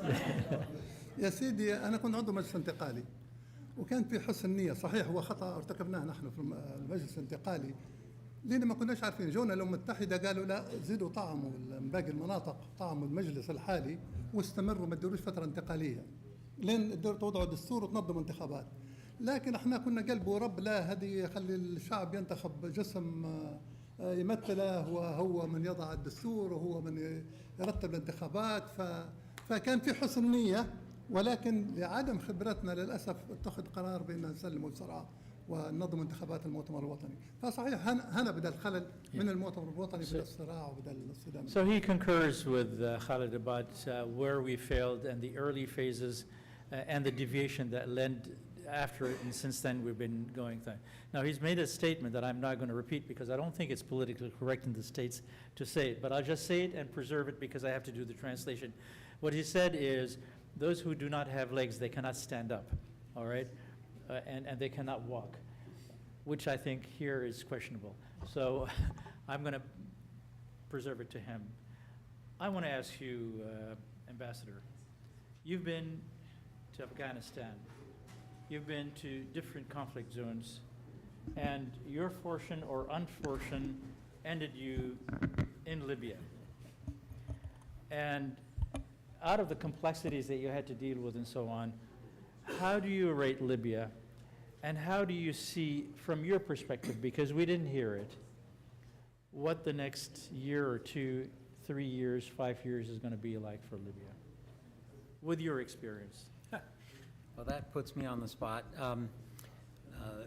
I actually do think Libya is one of those conflict areas that could be resolved more easily than some of the other conflict areas in the region or beyond, with enough political will on the part of the Libyan people and the international community.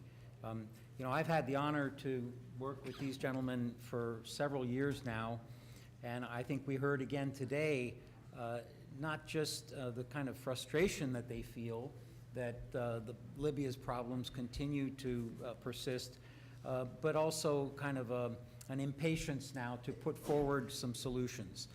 And as I said in my remarks earlier today, we're hearing a variety of solutions now. It's Vice President Kony who's authored this idea of a more federal solution focused on the provinces. Mr. Mishri has talked about parliamentary elections. There have been other ideas put forward for a national referendum, for a reconciliation process. You know, as I said in my remarks, it's not for the United States to decide which process is most likely to succeed.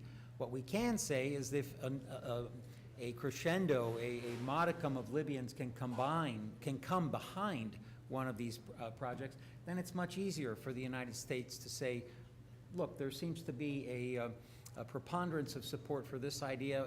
We welcome that.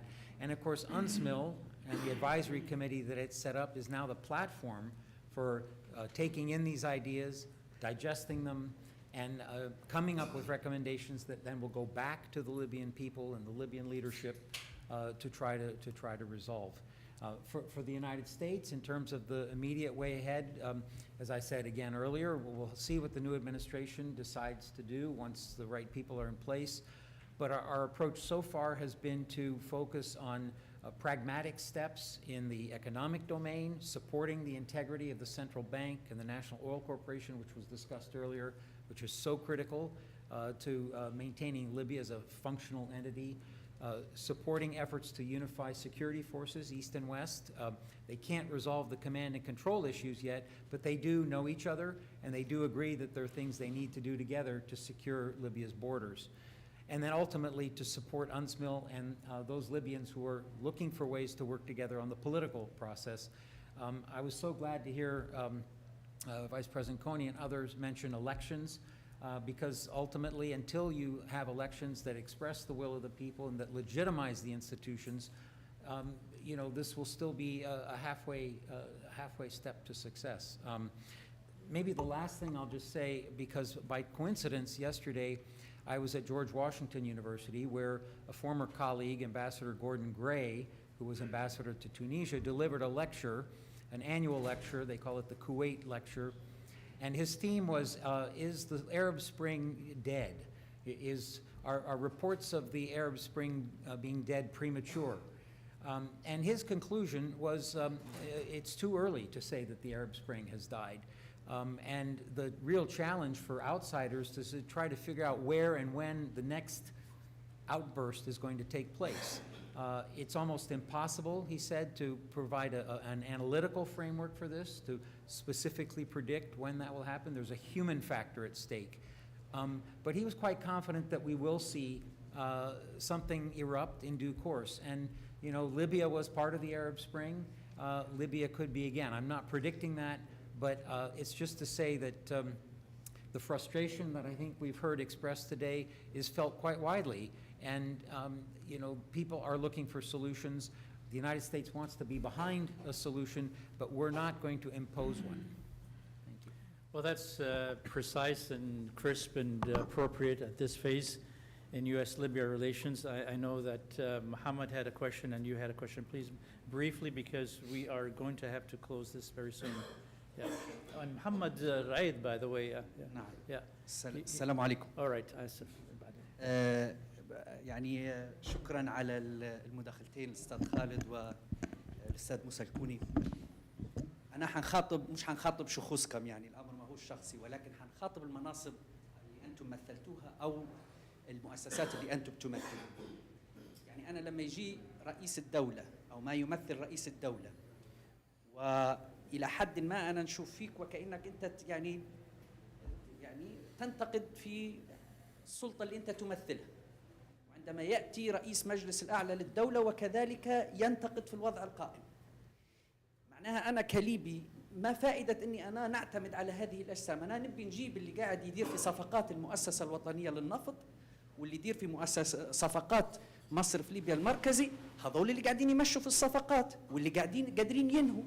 أنا نجيب هذول أفضل ما أنا نجيب هذه المؤسسات اللي هي كيف مش قادرين يديروا أي شيء، يعني قاعدين يعبروا تعبير فقط لا غير، ولكن لا يمتلكون السلطة. فهذه إشكالية حقيقية ربما حتى يعني للسفير نورلاند وللأمم المتحدة. لماذا الاستمرار في التعامل مع جهات هي غير قادرة على أن تنفذ أو تضمن أي شيء؟ مع كل الاحترام طبعا للشخوص، ولكن إذا كان هذه المؤسسات غير قادرة أن تحمي نفسها وتحمي قرارها ما فائدتها؟ خليني أنا نجيب الناس اللي قاعدة تعقد في الصفقات وهي اللي ماشية الأمور وهي اللي تتحمل المسؤولية. أنا قاعد نحمل فيها المسؤولية، لكن أنتم تتحملوا في مسؤولية تصرفات أطراف أخرى.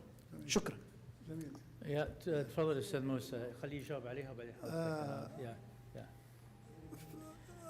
The question, honestly, is, I will translate it very quickly, is that You know, he's saying, look, as a citizen, I don't understand it. You are in the position of authority and you're criticizing the systems and so on. So what's the point of you guys being in the system, leading the system, if all you're doing is just criticizing it?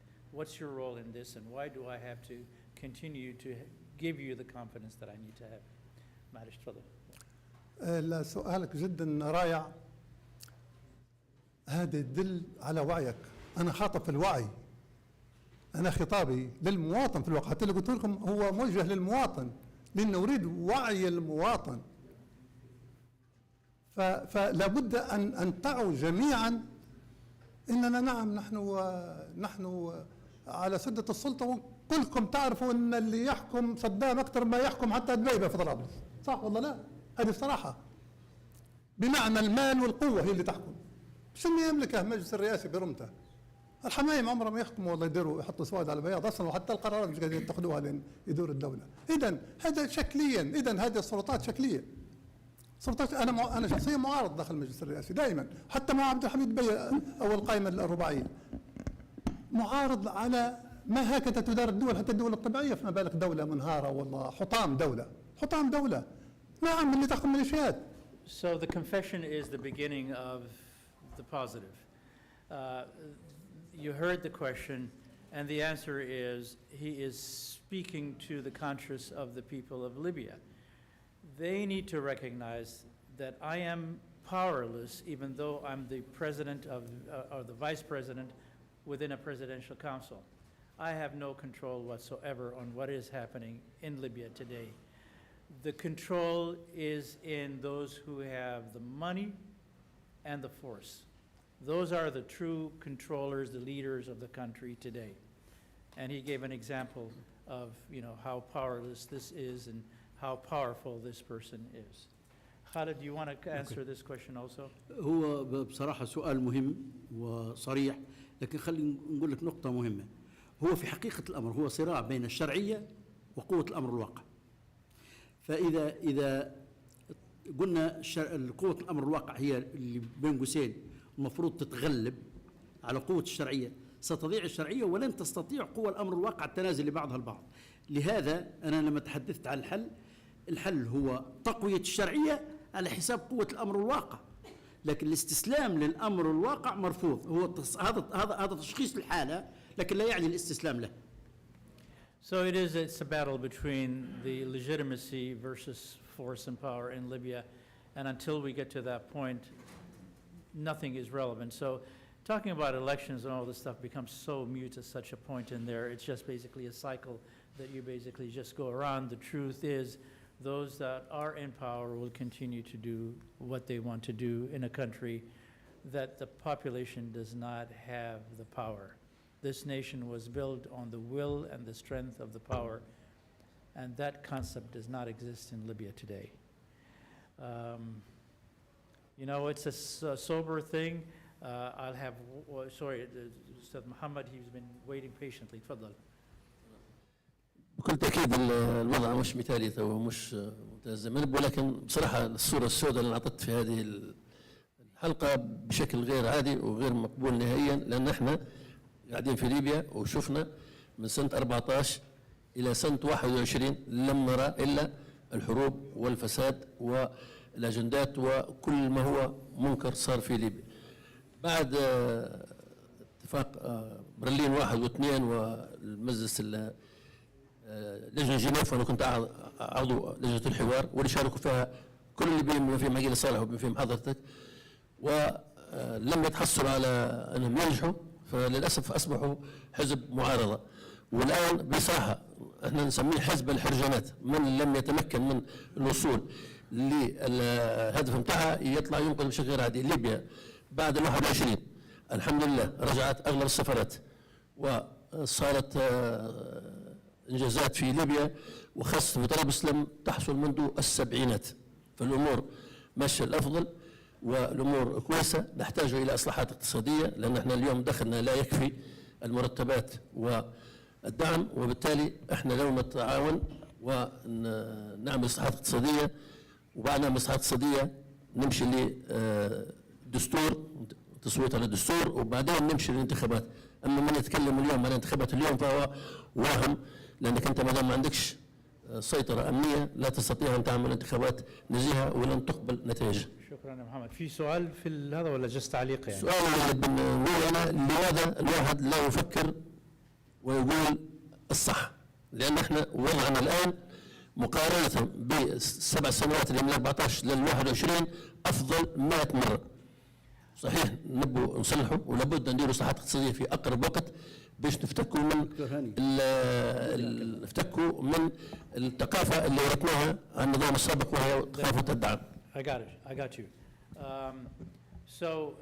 He had a comment about some of it is that things are much better now than they were before 2021 until now. Things are getting better, improvement, embassies are opening, et cetera, et cetera. Maybe some people would agree with you, some others will disagree with you. I honestly suggest that you have this conversation after the session between both of you, because we're not going to be solving this debate about whether it's better or bad in this session. معلش يا خالد بس لا مجال لي ايش الكر والفر في هذا الموضوع. هو بارك الله فيك ما عنديش مشكله، لكن فيه كلام قيل غير حقيقي يعني خاصه فيما يتعلق بموضوع جنيف. مش بس هيك، طبعا في جدال على حتى اذا كان الوضع افضل ولا لا. لا بغض النظر على الوضع افضل ولا لا، هذه مساله تقديريه. أوكي. لكن لما تذكر حقائق على موضوع جنيف غير حقيقيه، انا في جنيف كنت منتصر وانسحبت. انا جبت اعلى اصوات في المترشحين في الغرب انا جبت 9 اصوات واللي بعدي جاب 5. مجموعتي بالكامل صوتت للدبيبه ما صوتتش البشاغه. هذه حقائق. انا مش حزب الحرجانيين. انا حزب الوطنيين اللي مش راضيين بالنهب. خالد يعني there is a debate about the Geneva and what happened in Geneva. I am going to close the lid on this one for now and just move on with it. This is the last question because I really have to close the panel. Please, yeah.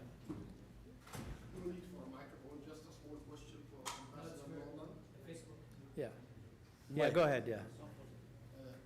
Do you think it's prudent enough to go for forming a new government and election without a constitution? That's the question. Yeah, look, and briefly, that's something, again, that only Libyans can decide. One thing I can say in my observations, particularly in the run-up to elections scheduled for December 2021, was that those who were most opposed to elections were the ones who said we need a constitution. So sometimes there was a question about the sincerity of those who were seeking a constitution. But whether it happens before or after the election, of course, there needs to be agreement on a constitutional foundation for the country. Right. Well, thank you very much for the panel. We're going to move straight ahead to the next panel, please. Thank you so much. So I'm going to ask Wolfgang, could you please come over here, please? Let's not do a transition. Yeah, please come over. Yeah.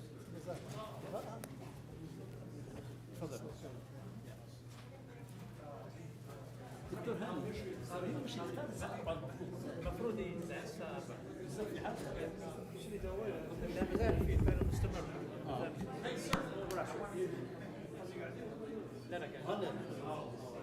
can I have you come over here and join us, please? All right, our next, Edward, please, So our next panel, Edward, please, Edward.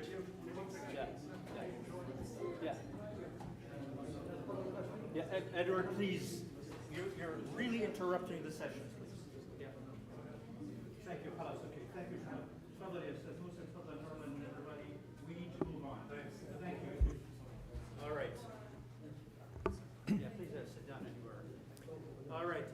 My presentation. Yeah. So the next panel is going to be on Libya in a changing regional geopolitics, mitigating negative foreign influence. Everybody heard today about negative foreign influence. So let us hear about it. And our first speaker is going to be Wolfgang Pusztai. Wolfgang Pusztai is very well known to us. He's the chairman of our advisory board. He is a security specialist, had been with the Austrian army, been a military attaché in Tripoli for many years. He's written so much about Libya, and we're honored to have you speak about your topic here, please. Let's sit down. Thank you very much. I'm going to talk about Russia's flight from Syria. Will it spread its wings further on in Libya? Next slide, please.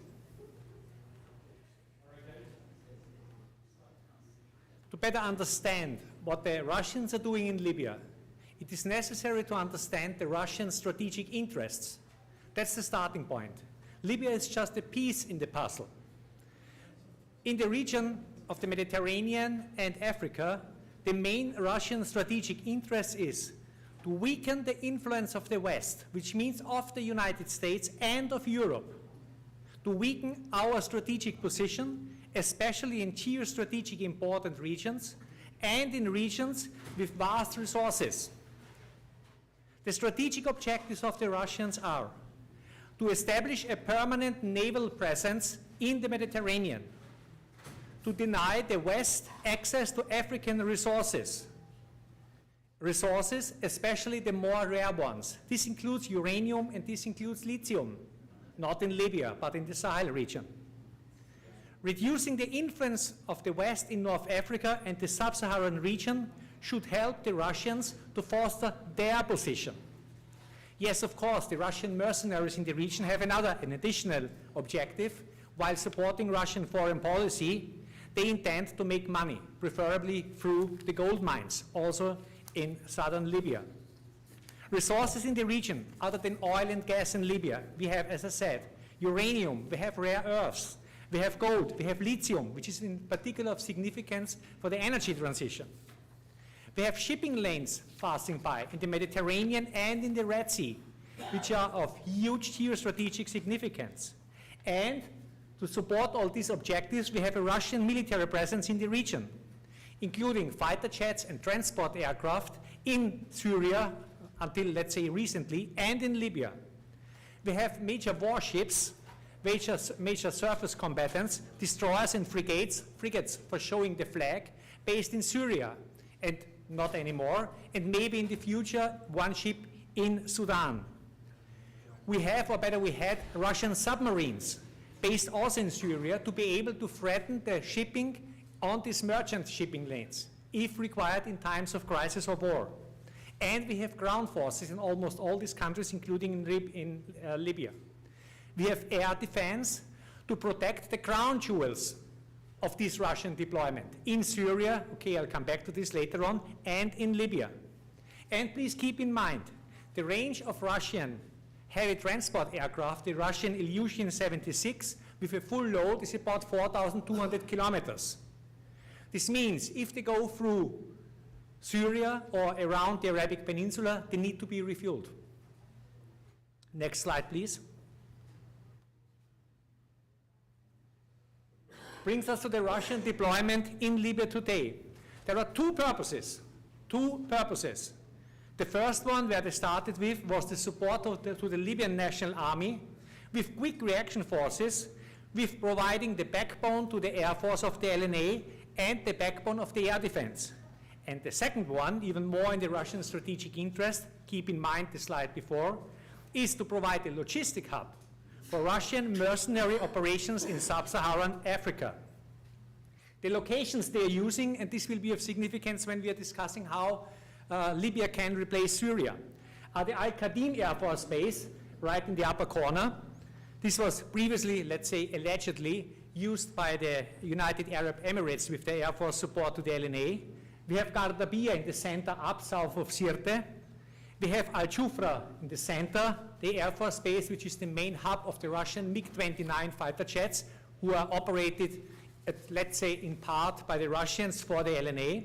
And we have, President Musa Al-Koni had mentioned in just, Brak al-Shati in the southwest, which is of particular significance.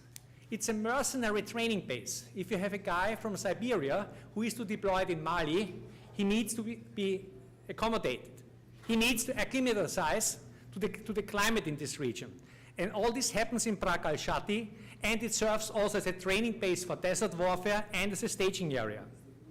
In total, at about 1,500 Russians are deployed to Libya, depending if there is a rotation of an additional contingent to one of the other countries down there.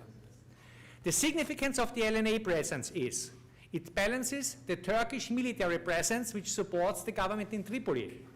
And as I have emphasized already before, Libya is Russia's gateway to Africa.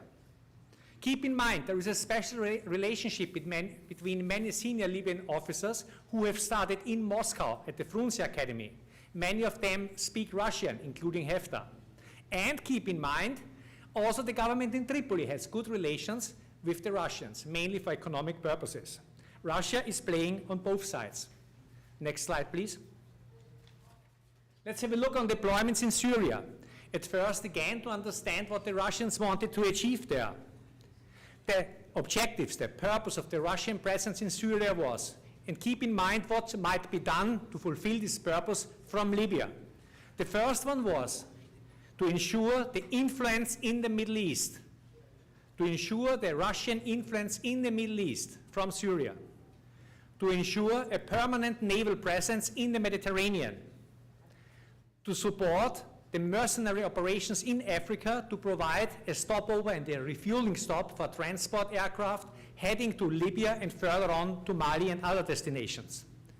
The Russian bases on the map, the two most significant ones, were Tartus Navy Base, home to between 3 and 4 destroyers and frigates, and home to up to 2 submarines of the Kilo class. This is of particular significance, of the Kilo class, and auxiliary ships and spy ships. At the airbase, we had fighter squadrons from the most sophisticated Russian fighter jets, the Sukhoi 35, Sukhoi 34 bomber squadrons, and quite a lot of other fighter and bomber jets. So this was a huge fighter base for the Russians, the mainstay of their support to the Syrians, the mainstay of their influence in the Middle East. All this was protected by S-400 state-of-the-art Russian air defense, was protected. So what is the consequence of the fall of the Assad regime? I've written about this also on my Substack account. The strategic consequences are that all 3 objectives, ensure the influence in the Middle East, ensure a permanent naval presence in the Mediterranean, and support the mercenary operations in Africa, cannot be supported in this way anymore. This is a real kick into the ass of the Russians. Next slide, please. So, can Libya replace Syria? Let's have at first a view on the permanent naval presence. Our friends of Libya will agree if I say that a navy base in Tobruk is not realistic. There is a very strong mood in Libya against any kind of foreign bases after Gaddafi has kicked out the British and the Americans from the Vilnius Air Force Base in Tripoli, Maltiga. What would be the additional benefit for Haftar if he would allow the Russians a navy base in Tobruk, other than creating a lot of problems at home? What could the Russians offer him in addition to what they are offering to him already? Nothing seriously. Especially if he remembers the troubles that Prime Minister Dabeba had with the Turkish naval base, they don't call it the naval base, in Homs. And when he keeps in mind that the Turkish Air Force Base, Turkish naval base in Homs, and the Turkish Air Force Base in Al-Watir is far away from the eyes of the public, in the desert close to the Tunisian border. So, furthermore, huge investments would be required to bring Tobruk or Benghazi or any harbor up to shape to be able to support modern, sophisticated Russian warships. And in times of war, even more important, Tobruk is in strike range of unrefueled fighter jets from Crete. This means, in the case of war, the whole base would be an easy prey to NATO fighter bombers. The consequences for the Russians after losing Tartus, and they are still negotiating about this, is that they would have a more limited naval presence, usually about 1 frigate, and at times a submarine, which is Kilo-class submarine, please remember, usually at port visits probably in Algeria, because Algeria is operating exactly the same submarine type, the improved Kilo, and they have all the facilities there that are necessary to support these submarines, all these facilities that are not available in Libya. So, very interesting is air transport from Russia to Libya. This went through Syria all the time, and you can see on the slide the distances to Latakia and further on to one of the hubs in Libya. Now, usually civilian registered Ilyushin 76 aircraft with military equipment usually travel through Turkish airspace, directly from Russia to Libya. Russia is aware that this is a very weak point of their presence in Libya. Therefore, they are still negotiating with the new government in Syria about using Latakia at least as a stopover and as a refueling point for their transport aircraft. Matan al-Sara Air Base, down in the south, you can see the gray star. This was in the media that the Russians are establishing a hub down there. You remember what I said about Wadi al-Shati as a training base and so on. If you look on the map, what should be the purpose of establishing another similar training base north of Chad? The only one purpose might be if the Russians are about to agree to have a military agreement with Chad. And this is not the case. So forget about it. This simply does not make sense from a military point of view. Brings us to the question, so what was transported from Syria to Libya? The Russians need the fighter jets, the S-400 and so on, more in Ukraine than in Libya. What they have transported to Libya, and I'm sure American intelligence could confirm this, is more logistics. Logistics that they need for supporting the mercenary operations. Last slide, please. So what could be done to contain Russian influence in Libya? Please remember, I said, out of the 3 objectives that they were pursuing in Syria, through 2, the Middle Eastern influence and the Navy presence are gone. This leaves us with the support of the mercenary operations. And I need to repeat again, Russian transport aircraft are flying now through airspace of Turkey, through the airspace of NATO member Turkey. If I would be Marco Rubio, I would send someone to Ankara to discuss this. Thank you very much. Thank you.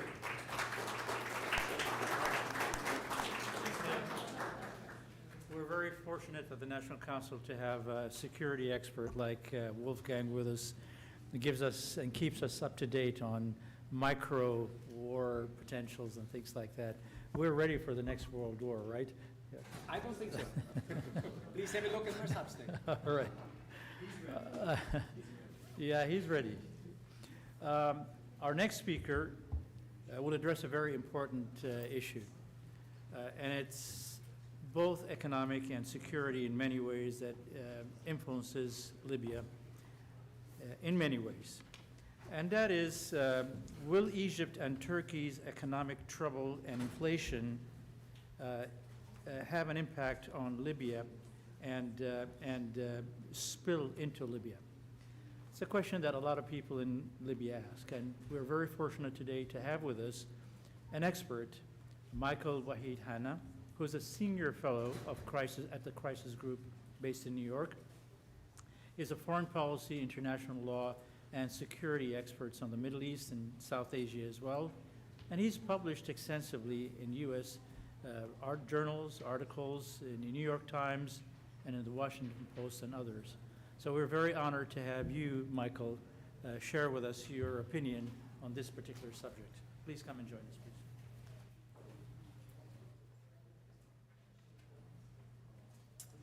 Great to be with you. Thanks for having me. I think what I'll do is sort of look through the prism of Egyptian regional policy and the ways that it's changed, culminating in recent years in rapprochement with Turkey. I think from an Egyptian perspective, in the year 2013, 2014, if you would have imagined the pictures of Abdel Fattah al-Sisi, the Egyptian president, meeting with President Erdogan in Cairo some years later, it would have seemed fantastical, impossible. You will remember Erdogan after the massacre in Rabaa, following the Egyptian coup in July 2013, using the four-finger symbol to show his solidarity with the Muslim Brotherhood-led protest movement after the ouster of Mohammed Morsi. And so what we have seen in really 12 years is a real change, a real sea change that obviously has a big impact on the situation in Libya.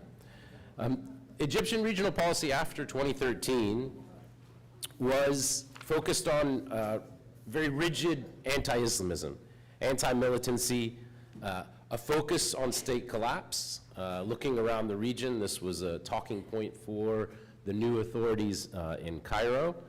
And in effect, Egypt's regional policy was an extension of its domestic politics.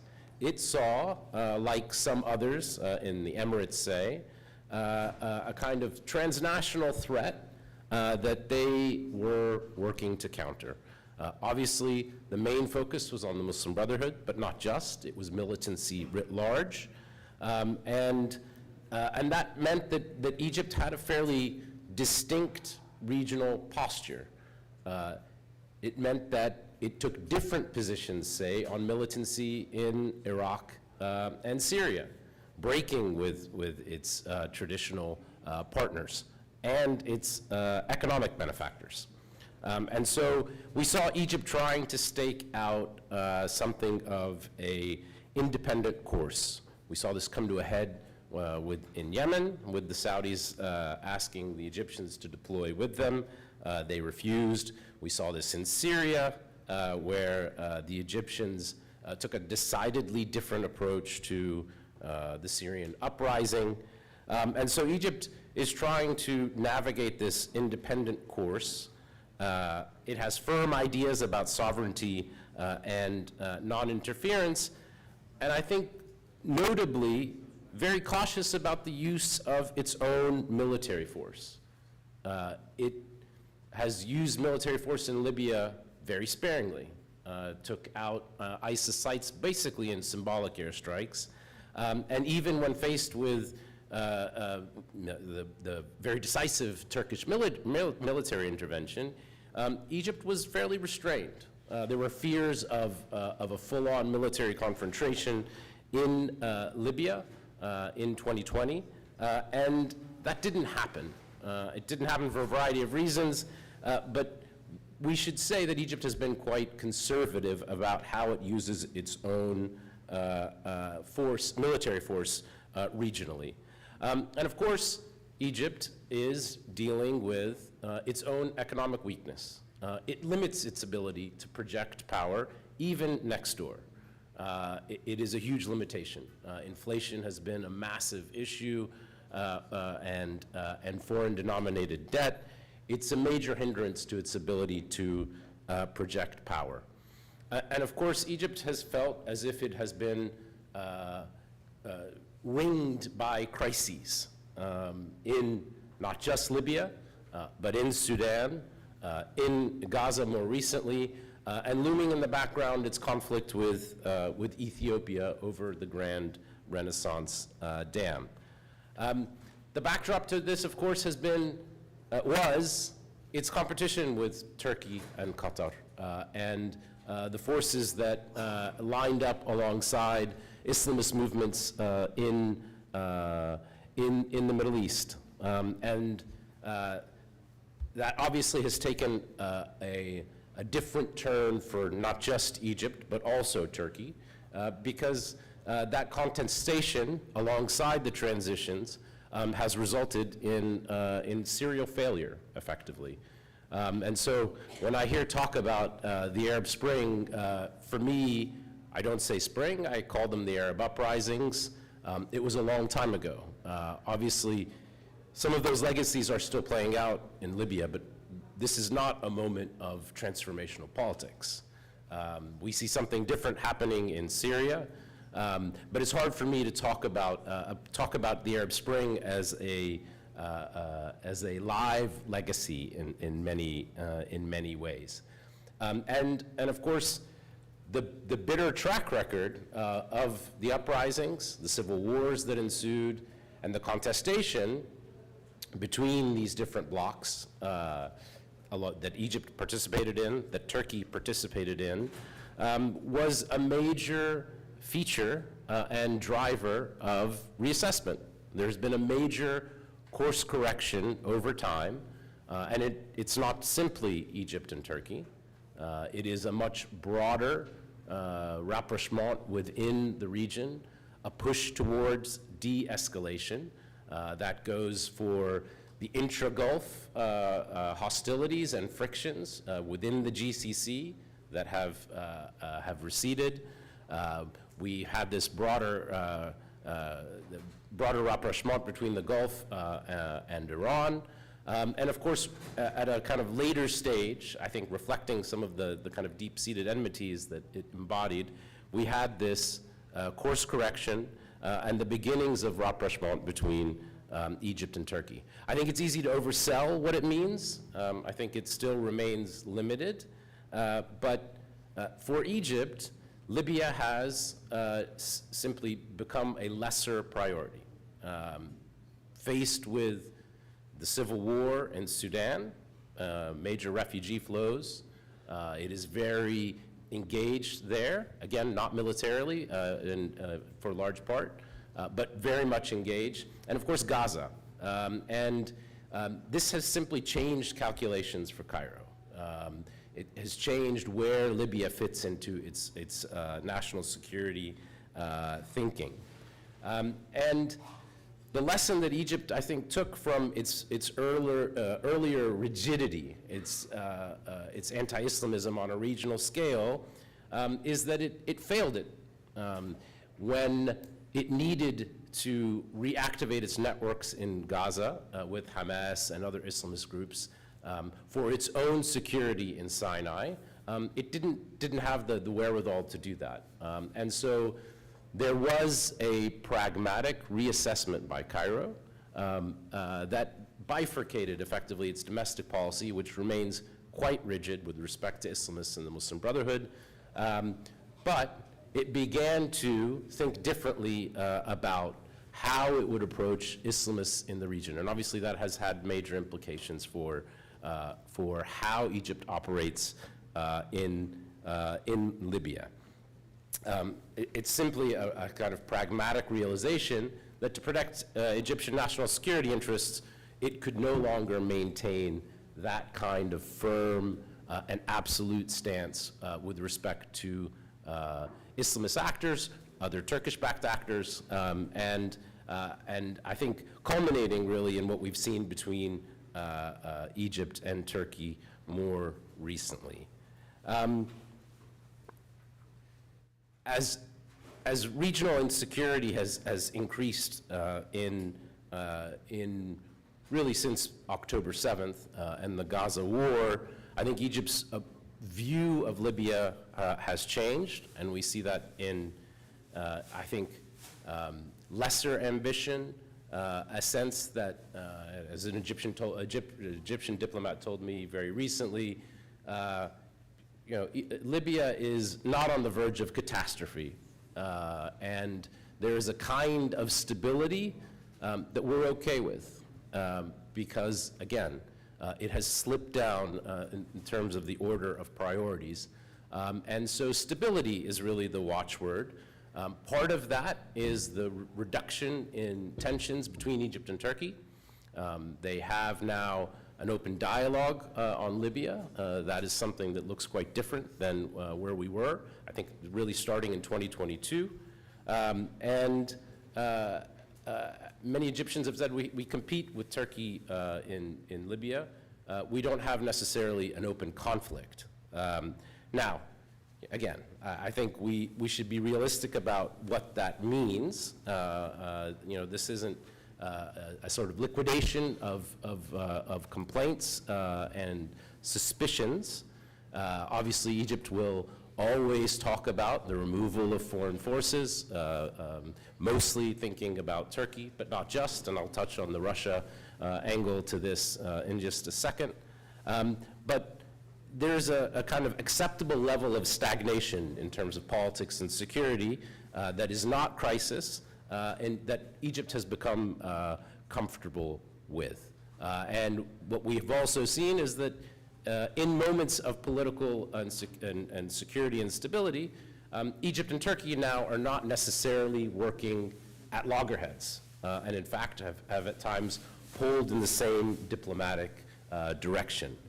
And so just very briefly on foreign presence, and then I'll stop.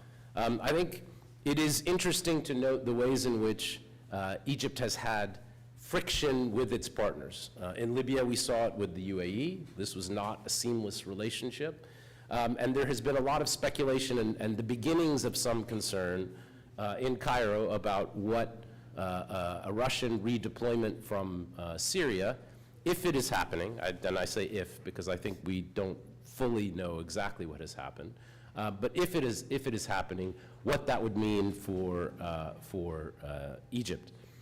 Egypt is very suspicious of Russia's intentions in Sudan, very worried about Russia trying to expand in Port Sudan. I think if we saw a major push out of Syria and into Libya, that it could really activate an Egyptian reaction.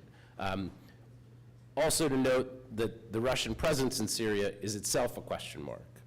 I think many people expected that Russian forces would be expelled from Syria in light of its past association and direct material contribution to the Assad regime and the civil war. And that hasn't happened for a variety of reasons. And I just would note that the new Syrian government under the Shara is treading very carefully, including with the Russians, and is receiving oil shipments from the Russians. And so it is not clear to me that military presence and the naval presence, it's obviously reduced, but whether it will simply disappear completely. If there's a major push into Libya by Russia in a new kind of effort to create new facts on the ground in terms of military bases, I do expect that the Egyptians would react quite negatively, despite the fact that they have been working in concert together in Libya for many years. I'll stop there. I know we're running behind. Well, thank you very much. Thank you. Very interesting perspective on the relations between Egypt, Turkey, and how it fits into Libya. Our next topic is again a regional conflict that is Greek, Turkish, Mediterranean basin and how it influences Libya as well. So our next speaker is Ioannis Kotoulis, who is the adjunct lecturer of geopolitics at the University of Athens. He specializes in geopolitics, Greek geopolitical history, and international security. He is academic advisor of the Foreign Affairs Institute and the Foreign Affairs Hellenic Edition, and contributes to global security publications. His topic will be the Asian dispute. That in itself could be disputed, and regional implications and interests in Libya. How will it play? Ioannis, without further introduction. Thank you. Good afternoon, everybody. I will talk about the dimension of the Greek-Libyan relations, and I will focus on the issue of the exclusive economic zones, which is a very hot issue in Mediterranean geopolitics. Could we have the next slide, please? So, Greece is a member of NATO and the European Union. In the European Union, we also have a second state, Cyprus, which is a state with ethnic Greek population. Greece is a member of the East Med Gas Forum, an Egyptian initiative. We share excellent relations with the US, with Egypt, with Israel, with Saudi Arabia, and we have a military alliance outside NATO with France. So there are a lot of points of, let's say, tension between Greece and Turkey. Officially, Greece recognizes just one difference, that is the delimitation of the continental shelf and the EEZ. This is the only issue that Greece discusses. Of course, there are other issues like the migration flows from Turkey towards Greece and to the rest of the European Union. There is the issue of territorial waters, but this is bilateral, does not touch on Libya, so I just mention it here. According to the United Nations Convention on the Law of the Sea, every state has the right to extend its territorial waters up to 12 nautical miles. Turkey has done that in the Black Sea and in the Mediterranean. Greece has done that in the Ionian Sea, between Greece and Italy. In the Aegean Sea, Greece has not done that. We try to keep sort of balance with Turkey. And I will now focus on the issue of the exclusive economic zone, which can be extended up to 200 nautical miles. Greece has not yet proclaimed an exclusive economic zone in the Aegean Sea. This is the issue of the territorial waters, 6 nautical miles, 12 nautical miles. As you can see, control in the Aegean changes a lot. So the EEZ dispute. The Greek view is consistent with international law. Greece is one of the 169 states that have signed the United Nations Convention on the Law of the Sea. There is the Convention of 1982 and the agreement, the practical implementation, let's say, of 1994. The US has signed the agreement, but not the convention. So a lot of states, almost all of states globally, those that have not signed are the landlocked states that have no interest in this issue, and some other states that think that this convention is against their interests. So according to this convention, all islands have a right to territorial waters, a contiguous zone, an exclusive economic zone, and a continental shelf. The European Union supports, of course, Greek views and proposed limits of the exclusive economic zone. So now let's move on to see how this issue moves on with Libya. Here you can see the parties to the UNCLOs, and you have also European Union that has signed it independently.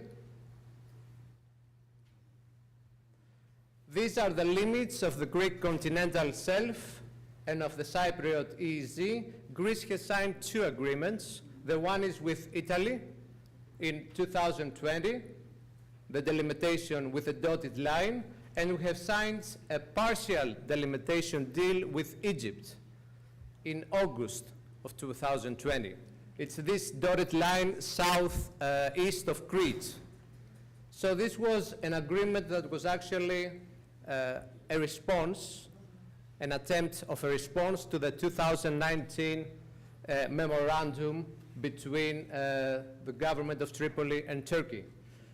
So in June 2020, Greece and Italy signed a deal based on a previous deal they had made back in 1977. More importantly, Greece and Egypt signed a partial EEZ delimitation in August of 2020. This was a move, actually it was some kind of response by Greece and by Egypt to the 2019 memorandum. Also, Greece extended its territorial waters to 12 nautical miles right after. And there are some thoughts to do the same, to gradually expand the territorial waters in all parts that Greece has the right to do that. There are thoughts to do that south of Crete, but these are just thoughts proposed by analysts. There is not an official position by the government. And the big issue that concerns Greece, of course, and Libya is the 2019 memorandum between Turkey and the government of Tripoli. This is a convention, this is an agreement or a memorandum, let's say, that is not recognized by Greece, by Egypt, Israel, France, Italy, Russia, the US, and the European Union. They all consider this memorandum as a violation of international law. And this is very basic for the national interests of Greece and of European Union. Greece believes that this is an attempt to delimitate the maritime zones between, let's say, Libya and Turkey, but as you can see in the map that I have included, it's actually irrational because you have Crete, you have Greek islands in between. To delimitate the EEZs, you have to take median lines. There are Greek islands in between. It's simply geographically absurd. Let's see. Here it is. As you can see, Crete is there. So if you take the median lines, it's like pretending that Crete does not exist. So these were issued by the Greek Ministry of Foreign Affairs. And these are the limits of the EEZ, the dotted line again, and the continuous blue line is the deal between Greece and Egypt. And of course, we have some recent developments. The Russian invasion of Ukraine has increased the geopolitical importance of energy supplies in the Mediterranean. And there are some initiatives, some recent events that I will briefly cite. There is interest by US companies for exploration in offshore blocks south of Crete, and these are parts that are influenced by the 2019 deal. And as a general principle, Greece opposes any interventions in Libya by external actors, be that either Russians or Turks, and emphasizes the principle of territorial sovereignty. Libya is not just any state. Libya is the gateway of European Union into Africa, and it's a focal state in the Mediterranean. It's focal for the European Union, not just on an economic level, but in a very important issue, which is actually the biggest issue in Europe, although EU elites will not often admit it, which is the migration issue in Europe right now. So Libya is very important for EU security. And this is why we have to reassert the basic principles of geography. Libya, of course, there's the internal process. This is up to the Libyan people to decide how they will build their future. We do not have to interfere in any of these, but we should not forget that we are also neighbors in the Mediterranean. The European Union is the immediate neighbor of Libya, and in the future it will be its biggest trading partner. And Greece is the EU state which is closest lying to Libya, with its island Crete. And not only that, but Greece is the state that has the longest extent of maritime borders with Libya. So we are neighbors, we have to live together and cooperate. Please, the next slide. This is, yeah. So we share the longest extent of EEZ potential limits. We could work potentially towards a future deal to delimitate our exclusive economic zones that will, this will help in economic exploitation of our natural resources. You should remember that Greece is also a leading shipping nation, although it's a small state. Greek ship owners control almost 60% of the European Union fleet and 32% of the world oil tanker fleet. Greek ship owners are #1 globally in tankers. So this is also an important aspect to remember. Next slide, please. So this is the potential EEZ limits. Cyrenaica is a Greek name. Tripolitania is a Greek name, meaning 3 cities. This is the historical past. Let's look to a future of cooperation. Thank you very much for your attention. Thank you very much. It is very interesting to not only look at the past history of about 2,000 years ago, but you know, Cyrenaica has that Greek name, of course, but the last emperor of Greece in Cyrenaica got old and did not have any children, and he felt that Cyrenaica was so much of a headache and trouble that he called the Roman Empire in very simple terms and offered him to give him Cyrenaica. He says, can you come in, because that was all extended Roman Empire, and he said, look, can you come over and take Cyrenaica? I just can't handle this anymore.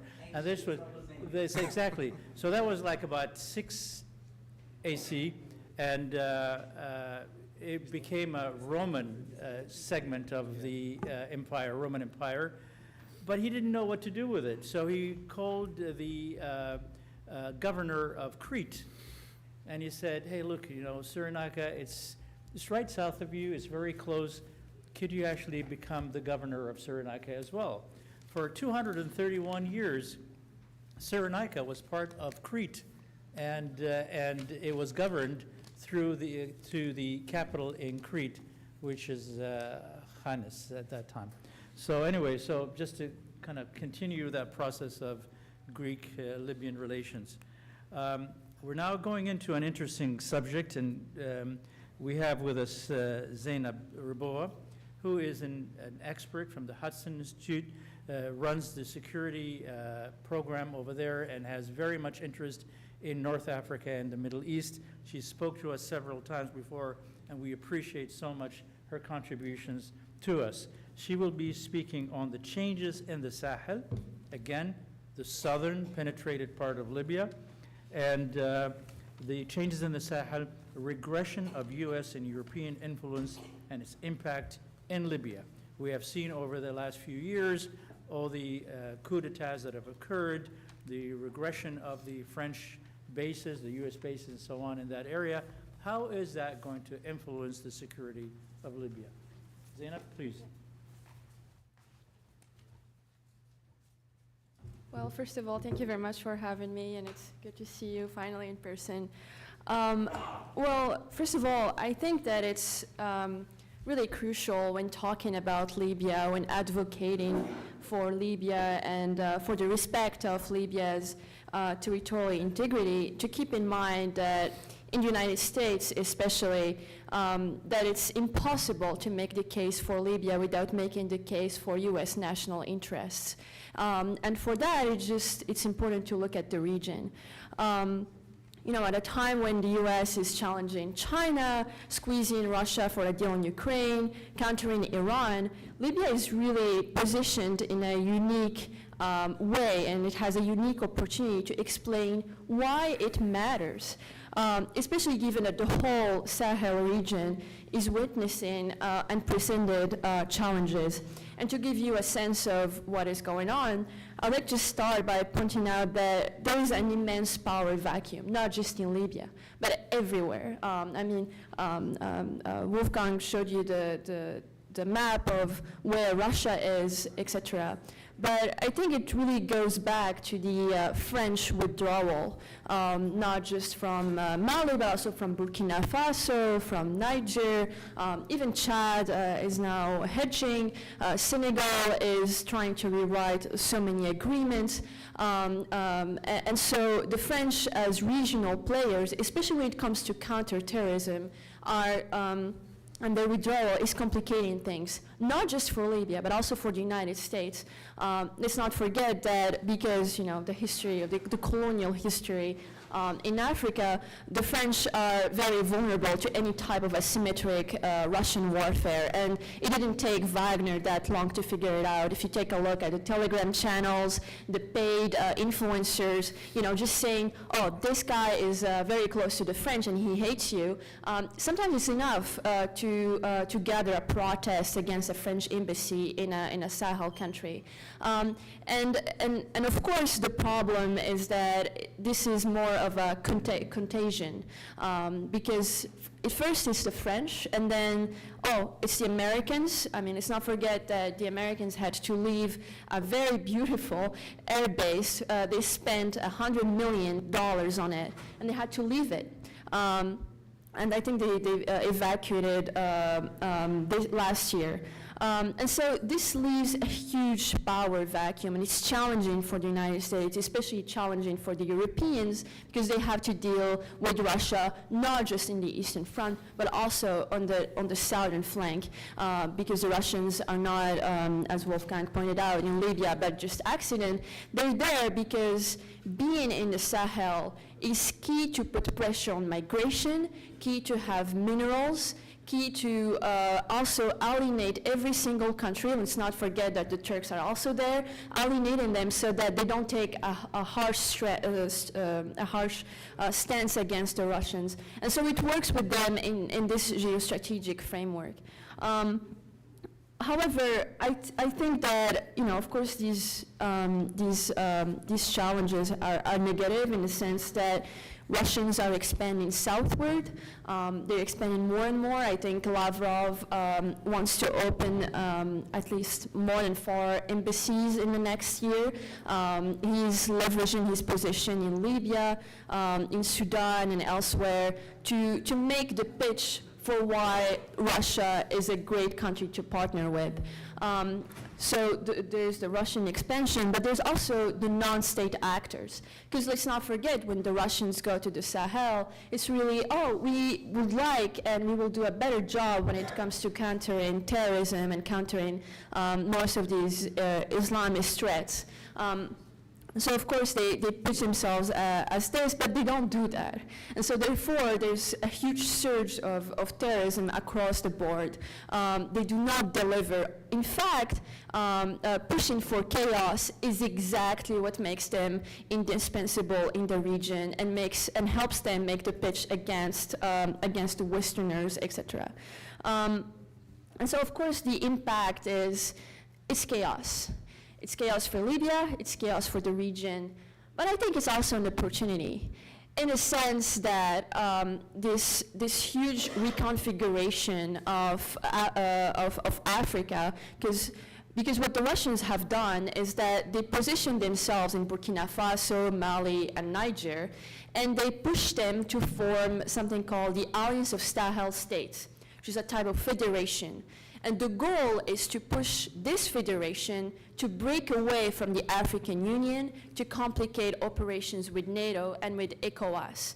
And by doing that, what they're trying to do is, by doing that, they are pushing every single country in the region to talk with the Russians even more.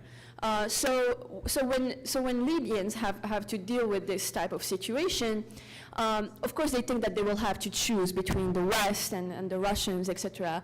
But they have leverage here. And I think that this is something that should be kept in mind, in the sense that when I'm not very much in touch with the domestic politics, but when making the case for Libya, it is important for the United States to also, as part of, for example, a commercial agreement, for more partnerships, for the United States to push for a condition to not have any foreign interference in Libyan military, especially not having Wagner Group operating, etc. So I think this is where I'm going towards. That there is as Wolfgang also pointed out on Syria, one of the biggest things the Russians have done after saving Assad is to go to every single leader in Africa and tell him, hey, have you seen what we've done with Assad? We've saved him.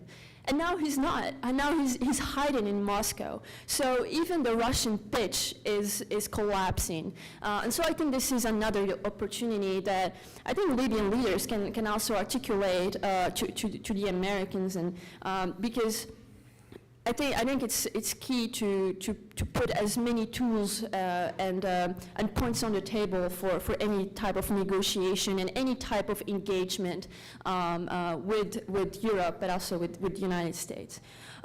So with this, I'd say that of course there are other players. Turkey is there. There might be some openings for a better U.S.-Turkish relationship when it comes to providing security guarantees.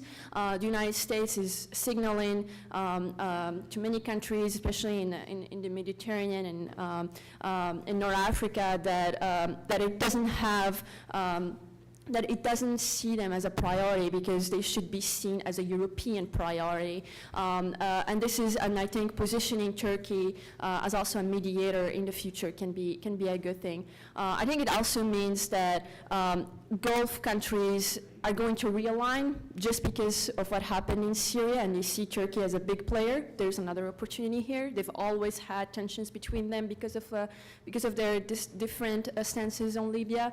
So yeah, I think that there's a lot of chaos, but there's a lot of opportunity too. Thank you. Thank you very much.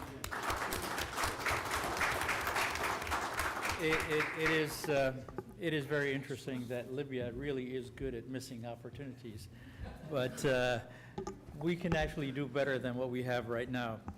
We're going to shift to the Gulf states because they have been influencers in Libya and played a very important role. And we have with us Ahmed Ali Atega, who is an economist, he's a banker, he's an asset manager, He's a thinker. He's on the member of the Board of Trustees of the Arab Thought Forum. He had so many positions, and the last one was being the CEO of a very important institution, which is the Arab Petroleum Investment Corporation. Ahmed is very well known in the Arab world for his critical thinking, and we're very honored to have him address that particular topic on the Gulf and how it influences Libya. Bismillah ar-Rahman ar-Rahim. Thank you, Dr. Hani, very much. First of all, for the kind invitation to be in this distinguished conference, and also for your leadership and your friendship, which I very much cherish. Having been released from some of the constraints that would have prevented me from talking about certain subjects when I was an international civil servant or heading regional institutions, I ventured into when Dr. Hani asked me to talk about this particular topic, which is not an easy one, and I'll be treading on a very thin line, talking about the Gulf states, the Arab states' involvement in Libya. One would have thought that this involvement should have always been positive, but unfortunately it hasn't. And I'd like to shed some light on the dynamic of this relationship. Of course, it's been evident since this morning that Libya has become a battleground for outside powers with competing interests and conflicting visions. And the Gulf Arab states, particularly the United Arab Emirates and Qatar, have been deeply involved in Libya's complex political and military landscape since the 2011 uprising. Their engagement has been really driven by a mix of ideological, political, and economic interests, which continues to evolve in response to Libya's current internal dynamics and broader regional developments. But this involvement also has some history even pre-2011 revolution. The Gulf states' relationship with Gaddafi was one that was also complex. On the political front, the Gulf states prevented any confrontation with Gaddafi. He used to try to bully them on the political front, and we all remember a couple of years before the revolution, the rift between Libya and Saudi Arabia, and how it had transpired back then, leading to an assassination attempt on the late King Abdullah bin Abdul Aziz. On the economic front, however, pre-2011, particularly the last 5 years before the revolution, some of the Gulf states started to take advantage of the economic opportunities that Libya at that time presented, particularly in the re-engagement, the real estate projects, and so on. UAE conglomerate companies have gone to Libya even pre-2011, the Kharafi group from Kuwait, and so on. So when 2011 happened, contrary to intuition, the Gulf countries aligned against Gaddafi immediately. And that really drove him crazy. If you remember the Zanga Zanga Dar Dar speech, he singled out Qatar and saying, you know, why did you behave in this manner against me? So the alignment of the Gulf states, particularly these countries, quickly to support the uprising or the revolution was something not necessarily intuitive. But they aligned with the international movement at that time to really make Libya get rid of oppression. However, immediately after the end of the revolution, the rivalry, Libya became a battleground for the Gulf rivalry. So the alignment that was there during the revolution quickly changed. changed nature and changed course. Where, as I said, Libya became a battleground for some of these countries, similar to their rivalries in other parts of the region, which made the situation extremely complex. And I think the manifestation of this rivalry, so that I don't waste too much time, I think is known to almost all of you in terms of the divides between pro-Islamists versus against Islamists. Later on, Turkey came into the picture and the alignment changed and so on. Of course, this rivalry also intensified quite a bit when Qatar was under siege, where both groups wanted to exert much more pressure on how the Libya situation should unfold. And of course, it was manifested quite in an ugly manner during the Haftar war against Tripoli. And we all know also the examples in that regard. Things have evolved. Currently, many political alignments that were not really foreseen have happened, which will affect the Gulf rivalry over Libya. You have the Turkey, Saudi Arabia, and the Turkey, UAE, and the Turkey, Egypt alignment, or at least closer positions bilaterally between them, and vis-a-vis probably the situation on Libya. As Muhammad said earlier today, Mr. Saddam Haftar is in Turkey, and this is not the first visit. Abdulhamid Baiba was in the UAE just a few days ago. So things are, you know, the contradictions are many here as to how the current situation in terms of the relationship between these countries will impact Libya. However, I would venture to say that these recent alignment between these countries in terms of bilateral relationships have not yet helped ease the impasse of the Libyan political scene. I would have thought that maybe these countries would have by now, particularly Turkey and Saudi Arabia, Turkey and UAE, would have a bit eased some of the impasse in the Libyan scene. It hasn't happened yet. And I think my quick interpretation of that is that the vested interests of the Libyan actors, be it with one side or the other, have become so deep to change that even the Gulf countries and Turkey are not able to really make a dent in it yet. But that also remains to be seen. Of course, there's the economic front. The Gulf countries would like to play a very positive role in the reconstruction of Libya eventually. The oil sector is a common denominator here, a very important common denominator.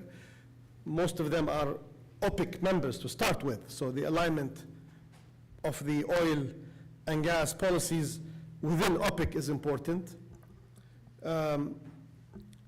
You would think that there should be collaboration among the Gulf states in terms of the reconstruction of Libya eventually, but the risk is that this collaboration can turn into competition. And if that happens, as it happened also in other circumstances, it may not be in the interest of Libya, particularly given the extremely fragile state that Mr. Kony and Mr. Mishri have explained from the inside about the current Libyan situation, which could be extremely prone to being exploited against Libya's interests.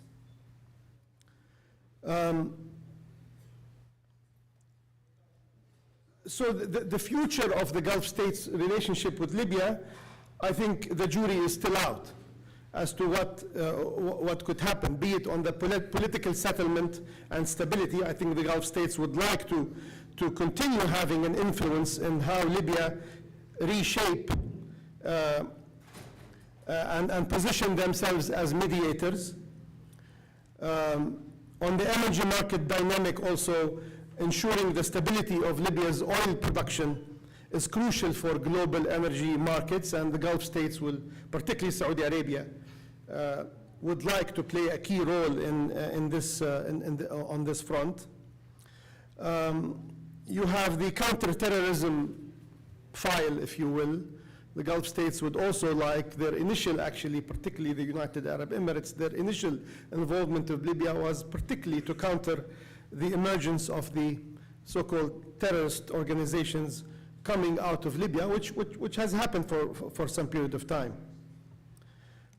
So in summary, the Gulf Arab states' engagement in Libya is multifaceted, driven by a combination of ideological battles, of economic ambitions, and of regional power dynamics.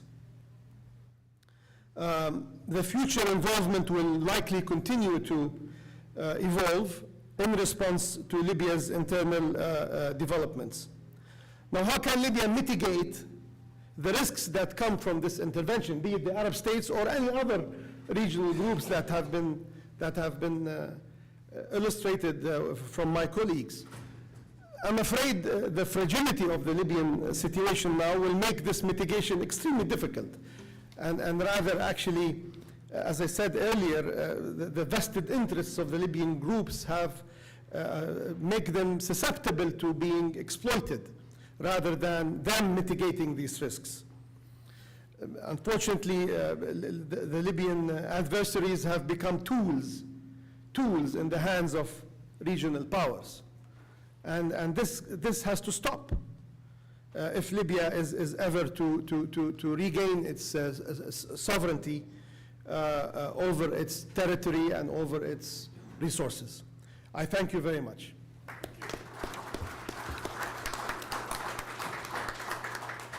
Thank you. Very well said, Ahmed. I'm going to now open the floor for discussions and questions.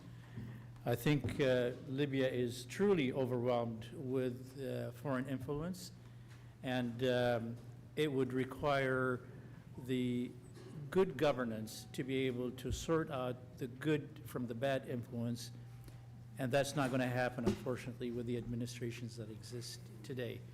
I'm going to ask Khalid, and then I'm going to give you the thing. Khalid, please have, تفضل. أعطي الميكروفون فضلك. تفضل.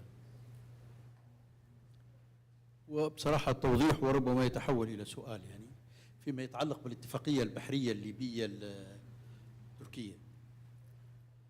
هذه الاتفاقية بنيت على أساس مهم. القانون البحري الدولي مازال يتطور يعني قوانين حديثة. فتعريف الحدود البحرية للدولة منين تبدأ؟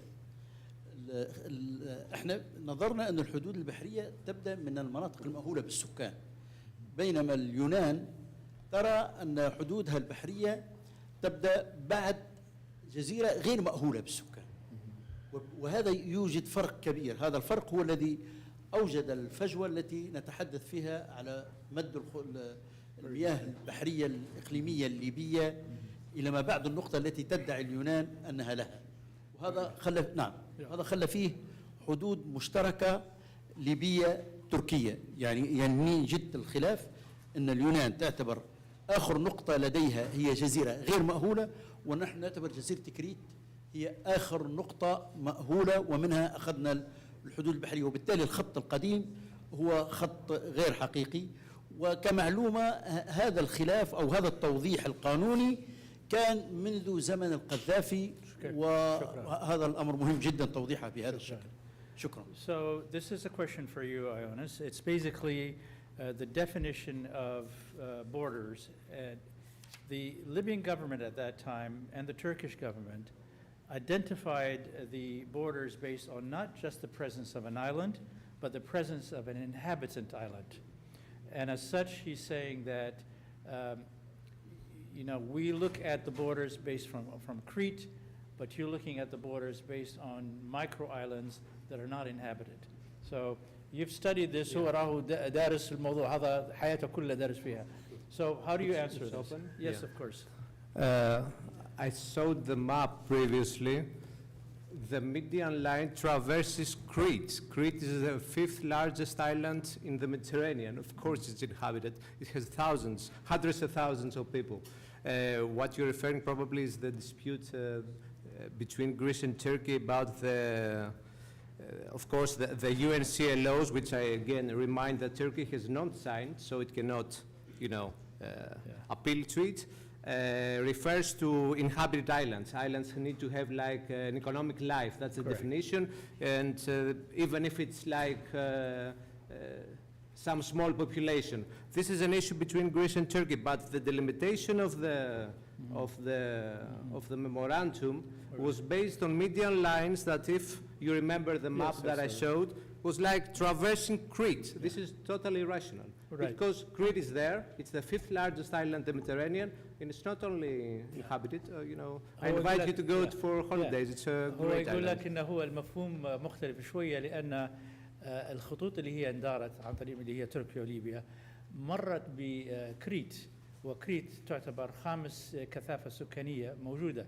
لكن الادعاءات اللي هو يقول اللي هي التركيه هي مبنيه على جزر صغيره فيها خلاف بينها وبين تركيا، ولا علاقه لها بالخط اللي هو نازل من تركيا الى ليبيا. But anyway, this is an interesting thing. We need to go and do a geography lesson. تفضل معين. Yeah. Oh, I'm sorry. She was ahead of you. I apologize. Yeah. Thank you so much to the distinguished panel. My question is, how do you see the potential impact of the U.S. shift towards Russia, specifically on the EEZs, on the broader geopolitical dynamics, and on the potential increase in tensions between Russia and Turkey in Libya? That's a very good question for everybody to address. Michael, do you want to tackle this one here? Sure. I mean, I guess what I would say is that this is a second Trump administration, so we have some track record with the first. And I think interestingly, this is a different administration with different personnel and different instincts and impulses. But in the first administration, Trump did attempt rapprochement with Russia, not particularly successful, but I think interesting that it did not spill over into a lot of the broader geopolitical contestation elsewhere, right? I mean, there were attempts to get closer to the Libyan position, to the Russian position in Libya, but it didn't have decisive impact. We didn't see in the first term Trump effectively bandwagoning with the Russians across the board, right? That's not what happened. Now, I do think we're in a slightly different situation now. I think Libya policy is a black hole. I mean, there's a lot of areas, right? It's not just Libya. I could go down the list, including literally live big issues like Syria, where there's no policy. Some of that is the slowness of the transition. Some of it is a lack of focus on specific areas. I remain doubtful that we will see the United States simply ceding any kind of role and simply bandwagoning and aligning with Russia across the board. That seems far-fetched to me, despite the fact that this is a revisionist administration that is doing radical things, not just domestically but abroad. I find that hard to imagine.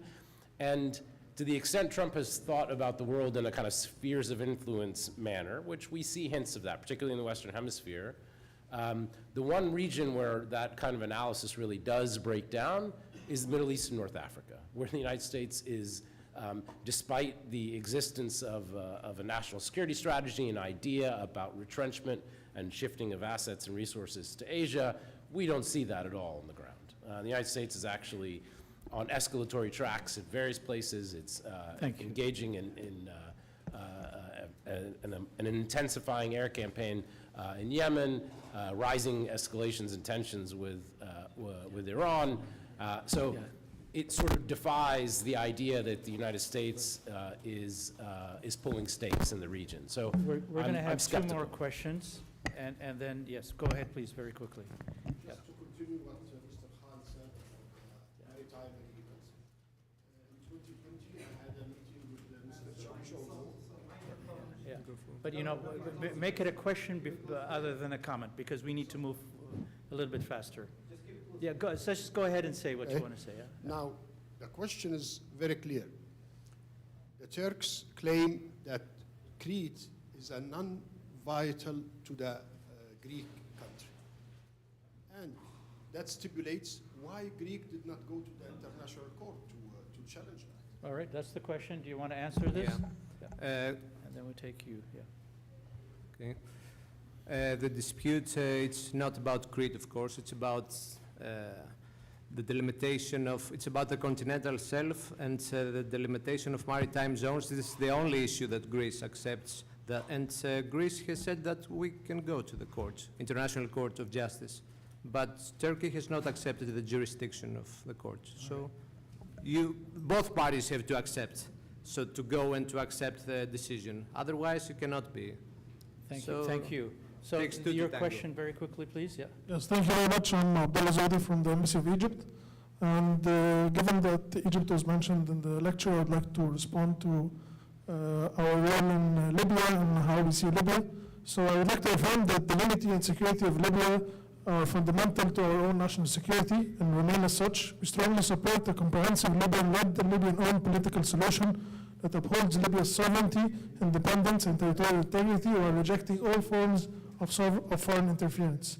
Egypt also underscores the importance of conducting simultaneous presidential and parliamentary elections in Libya as a pivotal step towards achieving stability and fulfilling the aspirations of the Libyan people. Egypt furthermore stresses the urgent need to end the presence of foreign forces, all of them, mercenaries and foreign terrorist fighters, on Libyan soil, as they pose a direct threat to Libya's stability and security of neighboring states. Maybe other things are said about Egypt that I cannot answer at this point in time, but we can have a conversation about it. Thank you very much. Thank you very much. All right, and I just have to ask, Wolfgang, every time I see your maps, there are like 100 little things happening there, and I say, thank God somebody actually has the time and the detail to be able to put all those things in there. But what I hope I was able to explain in simple terms. Yes, but the question really is, what does all this have as an impact to the balance of power that exists today in Libya? Actually, each and every nation, as you all know, is pursuing its national interests. And it's always important, starting with Turkey, to understand what is the national interest. For Turkey, Libya is of particular significance for economic reasons, for security reasons, and also as a hub for Turkish interests in Africa. Whenever you are discussing what, for example, Turkey is doing in Libya, you need to be aware what is the strategic interest. Ambassador Norland mentioned that Libya is not very high up in the priority of the United States. Yes, of course, because there are no vital strategic interests of the United States connected with Libya. And last sentence, Europe, it's different.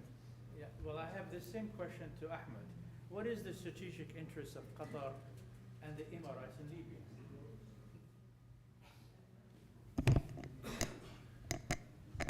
I think, as I said, it's a multifaceted interest. Initially, it was driven by ideological positions, by economic gains, and it was a reflection of the divisions among the Gulf countries. I think going forward, we will see much more collaborative approach from these countries towards Libya. I hope so, particularly on the economic front. Thank you. I think we're running out of time, so we're going to move to the next panel right away, and thank you very much. Thank for you.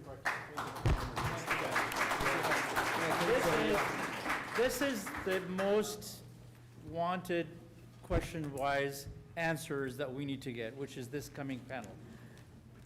I'm going to ask Jason, Bill, and so on to come over here.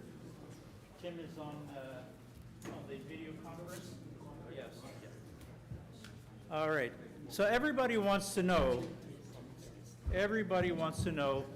what the future U.S. policy on Libya is going to look like. And we have some really expert opinion here, people that actually thought about it a little bit more than we did. Our first speaker is Bill Lawrence. Bill Lawrence is a political scientist, international affairs professor, who's at the American University School of Foreign Service. He's a senior academic and research fellow in residence and the director of the North African Area Studies Program at the National Council on U.S. Arab Relations. He's also a former diplomat, spent time in Libya, So he has a very good perspective on the question that we are asking. His topic will be how important is Libya and how should the U.S. act on Russia's ever-growing presence there. Bill.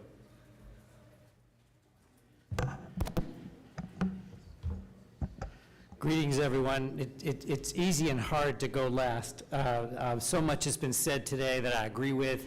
I'm going to try to skip over things that have already been evoked and maybe focus on things we haven't heard yet today. And so it'll maybe sound a little helter-skelter, but I'm going to try to throw some more grist in the mill here and make some points that I think need to be made. But first, thank you to Henny for the best Libya conference ever, and they get better and better, so congratulations to you. And let me say, at the risk of sounding like I'm criticizing, but I'm not, you know, it's the most balanced we've had, I think, you know, and a greater variety of viewpoints than we've had before, so it's really wonderful to be here. I work at the National Council. Greetings to you from Delano Roosevelt, our president, and the grandson of FDR and others that I work with over there who are very happy that I'm here today, but they couldn't come because we're doing our National Model Arab League this weekend with 300 students defending Libya and Algeria and all of our countries, Egypt, in a 3-day conference.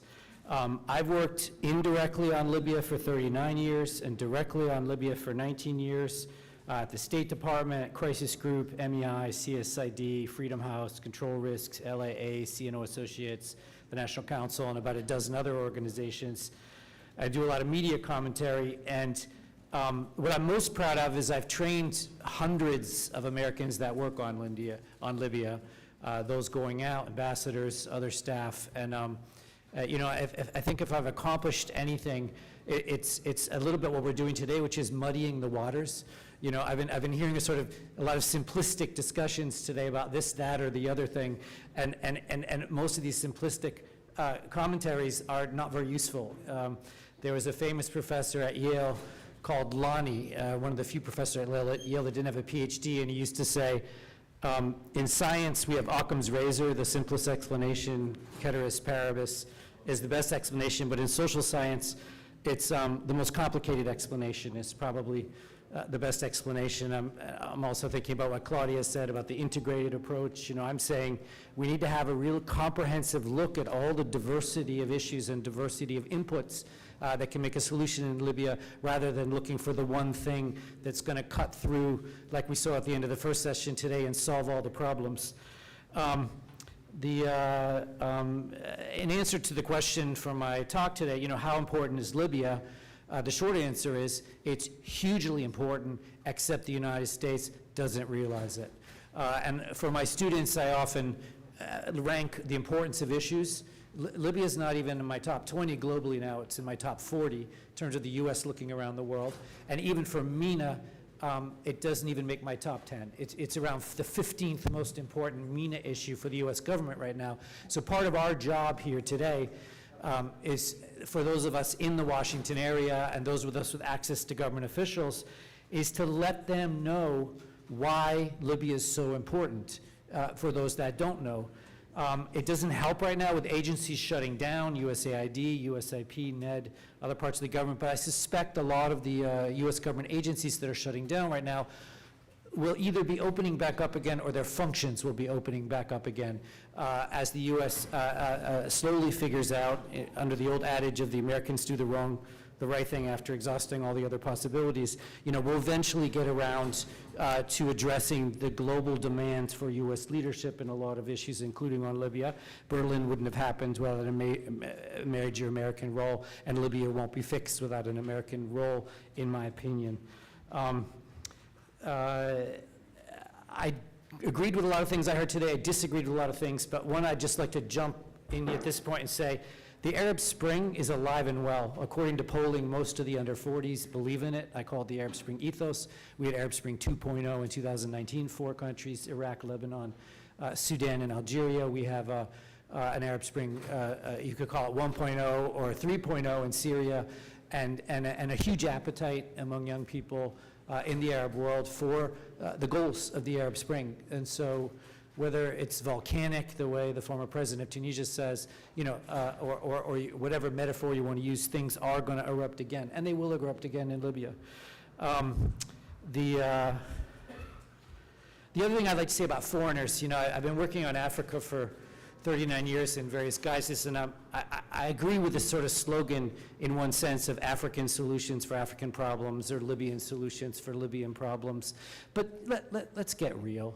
You know, there's always going to be a positive foreign input, right, in any reform or restructuring or problem solving, and I think it's sort of ridiculous to sort of ideologically state every time, you know, only Africans will solve African problems or only Libyans will solve Libyan problems. The foreigners helped muck up Libya, and only with foreigners will Libya straighten itself out. It won't straighten itself out just by kicking out all the foreigners, which is a lot of the rhetoric we hear. I think we have to be serious in a positive way that we heard, I think, during panel 2, during the lunch things, that foreigners have to play a positive role under Libyan sovereignty and under Libyan direction, but not just leave. Let me also say, since it hasn't been said enough today, that during the Trump administration, AFRICOM played a really important role, and I suspect AFRICOM is going to play a really important role going forward in the Russian conversation. One of the interesting things we learned after Trump won was that AFRICOM had this sort of funny thing they would do, which happened on a lot of Trump administration issues, and I wrote an article on this in 2017, is that they would sort of say they'd like to make a statement or make an action on Libya, sort of tell the White House they wanted to do it, and if they didn't get a no, they'd go ahead and do it. And there were multiple occasions where AFRICOM made a positive move on Libya, and we'd be like, how did the Trump administration approve that? And I think it was sort of by lack of response, you know, that AFRICOM would take the leading role. And I think going forward, you know, to whatever degree decisions get all the way up to the level of Trump, there's a lot of expertise in the U.S. government on Libya and a lot of concern about Russia. And I'm hoping that my former colleagues within the U.S. government will be opportunistic in looking for opportunities to increase the profile of Libya and push back against the worst of what the Russians are doing. They have already done some of that. The Trump National Security Team is seeking to blunt Russian influence in Libya. The most interesting thing was when the Pentagon sent 2 B-52s for maneuvers in Libya in February. And there's been other sort of gestures like that where we've seen glimmers of the U.S. realizing that the best way to deal with Libya is to create alternatives to what Russia's offering, not just complain about what Russia's doing, but not do anything about it. Let me also say that there's been an increase, I think, of policing in the Mediterranean. I don't know if you saw the articles on ghost ships and other things coming from Crimea and other locations, but there's a lot of material and arms before and after the fall of the Assad regime moving from Russia to Libya and then onward to Africa, not all in the air now, but by sea. And there's a role for Europe here under Irini or some other formulation to police and enforce the arms embargo going towards Libya, including, for example, the 115 Russian-made trucks that, because they hadn't been modified for military use, managed to slip through, but if they'd had slight modifications, they would have been stopped under the arms embargo against providing weapons to Libya. But I agree with Gomati and others that there's been, generally speaking, a Western strategic negligence towards Libya, and the main thing we have to do is understand what the Russians are doing, how they're doing it, why they're doing it, and then offer proactive alternatives. Megrisi has written on the sort of 3 parts of the Russian strategy. He calls it cultivation, Wagnerization, and what's the other one? Domestication. I don't really like these terms. But basically what he's talking about is finding proxies across Africa. This is not just about Libya. Finding proxies, then propping up strongmen in trouble, and then harnessing their resources available for Russian interests and to support the war effort in Russia. It's a colonial strategy. I'm often shocked how much my anti-colonial European friends give the Russians a pass for a purely colonial strategy. I mean, if you don't like American neo-colonialism or whatever you want to call it, you shouldn't like Russian neo-colonialism in its place. And I think a lot of Africans have a hard time with that because of the colonial legacies in Africa. But the almost everything the Russians are doing has to be countered. There's a chaos element to echo what Zina was talking about. There's this, for example, what some scholars call a Syrianization going on of Libya in terms of local strongmen and then getting at resources, which ironically the Syrians just tossed out, when they figured out that that's not where they wanted Syria to be, but Libya still seems to be to some degree going down that road. Libyans and Americans have to be seized with the fact that all over the Sahel, Russia is propping up dictators through what I call sort of the Praetorian bargain. Basically, we will defend your bunker state, and your coup, and you give us minerals. And it's transactional, it's scary, it's chaotic, and it needs to be combated. It's happening in Niger, it's happening in Chad, it's happening in Burkina, it's happening in Mali, it's happening in a number of other states. I mean, why is that base going up in southern Libya to support Chad and the RSF? So, we need to, and even though Russia's sort of playing both sides in the Sudan conflict, they haven't stopped backing the RSF and moving weapons in through Libya. So this needs to be addressed.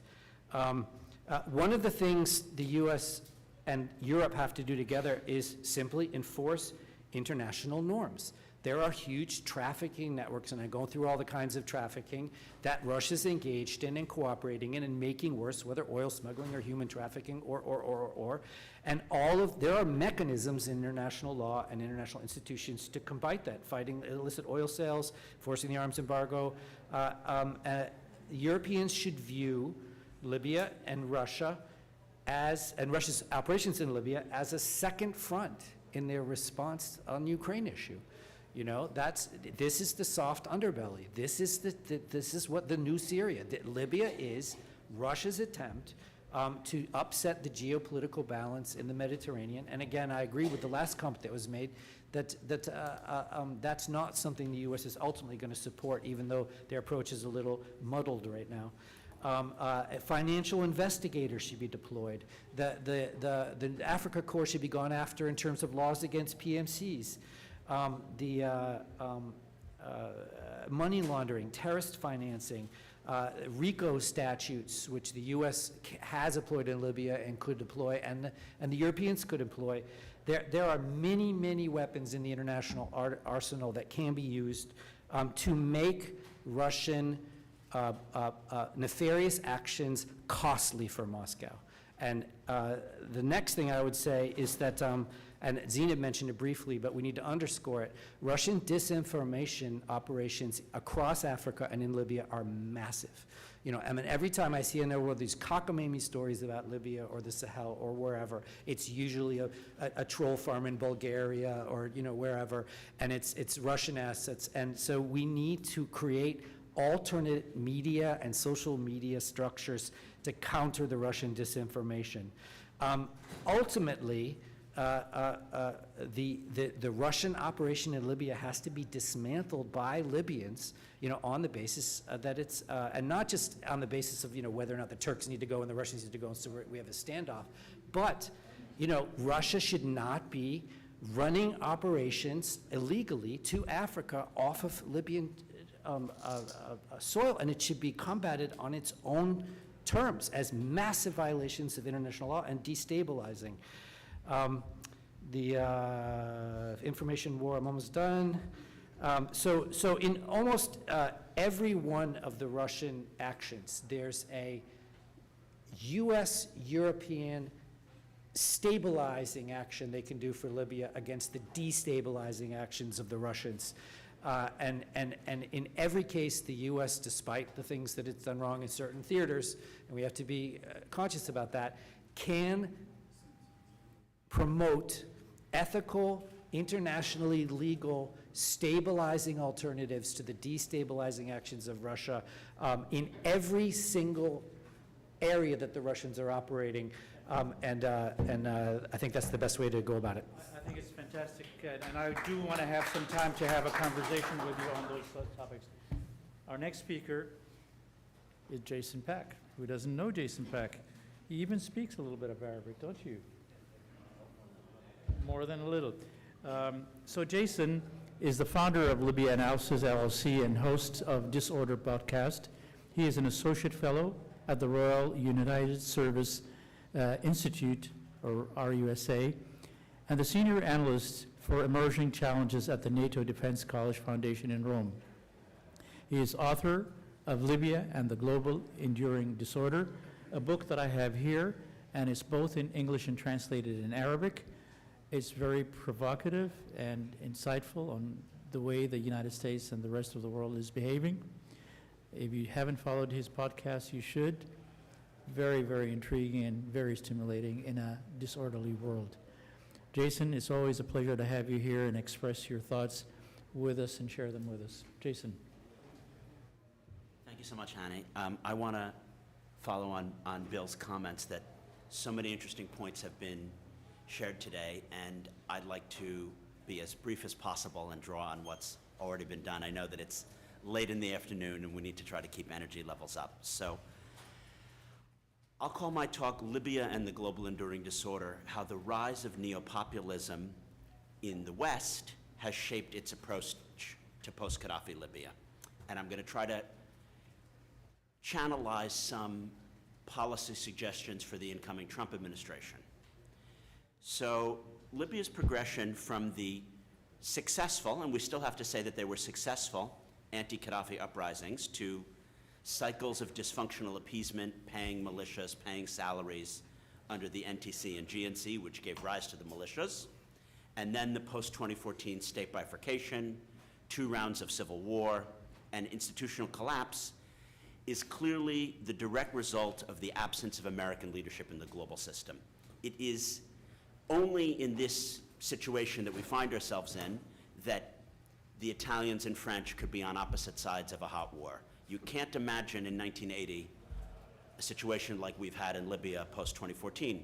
Reagan would have gotten on the phone. He would have made sure that core NATO allies were not on opposite sides. So Libya's post-Gaddafi trajectory is really the first test case of what I call the global enduring disorder. And we are now all living through it. You know, it may have started in Libya, and then it was experienced in Syria, and then in Ukraine, but we're all living through the global enduring disorder. All you need to do is turn on the television and look at the stock markets. So in my book, which I wrote 5 years ago, I draw lessons of what we can ascertain from the very nature of the global enduring disorder, which is a coordination failure. And then what can policymakers do? So I'd like to not reinvent the wheel, but talk about, for a second, excellent points that we've heard so far today. Both Zeynep and Bill spoke about the Russian role in the Sahel. I think it's critical to point out that Russian strategy is merely to disorder. They don't need to have a pro-Kremlin regime in Niger or Burkina Faso. It doesn't matter. If those places are in disorder and they emit disorder and they emit migrants, it's a win. They don't want to have a Putinist economic model in Kyiv. There is no such thing as Putinist economy. If Ukraine is in disorder and there's a war, it's a win. They don't need Haftar to take over the whole country. They need Libya to be bifurcated in a non-state, collapsed state, and it's a win. It's the global enduring disorder. And therefore, the disinformation and the neocolonialism that we heard about from Bill and Zeynep, it doesn't need to have a specific endpoint. The disorder is the endpoint. So that's point one. And Zeynep talked about the word chaos, chaos, global enduring disorder, same idea. I want to praise Mohammed Al-Jarrah for his really excellent talk. He spoke about how we don't want the current situation of institutional collapse and process failure to continue, but it is going to continue, barring either major international leadership and banging heads together. It's going to continue unless Libyans are willing to put aside their differences and unify institutions and reform the dysfunctional economic structures. And then Stephanie said, if you don't realize how dire this situation is, look at where we are now, 2 days post-Liberation Day. There's no international liberal order anymore. There's no free trade. There's no global coordination and global leadership. Libyans and anyone in any conflict zone, such as the Ukrainians or the Yemenis, they have to realize if we don't get our act together, no one is going to sort it for us. So, given this, there's a strong case that it should actually be easy to appeal to the Trump administration as to why they would care about Libya. They wouldn't define it in their top 20 priorities, just as Bill has said. But in reality, when I speak to people in the Trump outer circle, they say it actually appeals to Susie Wiles and to Hegseth and to Trump himself and Vance, because from an emotional, transactional perspective, they want to succeed where Obama and Biden were perceived to fail. And they would like to extract resources and have a win, a commercial, transactional win. So those who are working on Libya, I would urge you to push win where Biden and Hillary and Obama lost, and there are transactional gains for America. So how is this the case? What we see in Libya today is a 10-year spiraling process of state implosion and corruption, which has seen the replacement of Western firms, particularly Northern European and American ones, who require transparency and best practices, that those firms are replaced by non-Western firms who do not require transparency. Consider the role of Biogon in the oil trading sector, or the role of various UAE entities in the oilfield services space.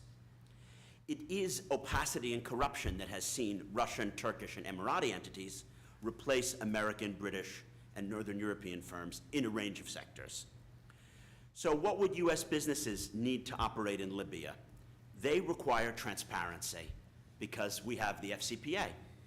And if there are transparent tenders on things like marketing at the NOC Petroleum Marketing Department, if there is transparency on tenders in oilfield services, Northern European and North American firms will win because they produce better products. And Libya is a place where Libyans really, really are dying for American and British expertise. I would argue that Libya could create 1 million+ jobs globally, and tens of thousands of those jobs would go to American firms and companies. How I arrive at those numbers is something I talk about in my book. Libya is in desperate need of financing, and the American government can think of creative ways to gain returns from Libya's oil sector.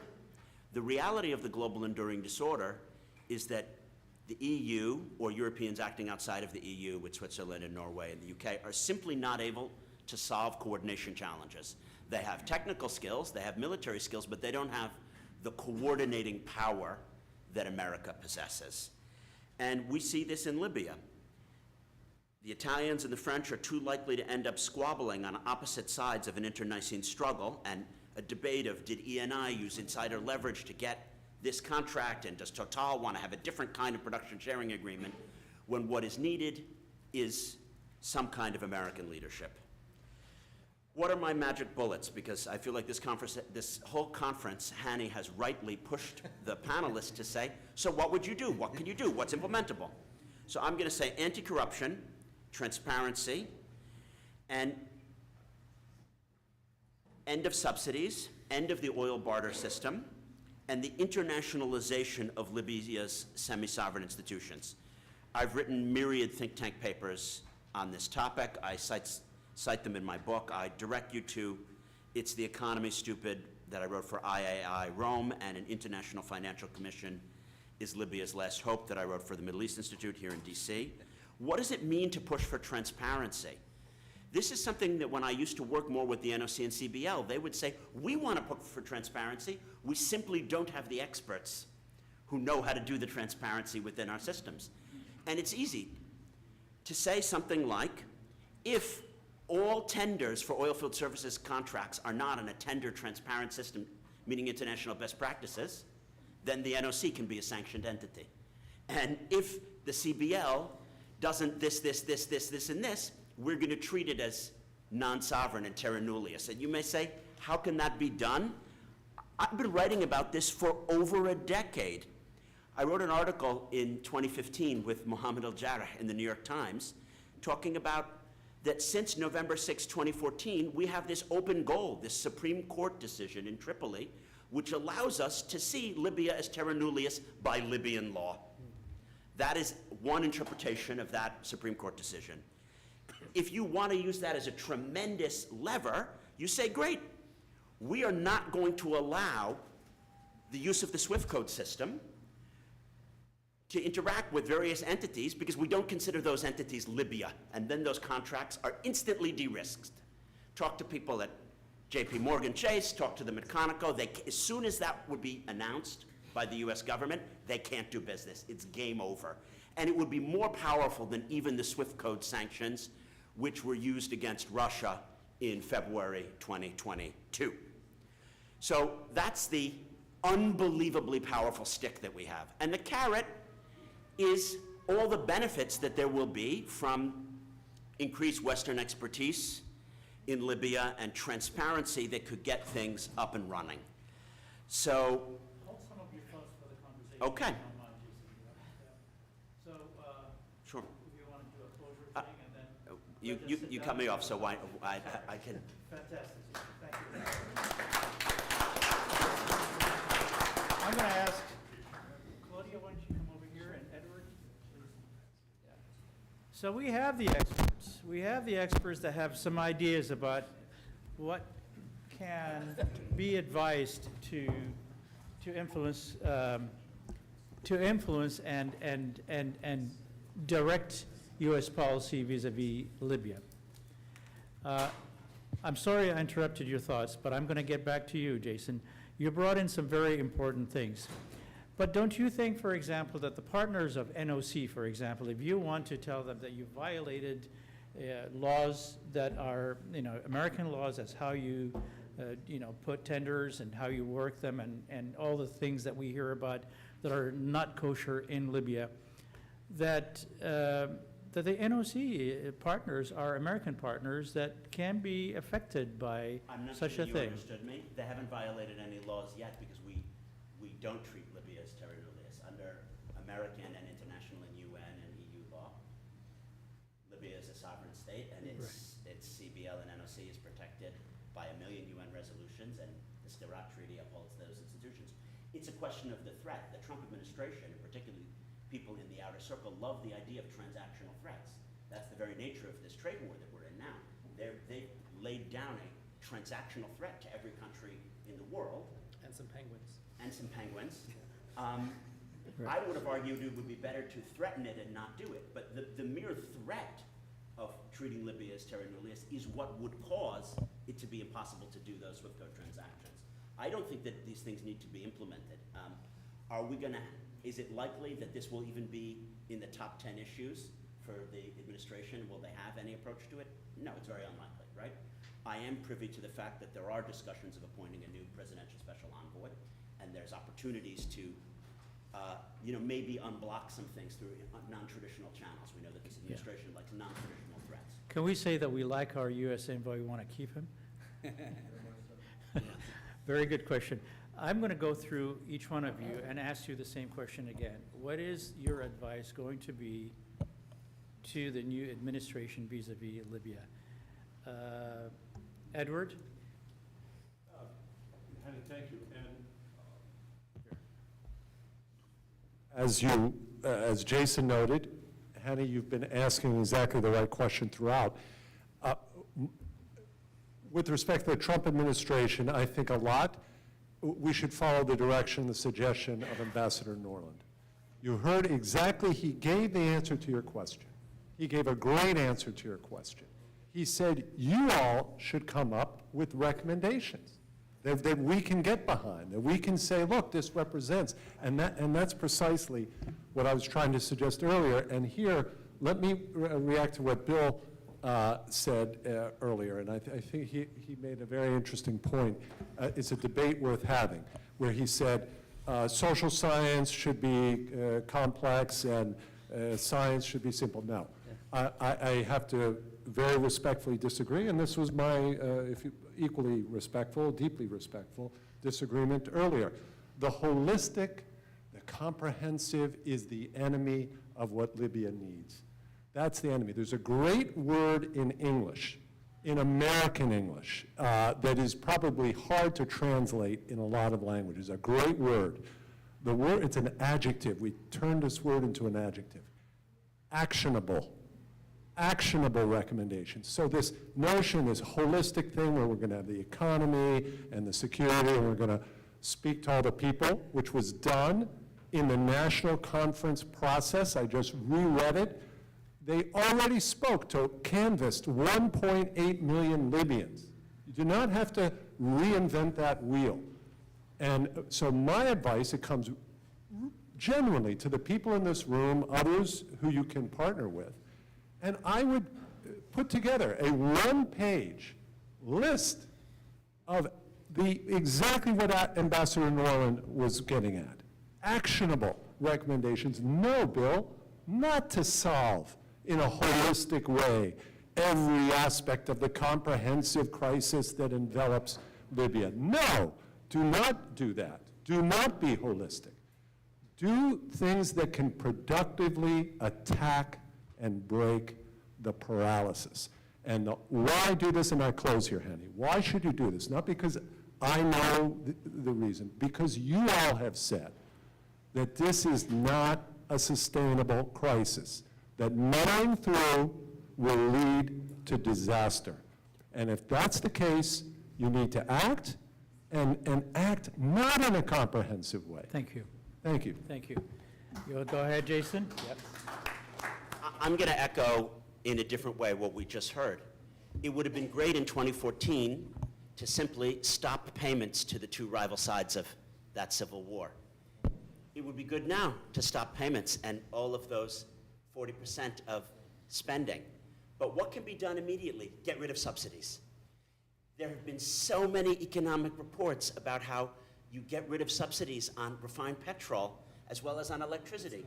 Yes, it's going to hit people in the pocketbooks. You compensate them with direct payments. It's the most obvious thing. I was at a talk in 2012 and I wrote a paper about this. This is implementable or actionable, to use the word that we just heard. Actionable right now. So just make it happen. The Libyans don't even need outside pressure to do that. But if they want outside pressure, we can sanction them and take them off SWIFT until they do these things. Very good. But I didn't see the question of how that would involve the United States on that action. The U.S. has the ability to make these huge threats about SWIFT codes and about dollar transactions. Right. It's the power of America over the international, the flow of monies. Fair enough. Bill. There's an old, maybe un-PC adage in development studies that says if you send a dentist to Sudan, they'll find all the problems are dental. And you can take almost any approach to Libya and slice through and say this is the one thing or this is the two things. I think Ed and I are talking past each other. You cannot solve Libya without having a military. I'll take Claudia's four and then add some things. The military, the political, the economic, and the international component. I'm right about the Arab Spring ethos, and one of the things I dropped out of my comments was how enthusiastic Libyans have been voting in municipal elections, and there's more municipal elections coming up. You have to factor in the will of the Libyan people. Whole of government from the U.S. approaches are best. Whole of governments to the other governments are best. You can rank order, you can prioritize, you can sequence. I remember the early Libya groups, we sequence things, You can figure out the most important first thing to do. I'm fine with that, prioritizing and rank ordering. But Berlin was 54 points for a reason. And the last point I'll make on that is that to be legitimate, you have to be inclusive and comprehensive. If you're not inclusive and comprehensive, then you're automatically delegitimizing the approach you're trying to take. Claudia. Yes. Thank you. Is this on? Yes. There's an ideal world where all the recommendations that we've heard would be implemented, right? Empower Africa. I would add, put somebody on the sanctions list and so on. But that's an ideal world. And we're not in that world now. We are in a world where the US is cutting funding to development around the world. It's cut off USAID. And this means that the Russian disinformation campaign that I read reports about and I'm very interested in will no longer be financed because that NGO is no longer financed by the administration. Exactly, that was combating it. The community in southern Libya that was on the receiving end of USAID will no longer be on the receiving end of USAID. And so on, exactly. So this is the reality we're in, at least on the basis of the information that we have today about where this administration is going. So my recommendations will be very modest and reflective of this new environment. So I think Actionable. actionable. Well, one is I very much like the Fed's insistence on having an oversight mechanism for the disbursements of the central bank.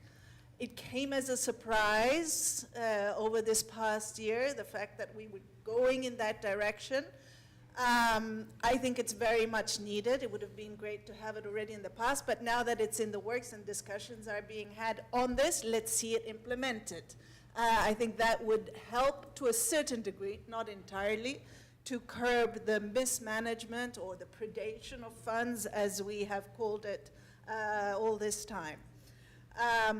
Second, continued engagement on the financial track, financial economic track. So we'd like to see the US continue these conversations and dialogues between Libyan actors and rival parties on, improving the financial streamlining of the country. It hasn't been that forceful this far. We'd like to see a bit more forcefulness when, with the recommendations on, removing subsidies and so on are put in the discussion.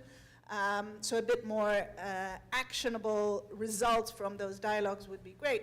And I think third point, at the UN Security Council, I'm hearing that there are sort of ongoing doubts on whether there'll be a renewal of the authorization of Operation Irene to act on the monitoring of the arms embargo.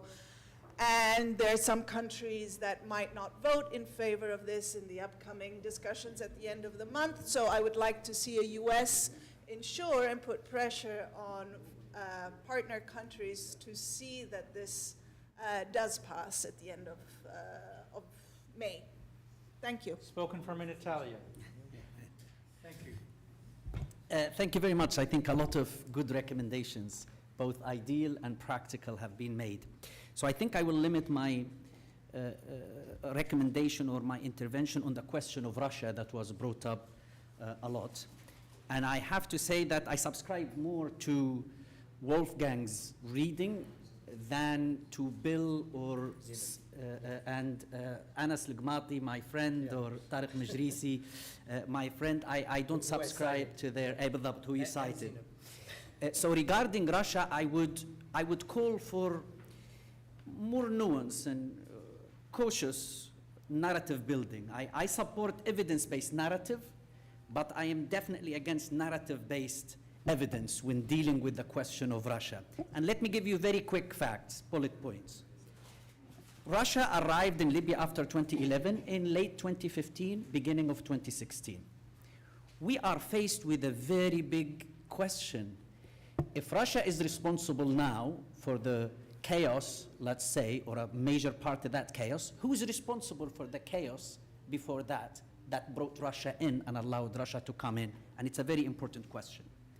It's also very important to understand that there has been a significant change in the nature of the relationship between Haftar and Moscow over the years. Most recently, since the death of Yevgeny Prigozhin, the relationship with Wagner is not the same as the relationship with the Africa Legion or the Africa Corps, and it's good to actually dig deeper into this. Russian officials and diplomats are extremely frustrated at the lack of reaping what their efforts and investment in Libya has given them. They are not securing economic opportunities, only illicit activities, some printing of notes, but they haven't managed to do what the Turks did or the Emiratis are doing or the French are doing. Your advice to the United States. Yes, the last one is no formal agreement has been signed, despite Russia's best efforts to try and sign a formal agreement. My advice to the United States is what AFRICOM did with the recent visit to CERT and what the B-52 over CERT did. You need to enhance behavior of Libyan actors through engagement, through more, if you like, carrot, also then, especially those that show that they're willing to give. Russians are no longer in Gardabiya.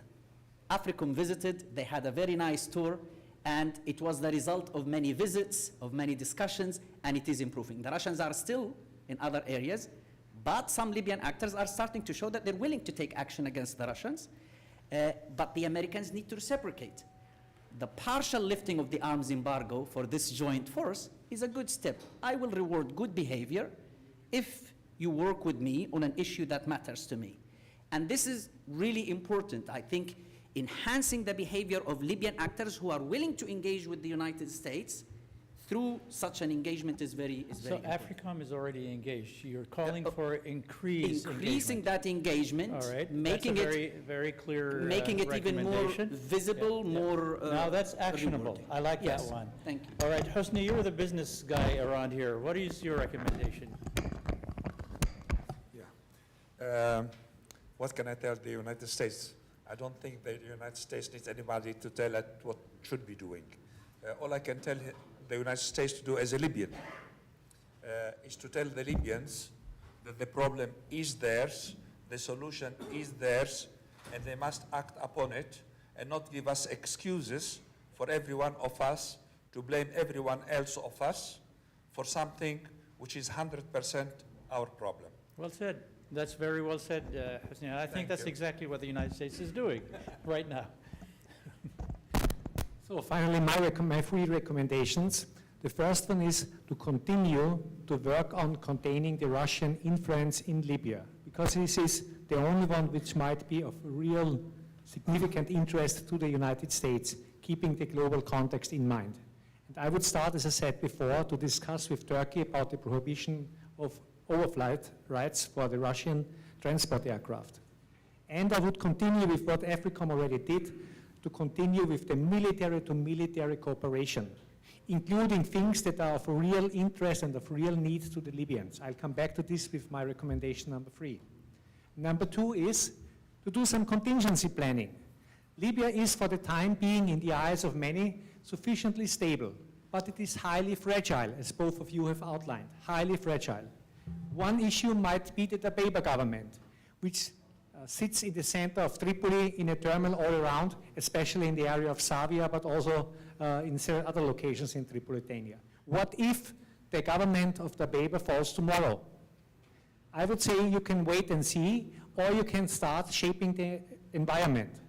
And I would say one possibility to shape the environment is what the High Council of State and the House of Representatives started, to work on agreeing on a new interim government, on a new interim Libyan government that is approved not by the international community, but by the High Council of State and by the House of Representatives, and led by the Presidential Council. Is that actionable, Edward? That's too much actionable. But that's very good. I said contingency planning and shape the environment. Yes. And the second part of the contingency planning is to plan for a succession of Khalifa Haftar. What if he passes away tomorrow? This might lead to a major vacuum in the East. This might lead to a highly unstable situation in the East and in the South. This might lead to a breakaway of the Fisani parts of the LNA from the LNA, depending on who will be the successor.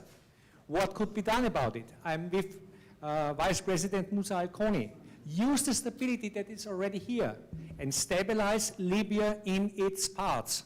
Stabilize Libya as a federalist system. A federation is not evil. Yeah. Believe it or not, the United States is a federation. Germany is a federation. I'll have to And the last modify this sentence, because I don't think Musa said that. Yeah. You're mixing up Haftar with. Yeah, I know, but- Don't mix them together, yeah. And my recommendation number 3 is to work on a civil defense unit that could deal with the increasing number of floodings, that could deal with the increasing number of floodings and other environmental disasters. Create a Libyan Corps of Engineers and show the Libyans that the United States still cares for Libya and the Libyan population. And that is actionable. I think that, we've heard so many very important comments in here. And I think one of the things were alluded to by Musa Kony, which is that if you need to engage more in Libya rather than engage less in Libya. And by punishing the Libyans and putting them into the category of no visas, no this and so on, you're actually disengaging and dissociating. If anything, the best thing the United States can do is actually to invite Libyans, engage them in every aspect of education, health training, military training, all this stuff, and open the gates, because they are peaceful people.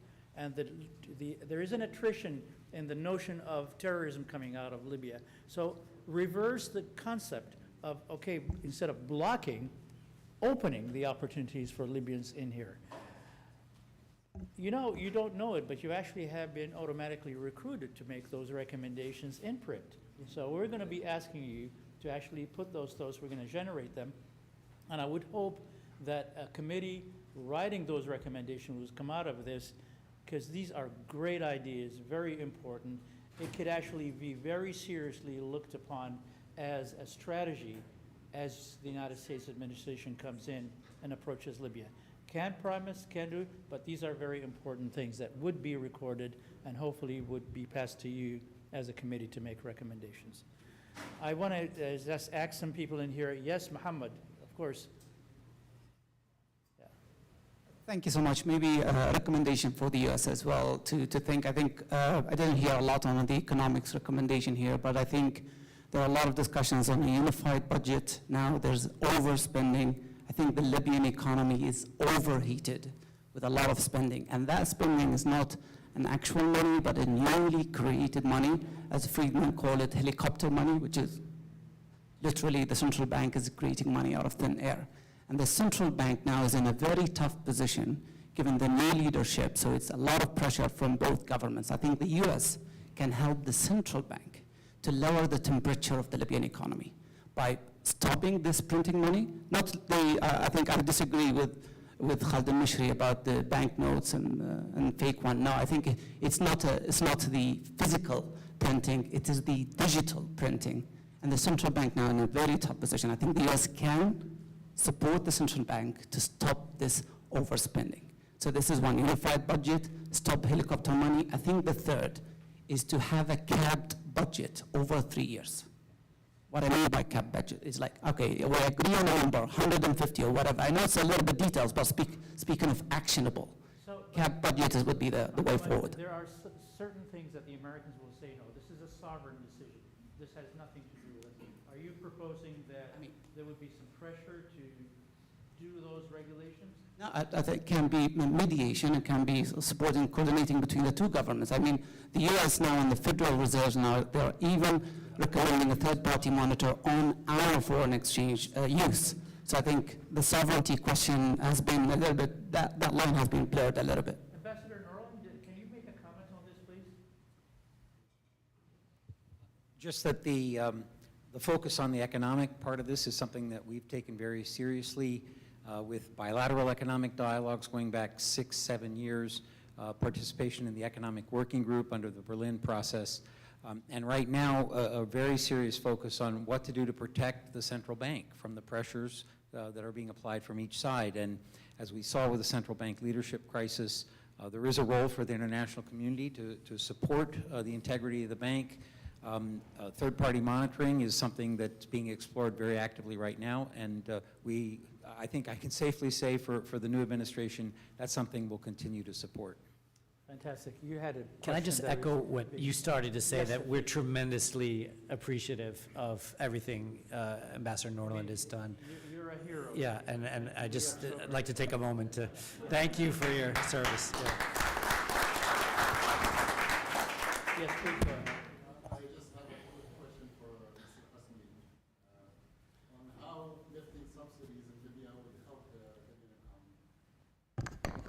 It will turn it 180 degrees positively, And 100%. I want to jump in here and say that all the studies show that, because we have examples in other post-statist economies. I tried to avoid talking about it because it became so You're in the blacklist. not so much Everybody has political, but comments. they called me Mr. Subsidy. Yeah. Yeah. So I don't want to have it. I have no- But I'm definitely, not, it is really the biggest financer of all the mess that we have in Libya today. I would say over 90% of the mess that we are talking about and we are complaining about and financing everybody to mess it is the subsidy, 100%. Mia has been very patiently waiting to make it. No problem. Just following, I mean, Claudia mentioned it, and Mohammed Safi. Ambassador Norland, I think the U.S. played a very important role in the financial arrangements between 2015 to 2018. And this is what we need today. Rather than having a central bank of Libya financing two governments without a budget, we should go back to the financial arrangements and coordinate between the two parties. Today, as I mentioned this morning, the Central Bank of Libya is not independent.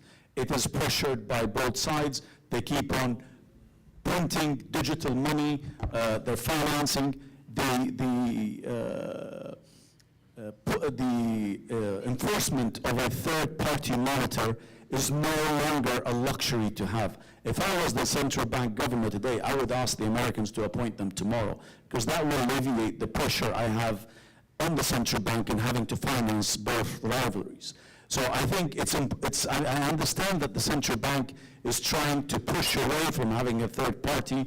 The audit bureau is pushing away because they believe they're the ones to audit and they are the legitimate party to engage with somebody else. But it's important today to enforce a third party monitor to stop the funding of both rivalries and creating digital money. And going back into financial arrangements, discussions once again, until we have a unified government, a unified budget, is again a necessity that we cannot neglect today. Thank you. Fine. عبد السلام معلش انت صبرت شويه والاستاذ خالد comment.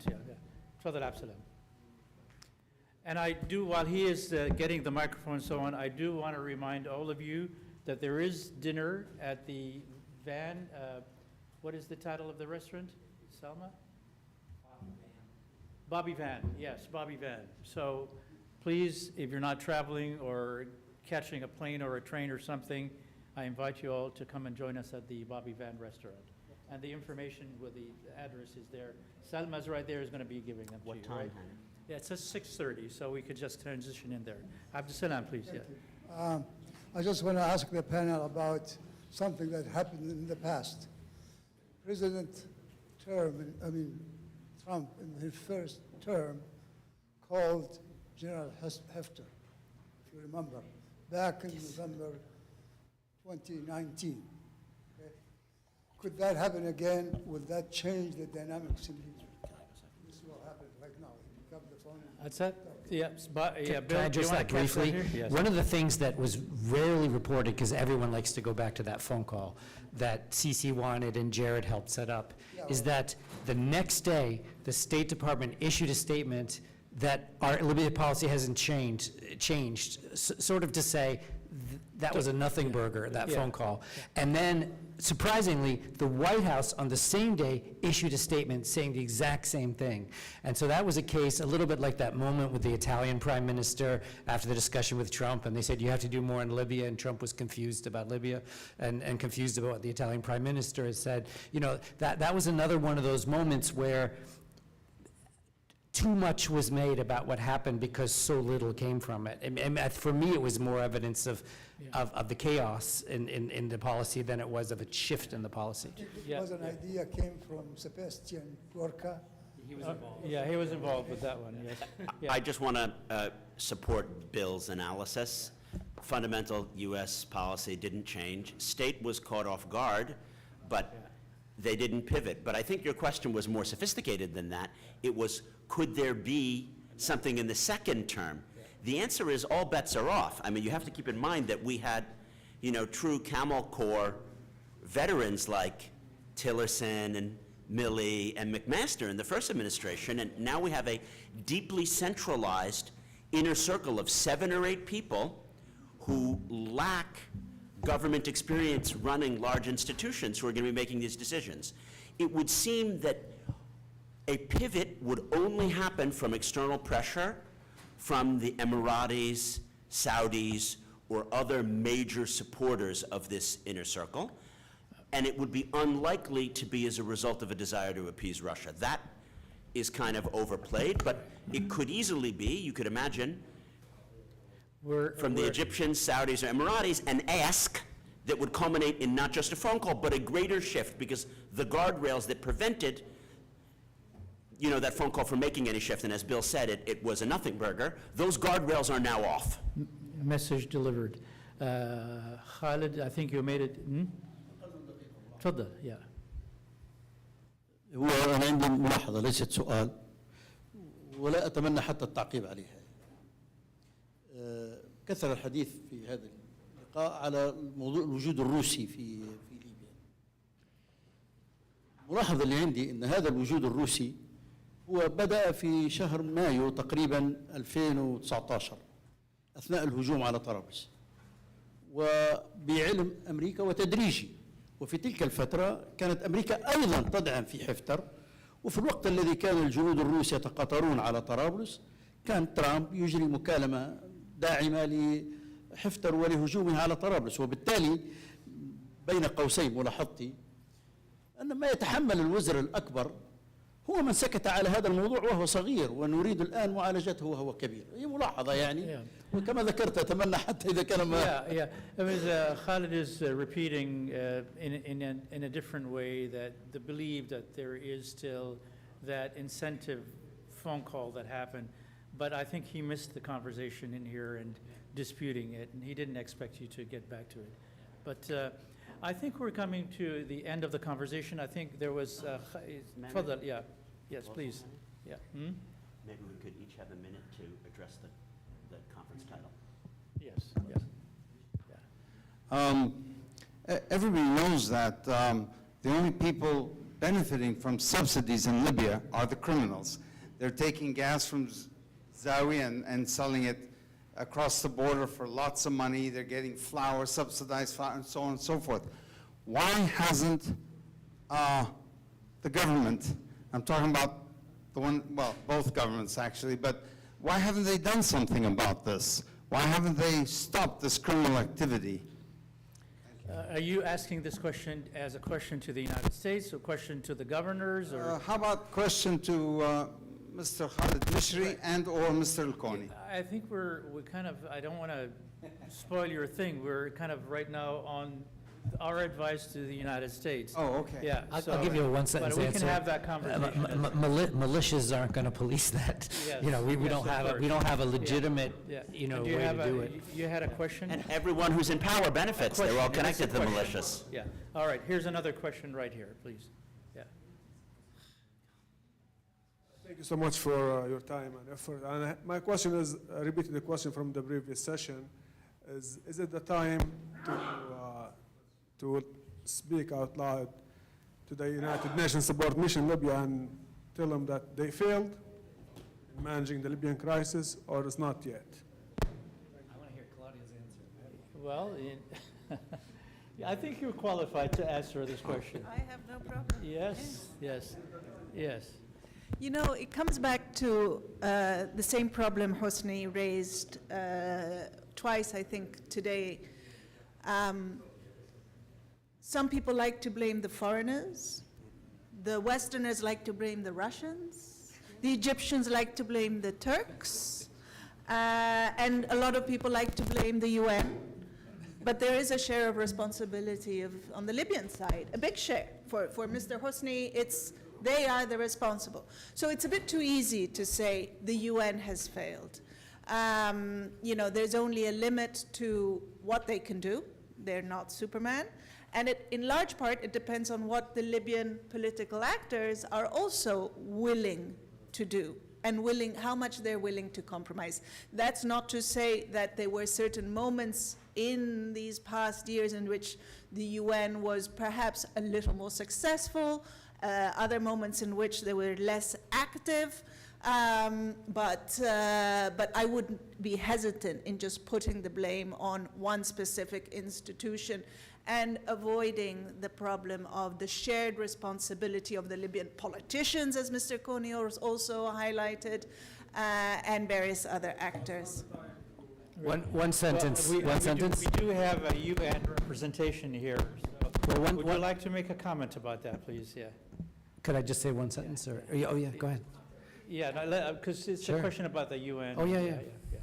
Thank you very much. I could echo Claudia's words, but perhaps also add that I think earlier today there was some talk about the international community not being united and not having a cohesive approach to Libya. And at the end of the day, the United Nations is nothing if not a spokesperson, if you like, for the international community. I think there was a time, several occasions, I guess, in the last decade or so, when we saw like brief instances of cohesiveness, such as, for instance, after the LPDF selected a government of national unity, and then the Security Council expressed support or recognized the government of national unity as the government of Libya.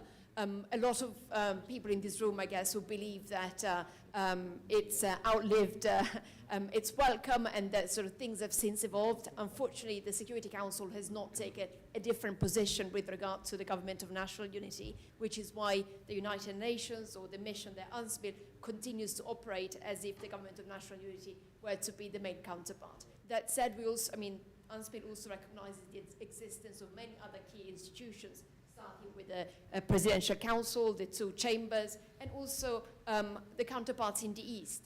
And we see our responsibility as facilitating what's essentially a Libya-owned and Libyan-led process. So no one is there to infringe Libyan sovereignty or impose any solutions, but perhaps to facilitate dialogue and maybe to some extent, as much as we can, perhaps not as much as I would like, to be the voice of moral authority and maybe denounce lack of transparency and bad governance as much as we can without being seen as excessively criticizing what's a member state and a member of the community.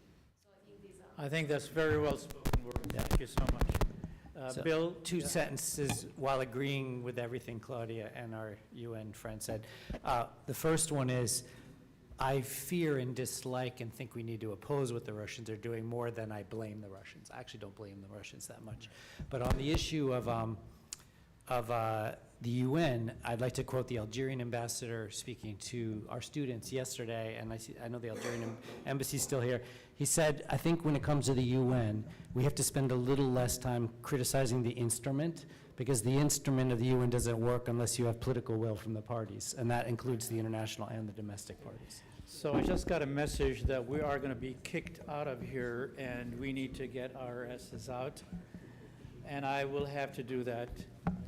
I want to thank Vice President Moussa Kony for being with us and enduring the whole day with us. I think we appreciate it.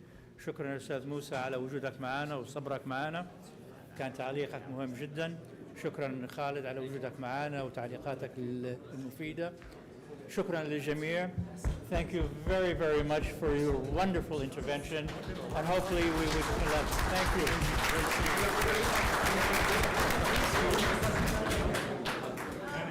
Congratulations. This was, I'm just telling you, over